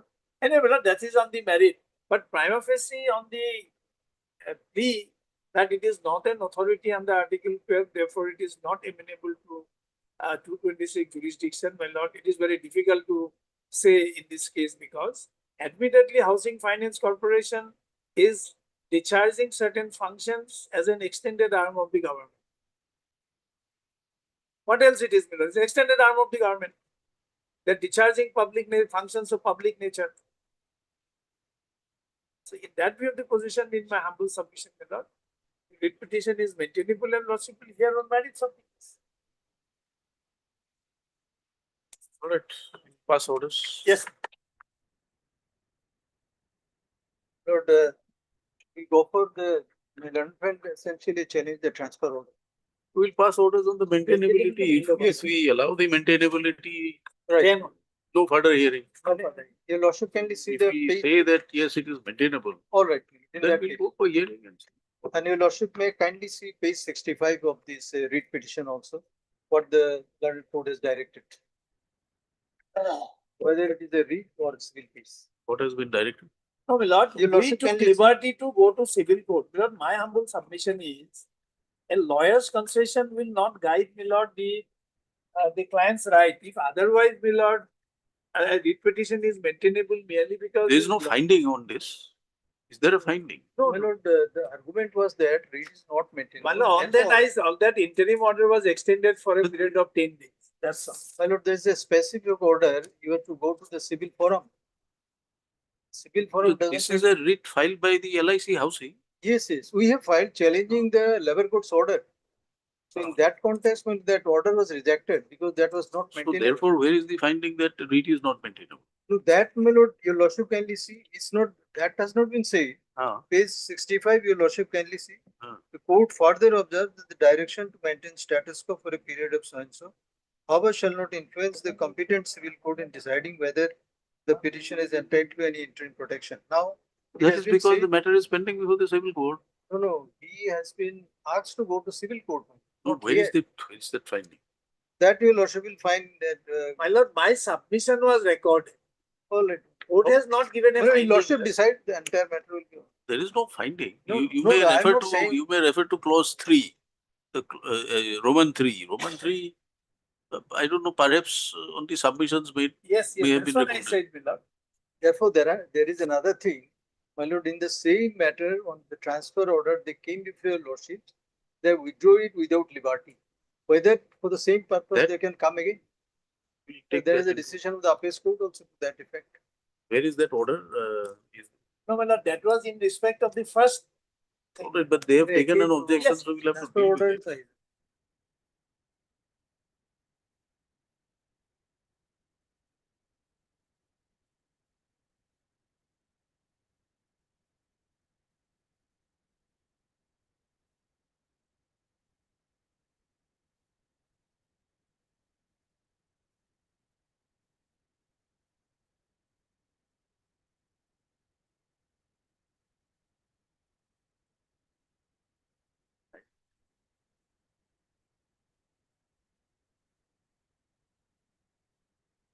Yes.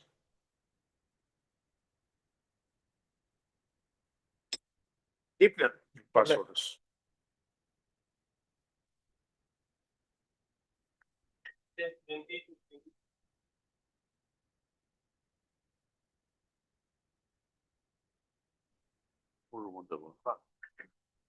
আরে আপনার consent লাগবে এত হয় না জানো লক্ষ্য password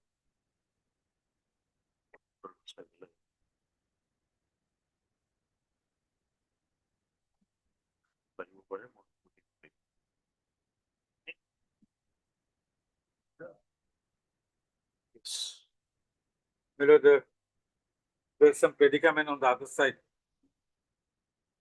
I can start. Okay. Of course, we have got a predicament. Tell them. I can start, my lord, but they have got a predicament. Sir, Learned KD sir appeared. Learned senior counsel may start his argument. reading completed 2 days ago, Lordship, the reply has been filed by other petition. The pleading so far as my petition is concerned is pending. There is a connected writ petition. My senior colleague, Mr. Dasgupta appears, my lord, for the petition. I think 20. This will require some hearing. Yes, This will require. Right. To plead counsel for the parties, Mr. S.S. Roy, SSD appears for the senior counsel for the writ petitioner, and MD Chaudhary for the MD Bora for the transport department. Meetings are exchanged. Issue rule, all for the records. List in July, August. June, my lord, only if it is not very inconvenient, my lord. Let it be in July, after reconvening, after reopening. It'll be in the part 2 list. You make a mention, take it up.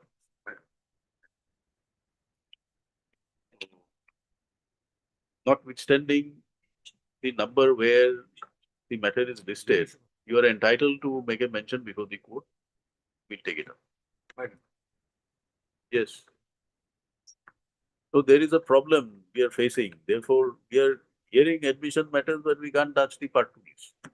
Therefore, we are putting all hearing matters in part 2. Whoever is available on a particular day will take up. Otherwise, we can't go to the part 2 hearing list. Admission hearings are for short matters. No, this is not a short matter, I must Right. have. It requires some, you are questioning the very act of the order of conferring the Yes. the responsibility on the private company. Notices are any parties left to file their objection? No, Lordship. Readings come. I have filed my petition. All right. So what are the items? 20 to 20. 21, 22, Yes, 20, 21, 22.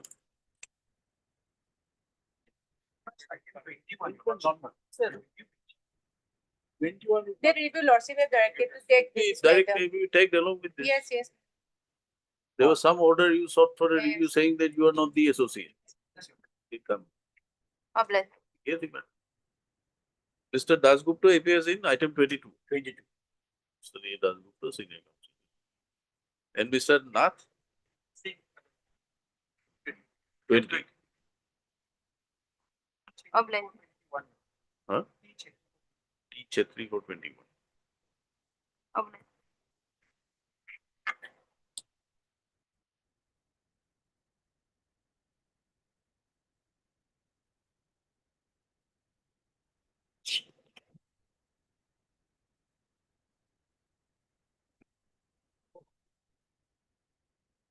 Yes. Your Lordship, this is for appointment of an arbiter.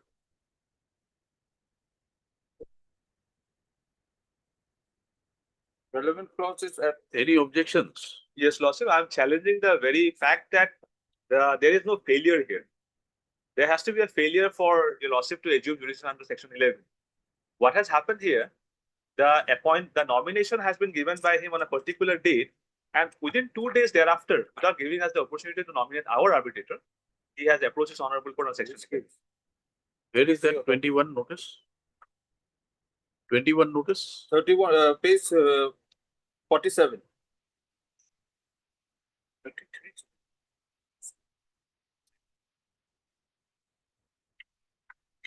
47. Yes, page 47.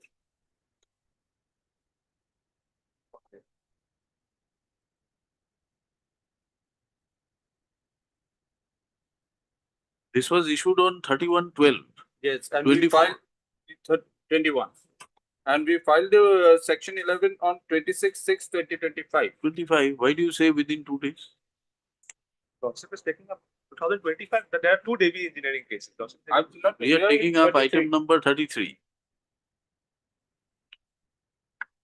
that is arbitration number 27, 2025. Lordship. Yes.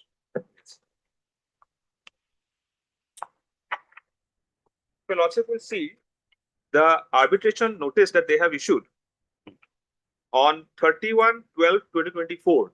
There is no nomination of an arbitrator there. The arbitration clause says that any dispute that is above 10 crores, it will be by. No, they have nominated it to the International Arbitration Mediation Center, Hyderabad. The procedure prescribed under the arbitration clause agreed between the parties is otherwise. What is that? If you also will come to page 21. 21. Yes. Clause 14, settlement of disputes and arbitration. 14.1. May I read that in also? Yes. Except as otherwise provided elsewhere in the contract, if any dispute, difference, question of disagreement arises between the parties hereto, or their respective representatives or assignees in connection with the constructions, meaning, operation, effect, interpretation of the contract or breach thereof, which the parties are unable to settle mutually, the same shall be referred to arbitration as provided hereunder.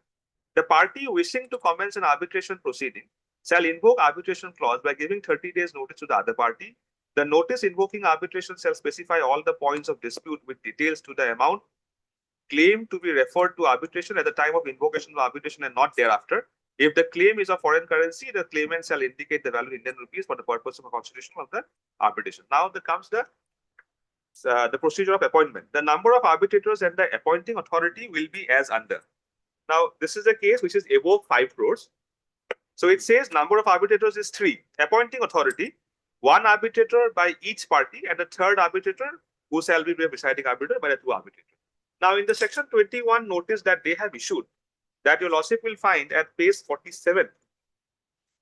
What they have done is at page 54, if your lordship will see, page 54, they say, the last paragraph, therefore, my client exercising its right recommend referring the arbitration dispute to International Arbitration and Mediation Center, AIC Hyderabad.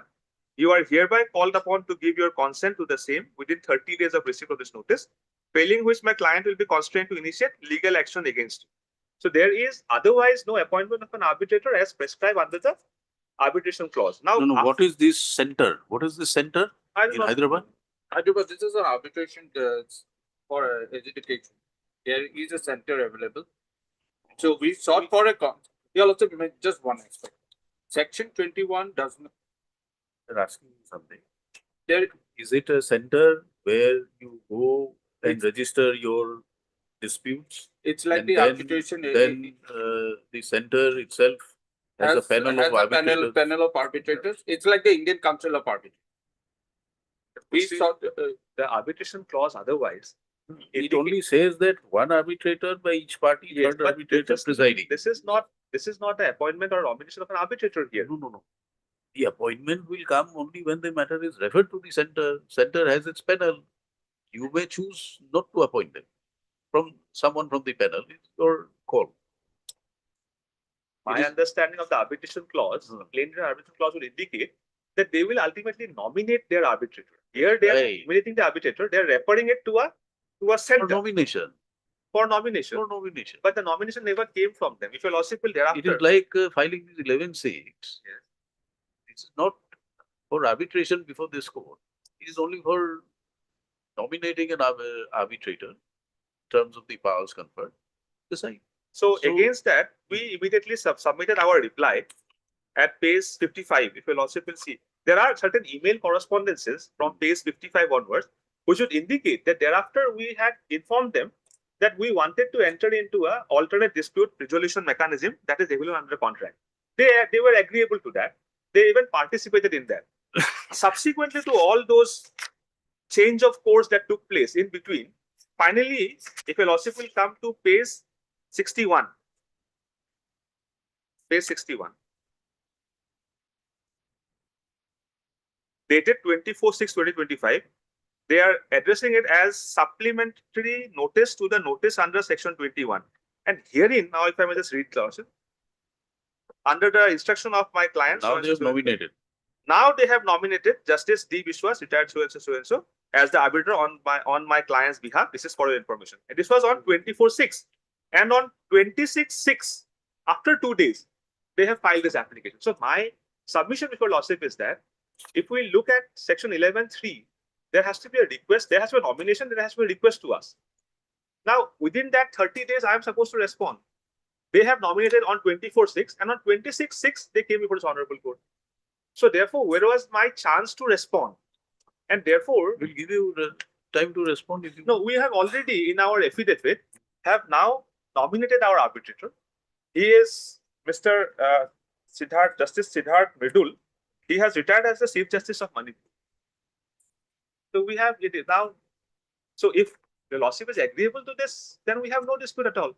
I nominate he has already nominated his. I have nominated, and both of them can thereafter decide What do on you this. say? Your Lordship, my first is, section 21 does not require us to nominate. You have done it.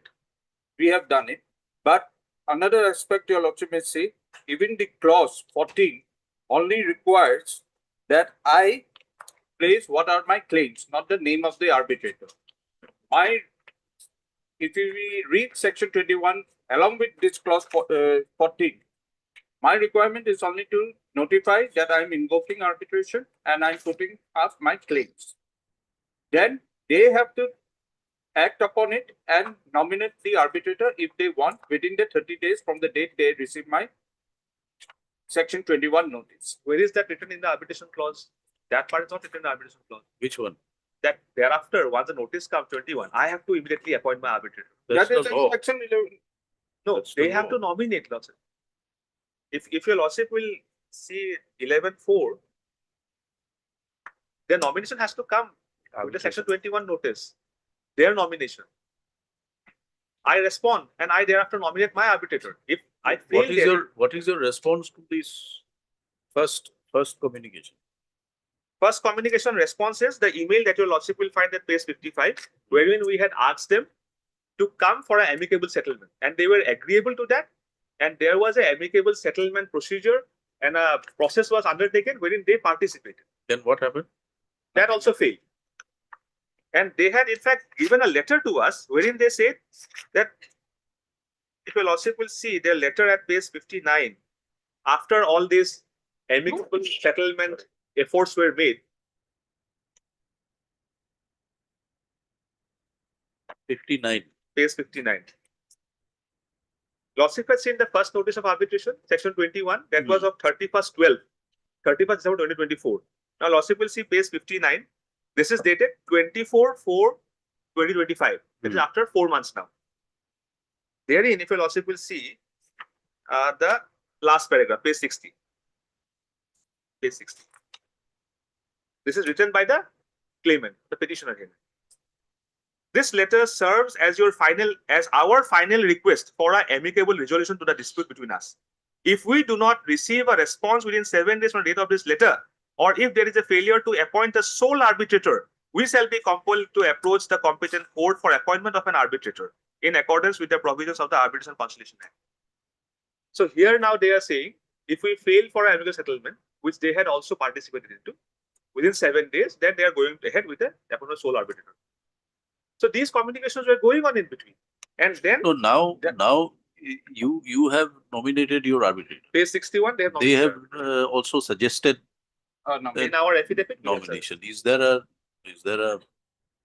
objection to that? My only objection in principle, your Lordship, is that once I have invoked section 21 and within 30 days. So therefore you are objecting to that. Your daughter, in line of the daughter Supreme Court decision. But then if you look at 24/6, your 61, letter at 61, if this is to be construed to be the notice under 21, nominating your arbitrator. No, your Lordship, under 21, there are decisions of the various court also. Section 21 does not nowhere prescribe that I have to name the arbitrator I have appointed. What is required is that I only invoke it. No, that's correct. But then subsequently you proceeded Subsequently, to. yes, your Lordship, I have notified whom I have appointed as an arbitrator. Now, But that has to if you stick to the earlier section 21, then we can proceed. I'm sticking with the earlier 21 is one in that. Then your Lordship will appoint on behalf of. Then Lordship will have to appoint 2 arbitrators for both of us. Because it's a 3, the strength will be 3. We'll appoint 2 arbitrators. And then they can decide for the. Then we have no objection. Then we leave it to your Lordship. But if they have nominated their arbitrator, Then your why Lordship, will I be deprived from my arbitrator? if you are agreeable for a sole arbitrator. No, because your arbitration clause is like that. But what is the Yes, dispute? Above 5 crores. Above 5 crores. much more above 5 crores. Then your arbitrator itself says it is. Yes, the clause says. Unless, fail the unless party. you can show us any authority that the horse, the agreement, under 11.6, we can proceed to nominate only one. So this is a big dispute, Lordship, around more than 50 crores. We would like to follow the arbitration clause procedure only for the 3 arbitrators. Like to follow, but you did not follow it at the No. relevant point in time. Where was my failure? He nominated on 24/6. Within 2 days, he has come before the honorable. No. This first letter.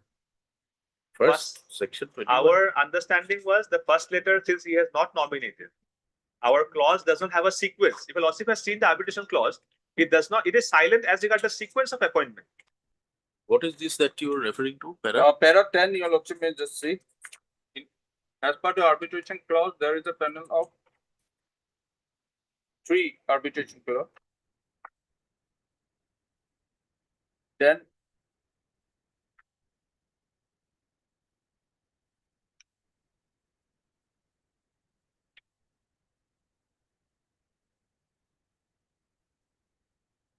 ultimately, considering various Supreme Court decision, a sole arbitrator was appointed. It says that if the parties are agreeable, then definitely the parties have autonomy shall take in.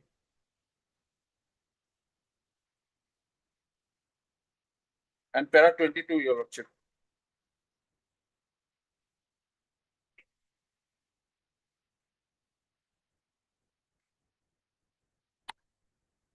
Para 22. Where is this judgment?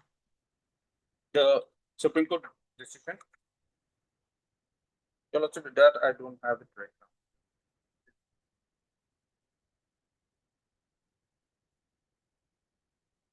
Show us this. You are relying on a judgment which is referring to another Supreme Court judgment. Show us the correct position in law. 2004 FCC, the Supreme Court appointed a sole arbitrator. Hmm? It went from the Delhi High Court, contending that the Delhi High Court could not have. But I don't have it right Is now. there a ratio? Is there any judicial reasoning that the 11.6 gives the power to override the? No, your lordship may look it from this perspective. Now we are the parties. If the parties are agreeable, in spite of the provision contained in the agreement, that that we are conscious of. We are asking you: is there any proposition to say that once it comes before 11.6, the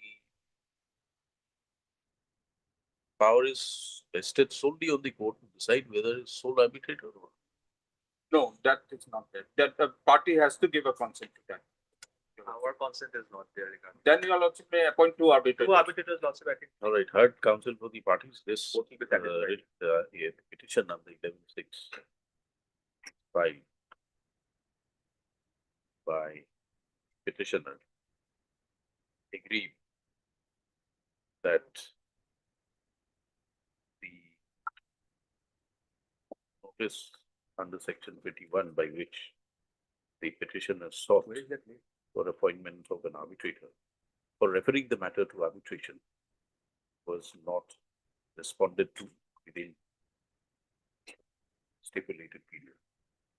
Well, facts, essential facts relevant are that by letter of award against tender number so and so, page number 13, the so and so contract was awarded the writ petitioner. Pursuant to the letter of award, the parties executed an agreement 25th day of January 2021. The said agreement contained the arbitration clause at clause 14.0.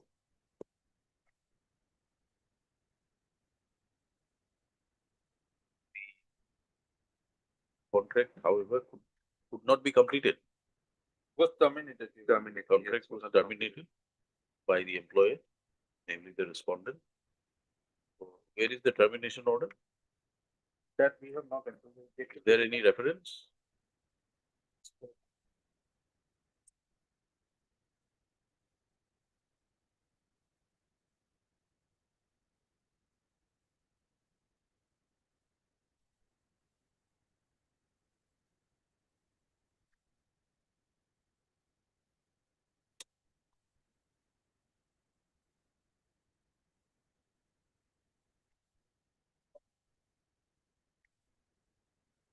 Your Lordship, page 48, the termination is 21/11/2024. 48. Page 48, top. Reference is given. 21 was terminated on 21/11/2024. Stop. Pursuant thereto, the petitioner submitted notice under section 21 dated 31/12/2024, calling upon the respondents to refer the matter to arbitration before the International Arbitration and Mediation Center within bracket IAC, bracket close, Hyderabad. So,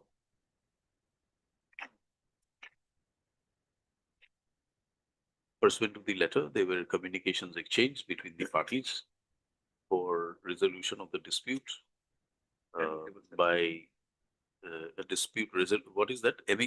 Amicable settlement for By attempting an amicable settlement, which also, however, failed. wherein they participated, however. Wherein the petitioner had also participated but failed to resolve dispute. And then page 59 now, after that. The petitioner thereafter submitted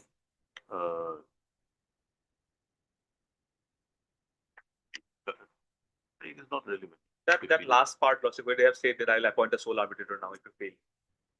To indicate that Subsequently, the petitioner in a supplementary notice issued on 24/6/2025 called upon the respondents to concur on the appointment of Justice D. Biswas, retired, former judge of the Gauhati High Court, as the sole arbitrator.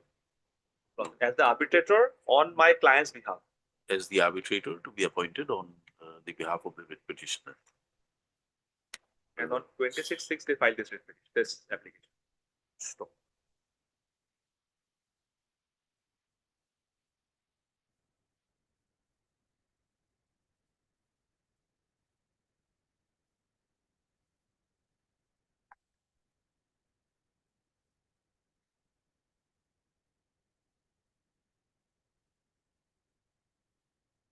However, since there was no response forthcoming, the petitioners approached this court by filing the present application under 11(6) paragraph. The respondents have contested the matter by filing their objections. According to the respondents, there is no deficiency on the part of the there was no default on the part of the respondents as the final notice for concurring on the appointment of the arbitrator was issued on 24/6/2025, and the present application is filed on 26/6, Yes, 2025, after 2 days. i.e. within after 2 days, and therefore no opportunity was granted to the respondents to decide on the request made by the petitioner. Stop. The respondents, however, submit that where have you recommended your Page 77 of running page 77, our affidavit. in the affidavit, the respondents have, however, And the concerned paragraph is paragraph 32, page 70. made an averment that Paragraph 32 that proposes to appoint. they would propose to appoint Justice Siddharth Mridul, a former Chief Justice of the Manipur High Court, as their nominee. So, it is at this stage that the matter is before the court. At the outset, it is necessary to refer to the clause for arbitration. Same reads as under clause 14, para 21, extract.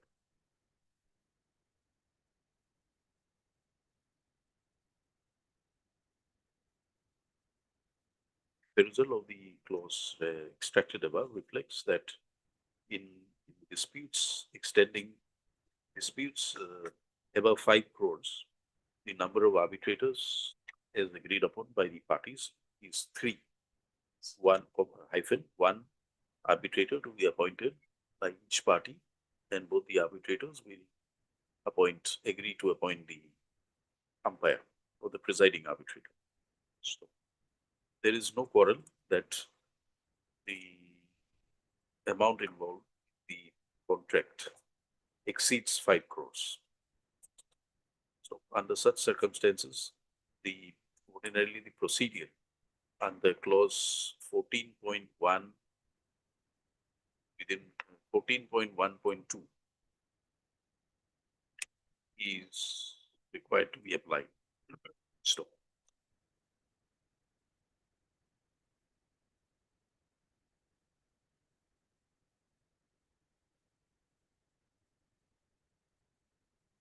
ordinarily, once once the notice under section 21 is issued, and within the stipulated time, if the other party does not concur on the request made, and thereafter an application is filed on the 11/6, the other party loses its right for nominating or appointing an arbitrator. Refer data switch key as reported in. However, in the peculiar facts of the case,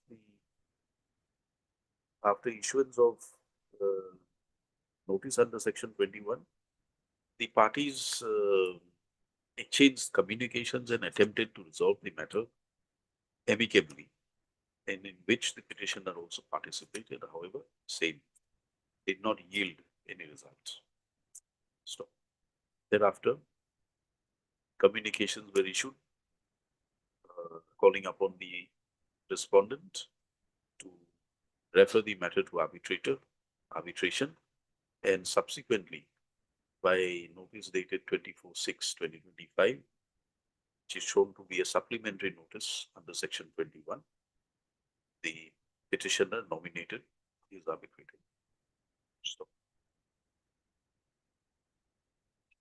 considering the issues involved and considering the fact that the matter is before this court, and the court is only decide the existence of the valid arbitration agreement, which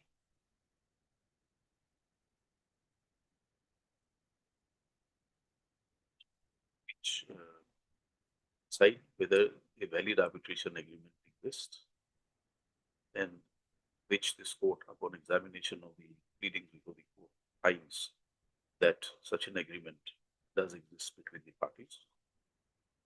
The matter is required to be referred to arbitration. So,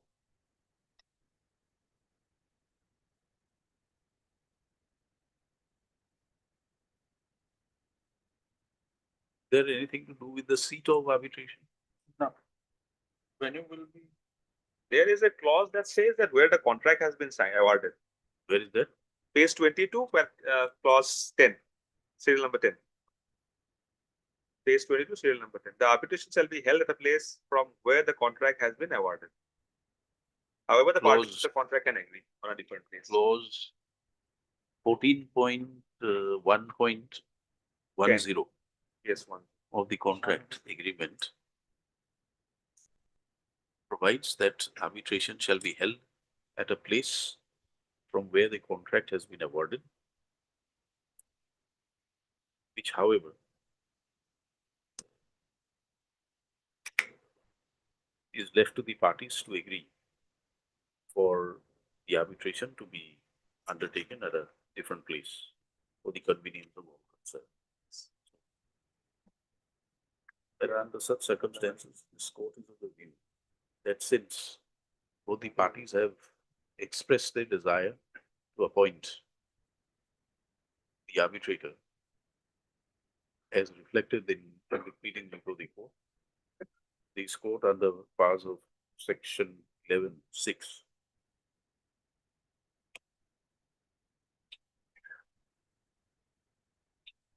appoints Justice. You want to appoint Justice Swas? I can. So we are asking you, are you sticking to that? willing, we are willing. Justice D. Dinendra Vishwas, retired former judge, former acting Chief Justice of the Gauhati. And Mr. Justice That Midu, former retired former Chief Justice of the Manipur High Court, act as the arbitrators for the petitioner and the respondent respectively. The learned prospective arbitrators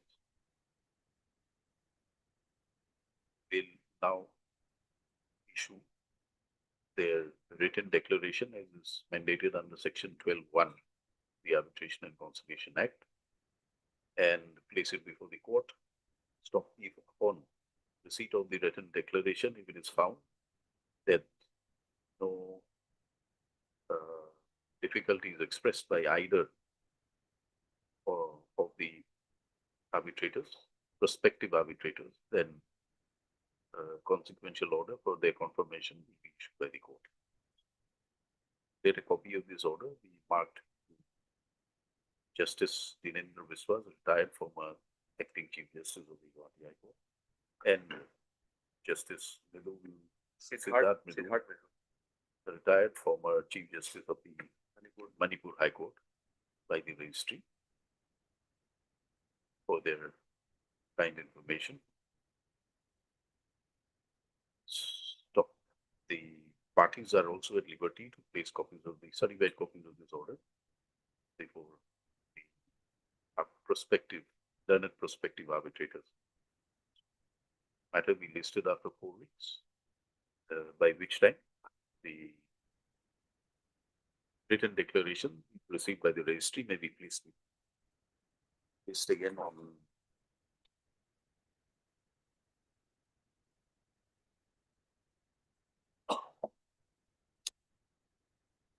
have it on 17th of June. 17th of June. 17th June. All right. Next matter is almost similar. We will have some accommodation in the next matter. 26 matter only. Some accommodation in the next. Next week. Next week, yes, sir. Any date, but not today. Sir. Why any difficulty? No, I do not have the entire instructions in this case. Just some accommodation. Item 34 to be listed next week at the request of Mr.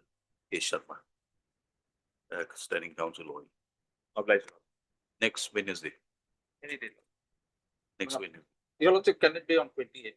28. 28. No, why 28? 22nd, you also. 22nd, you 22nd. All right, 22nd. Yes. Obliged. Item number 35. Can it be had on my lord Tuesday next month on 19th?